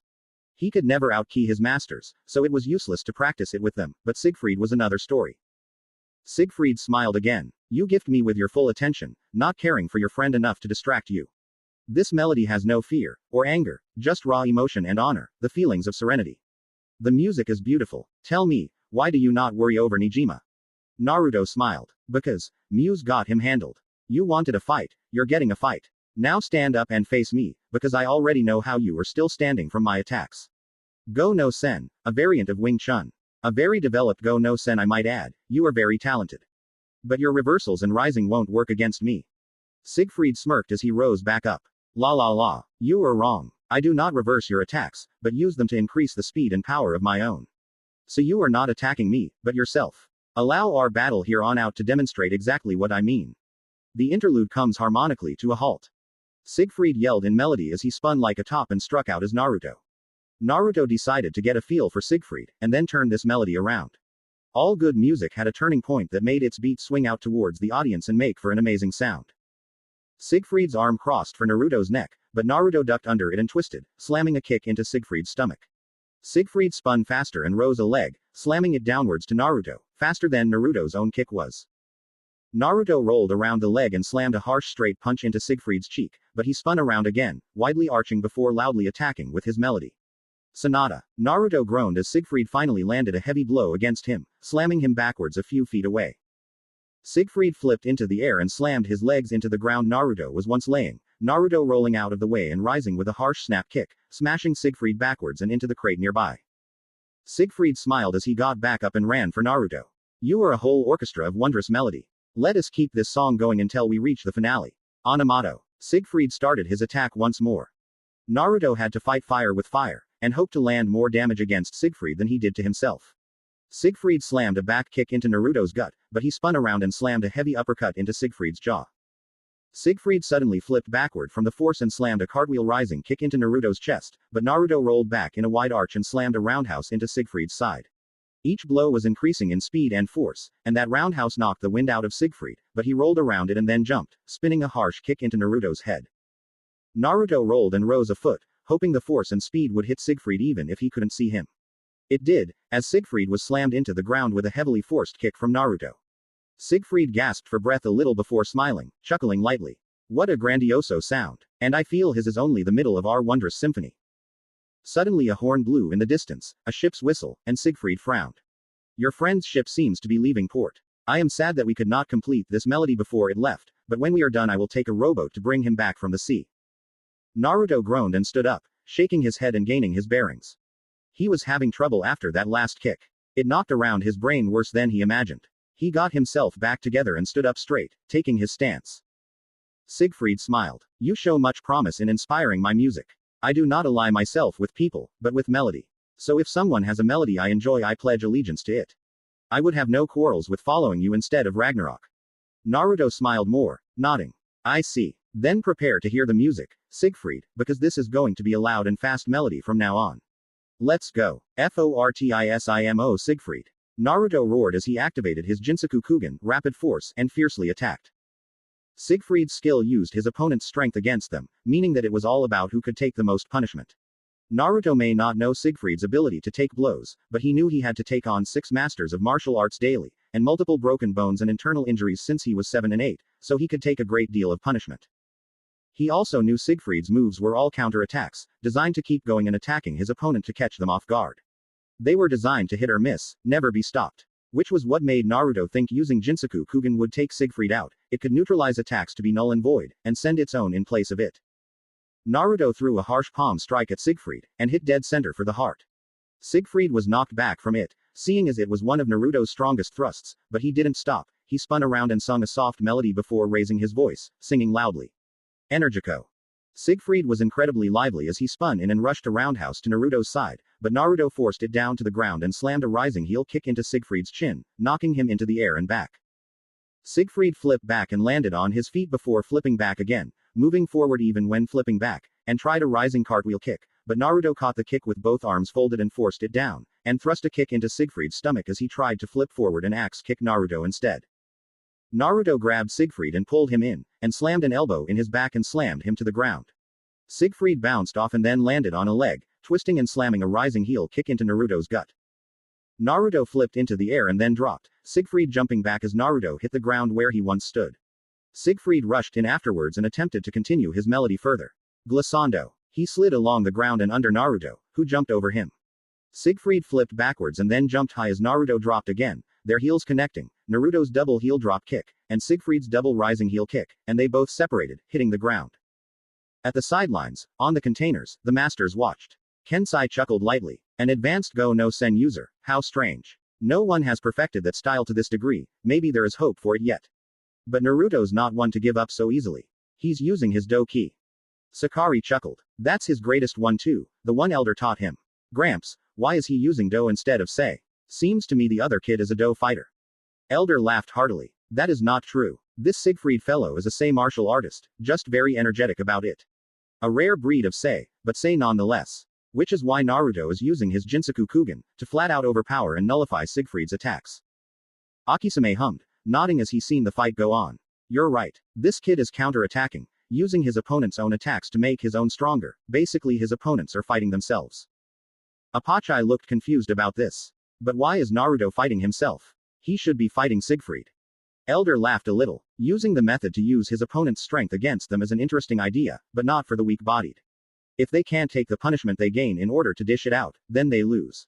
Naruto is both nullifying Siegfried's only way to win, and dealing more damage.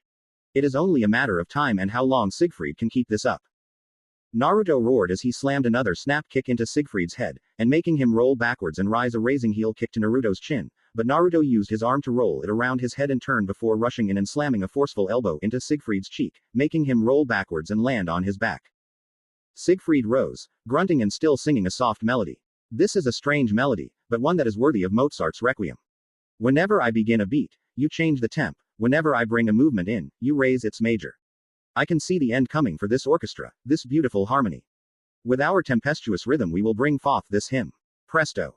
Siegfried rushed in for Naruto once more, and Naruto dodged his first thrust, and slammed a harsh hook into Siegfried's gut. Siegfried grabbed Naruto tightly from behind. It is time for my ultimate finisher. If you survive, if you manage to end this symphony without harm from this move, then my music will be legend. Siegfried roared with a musical chant and jumped into the air. Naruto held firm in his grasp, and he flipped them backwards, their heads pointed to the concrete below. Siegfried screamed with joy. This is the grand finale. Accelerando. Requiem Buster. Naruto did not expect to be thrown by Siegfried, after all this time of only counter-attacks and his cannon attacks for his music. A throw of this caliber was pretty much, see it to believe it, and he was about to feel it as the ground came closer. He had to get out of the hold or stop himself from being knocked out from the asphalt under them. Naruto channeled his Sei-ki and decided to use a move Kensai taught him. He broke his hands free and put them between his head and the ground and relaxed completely. Kensai smiled. I wouldn't have been able to pick a better way out myself. The Qigong, Chinese for iron shirt, is my greatest defensive move, and uses a vast amount of training to do properly. Let's see if he can actually perform it just right, and not be heavily injured again. Siegfried roared in an opera tone as they got closer to the ground. The second Naruto's arms hit was the second he tensed up, and focused his Kai to his arms, effectively nullifying all damage. Siegfried let go and flipped to his feet, and Naruto spun on his elbows and hands till he got onto his. Siegfried was huffing. That move took a lot of his strength to pull off, clinging to Naruto to not fly off unaffected, lifting Naruto up and throwing him that high. It was his finisher for a reason, it was to finish not continue. Naruto turned, smiling. Sorry to continue your finale. Cal this and short sonatina encore. Naruto rushed in quickly and decided to go with his special tactic, remembering something Kensai taught him to counter Go no Sen. Naruto swung hard, slamming a double four-knuckle jab into Siegfried's left side, but as Siegfried himself turned, using the momentum to spin, Naruto changed direction and pushed his fist heavily inward, forcing Siegfried to step back in surprise. Naruto spun and swung a spinning back kick to Siegfried, his toes facing outward as the sole of his foot connected. Siegfried tried to spin out of reach, but Naruto put his sole outward against Siegfried's body and pushed himself with his other leg, rushing his kick into Siegfried with a successful hit. Siegfried hit the container behind him and coughed a bit. Every time he connects, I start letting his momentum carry me, but then he switches the tempo with capriccio. Such grace and skill, such inspiration drawn from his every move. This is it, the melody I've been searching for. I hear the music. Finish it, Naruto. Let our final attacks end our encore and finish our symphony. Let me hear the music. La tilde. Naruto decided on using his greatest Do-ki move, using Kensai's training, Sakari's power, and Muse style.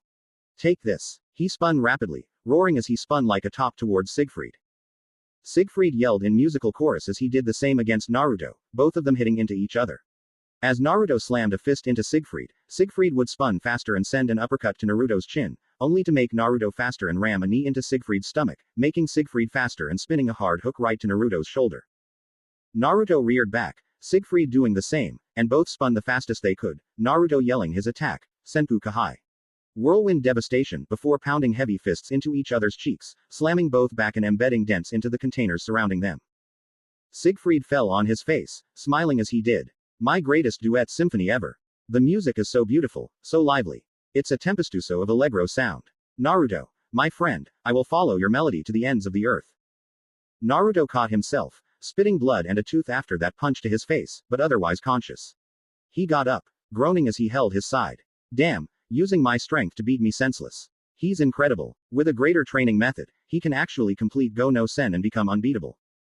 Nijima came up, chuckling with a big smile. Well, that was a pretty amazing fight. Thanks for the save, both of you. I knew you would come find me. So, where's Loki? He was wearing some new pants and a loose shirt.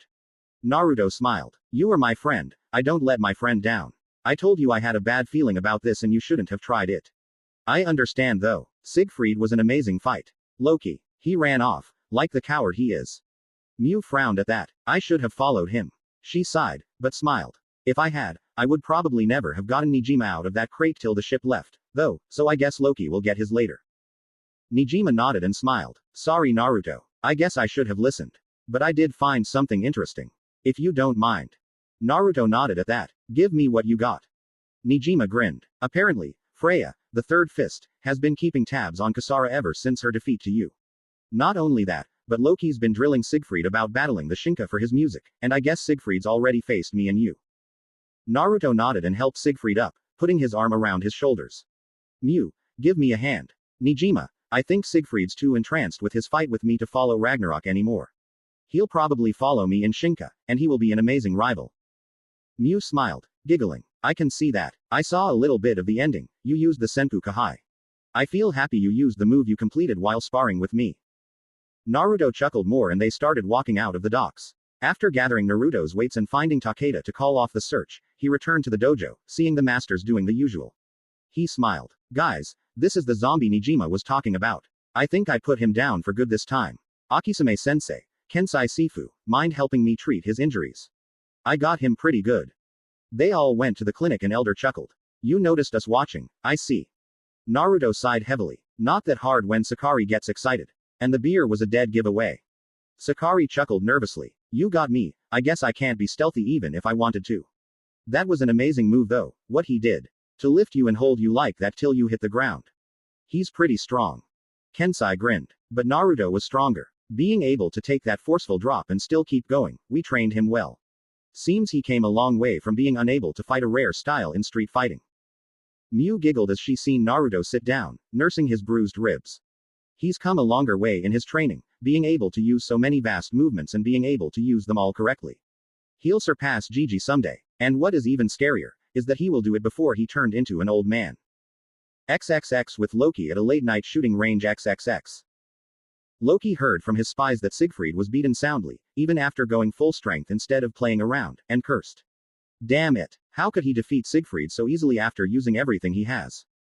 A man in glasses, slightly messy purple hair, and white shirt and pants was in the shooting range, a yin-yang patch on his collar and black gloves with a golden insignia with the Roman numeral for 1, sliding his glasses back over the bridge of his nose after he cleaned them. Sounds like you're having a bad day, Loki. Your plan go wrong yet again. So tell me, who is this adversary you so admittedly despise? Loki growled under his breath. Naruto Uzumaki. 4 discs fired at the man in glasses, who jumped and broke them all 4 being smashed by either a punch or kick at the exact same time before he landed. I see. Well, whoever he is, he shouldn't be much of a problem against us anymore. I'll inform all the fists to never go easy on him, and go fully against him with everything they have from the very start. Chances are, he may be a slow starter. Loki huffed. Maybe, but he beat Valkyrie, Hermit, and now Siegfried. 3 out of 8 and he barely has a scratch on his winning streak. He's beaten everyone so far, Tsukuba to Siegfried without a single loss, even saved Takeda after beating him, from everyone in Kasara's gang. Odin, what kind of plan might you have to beat this if he isn't a slow starter? Odin smirked, scoffing lightly. Then it would be time to drown the Shinka in full-on assault, grind them to dust with the top 4, you and the 3 of cards. Loki thought a few minutes before grinning. Let me think of a plan to destroy our biggest threat. I think I can find a way to make sure he goes down. Give me a week. Odin started walking out of the club, humming before answering. 1 week. If you can, find it, or can't defeat him, then we go with my plan. Understand, Loki?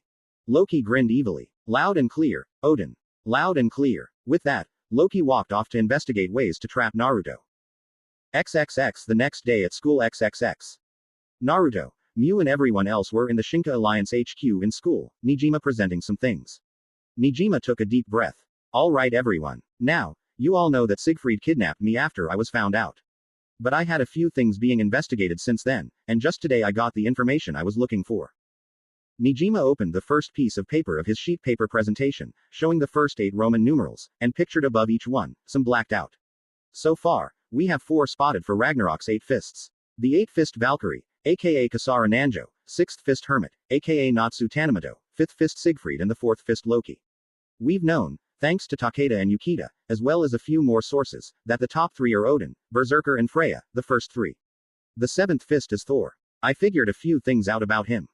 He slid the sheet up to present the next one, showing some connections. Seems Freya was a master to Kasara, and Siegfried and Thor were partners and friends. Thor runs a fighting club, a secret arena for fighters to join in. I've yet to find it, but we will soon enough. Thanks to something I don't quite understand, Kasara will be quitting Ragnarok. Takeda and Yukita looked confused by that. Naruto spoke up, because she's not someone to hurt people for the fun of it. She is a true martial artist, one of honor. She looked up to Freya, who is a strong woman herself, which is why she was part of Ragnarok to begin with. I met her way back, before she was part of it, and saved her and her cat from an attacking dog. Takeda smirked. I see, no wonder she's so attached to that cat. You know, she was kind of weird when ordering people to find you. Always saying, if possible, bring him back without hurting him, or something, but keeping up her tough girl act. Yukita smiled. True, it was kind of unsettling. I was wondering what was going on. Nijima coughed in his hand. Besides that, Kasara will probably join our cause to be with Naruto. Now, something I find strange is this. Seems there have been reports of women in uniform wandering around the city as of late. Naruto sighed. Valkyrie, the group under Freya anyway, so they are on the move. Why so much movement? Nijima frowned. Not good news, Naruto. They are keeping watch on Kasara, and also keeping watch on your movements from now on. Seems Freya knows you now. Care to explain? Naruto frowned. Yeah, I saved her one night recently. Her staff was broken, and 2 weapon users were about to kill her. I saved her life. No doubt she is trying to find me for either a fight, or to thank me. Nijima nodded. I see. So you know her by looks and style. Naruto nodded. She's a dark-skinned and well-developed young woman, uses a very sophisticated style of jojutsu, staff wielding. She also had a hidden knife, but couldn't get it in time. She is a weapons master, but not near my own weapon master's skill. She is calculating, and makes sure to analyze everything. But also has curious and kind eyes. Nijima smiled. I see. Well, it's noted. The Shinka are going to keep loose but alert. See anything from Ragnarok, any activity against us, you call and note it right away. Until then, Shinka, relax from battle. Naruto and Mew were walking back to the dojo as school ended and Mew brought up Freya. So, you saved someone of Ragnarok. Couldn't you have left her to defeat? Naruto sighed. I said she was going to die, not be defeated. So of course I made sure to save her. Mew looked in realization. Oh, sorry, must have not heard you say she was about to die. In that case, it's a good thing you did. So, what's your plans for tonight? Naruto shrugged. Train, possibly get a better workout via Apache's next technique. This time it's a Mui Borin move, I think. They returned, but Renka was there training with Kensai. Naruto decided to watch as Mew went to get comfortable and ready for her chores. After a few minutes, Renka noticed Naruto and looked to her father, who nodded. She smiled and got on her feet, since she was wailing on her hands. Hey, Naruto, you look better. Daddy told me you took on a Go-no-Sen expert last night. Naruto chuckled, nodding. I did. He developed that style very nicely, beyond what anyone else has done. It was pretty harsh, but I managed to beat him. Renka smiled, blushing a little as she came up to him. Naruto, would it be okay to ask you out on a date? I want to be closer to you, like we were before I left for China. Naruto blinked at that, surprised she asked. He seen Kensai looking at him with glaring eyes and smiled nervously. Sure, I don't see anything wrong with that. Mew and me aren't together yet, so a small date shouldn't be too much trouble.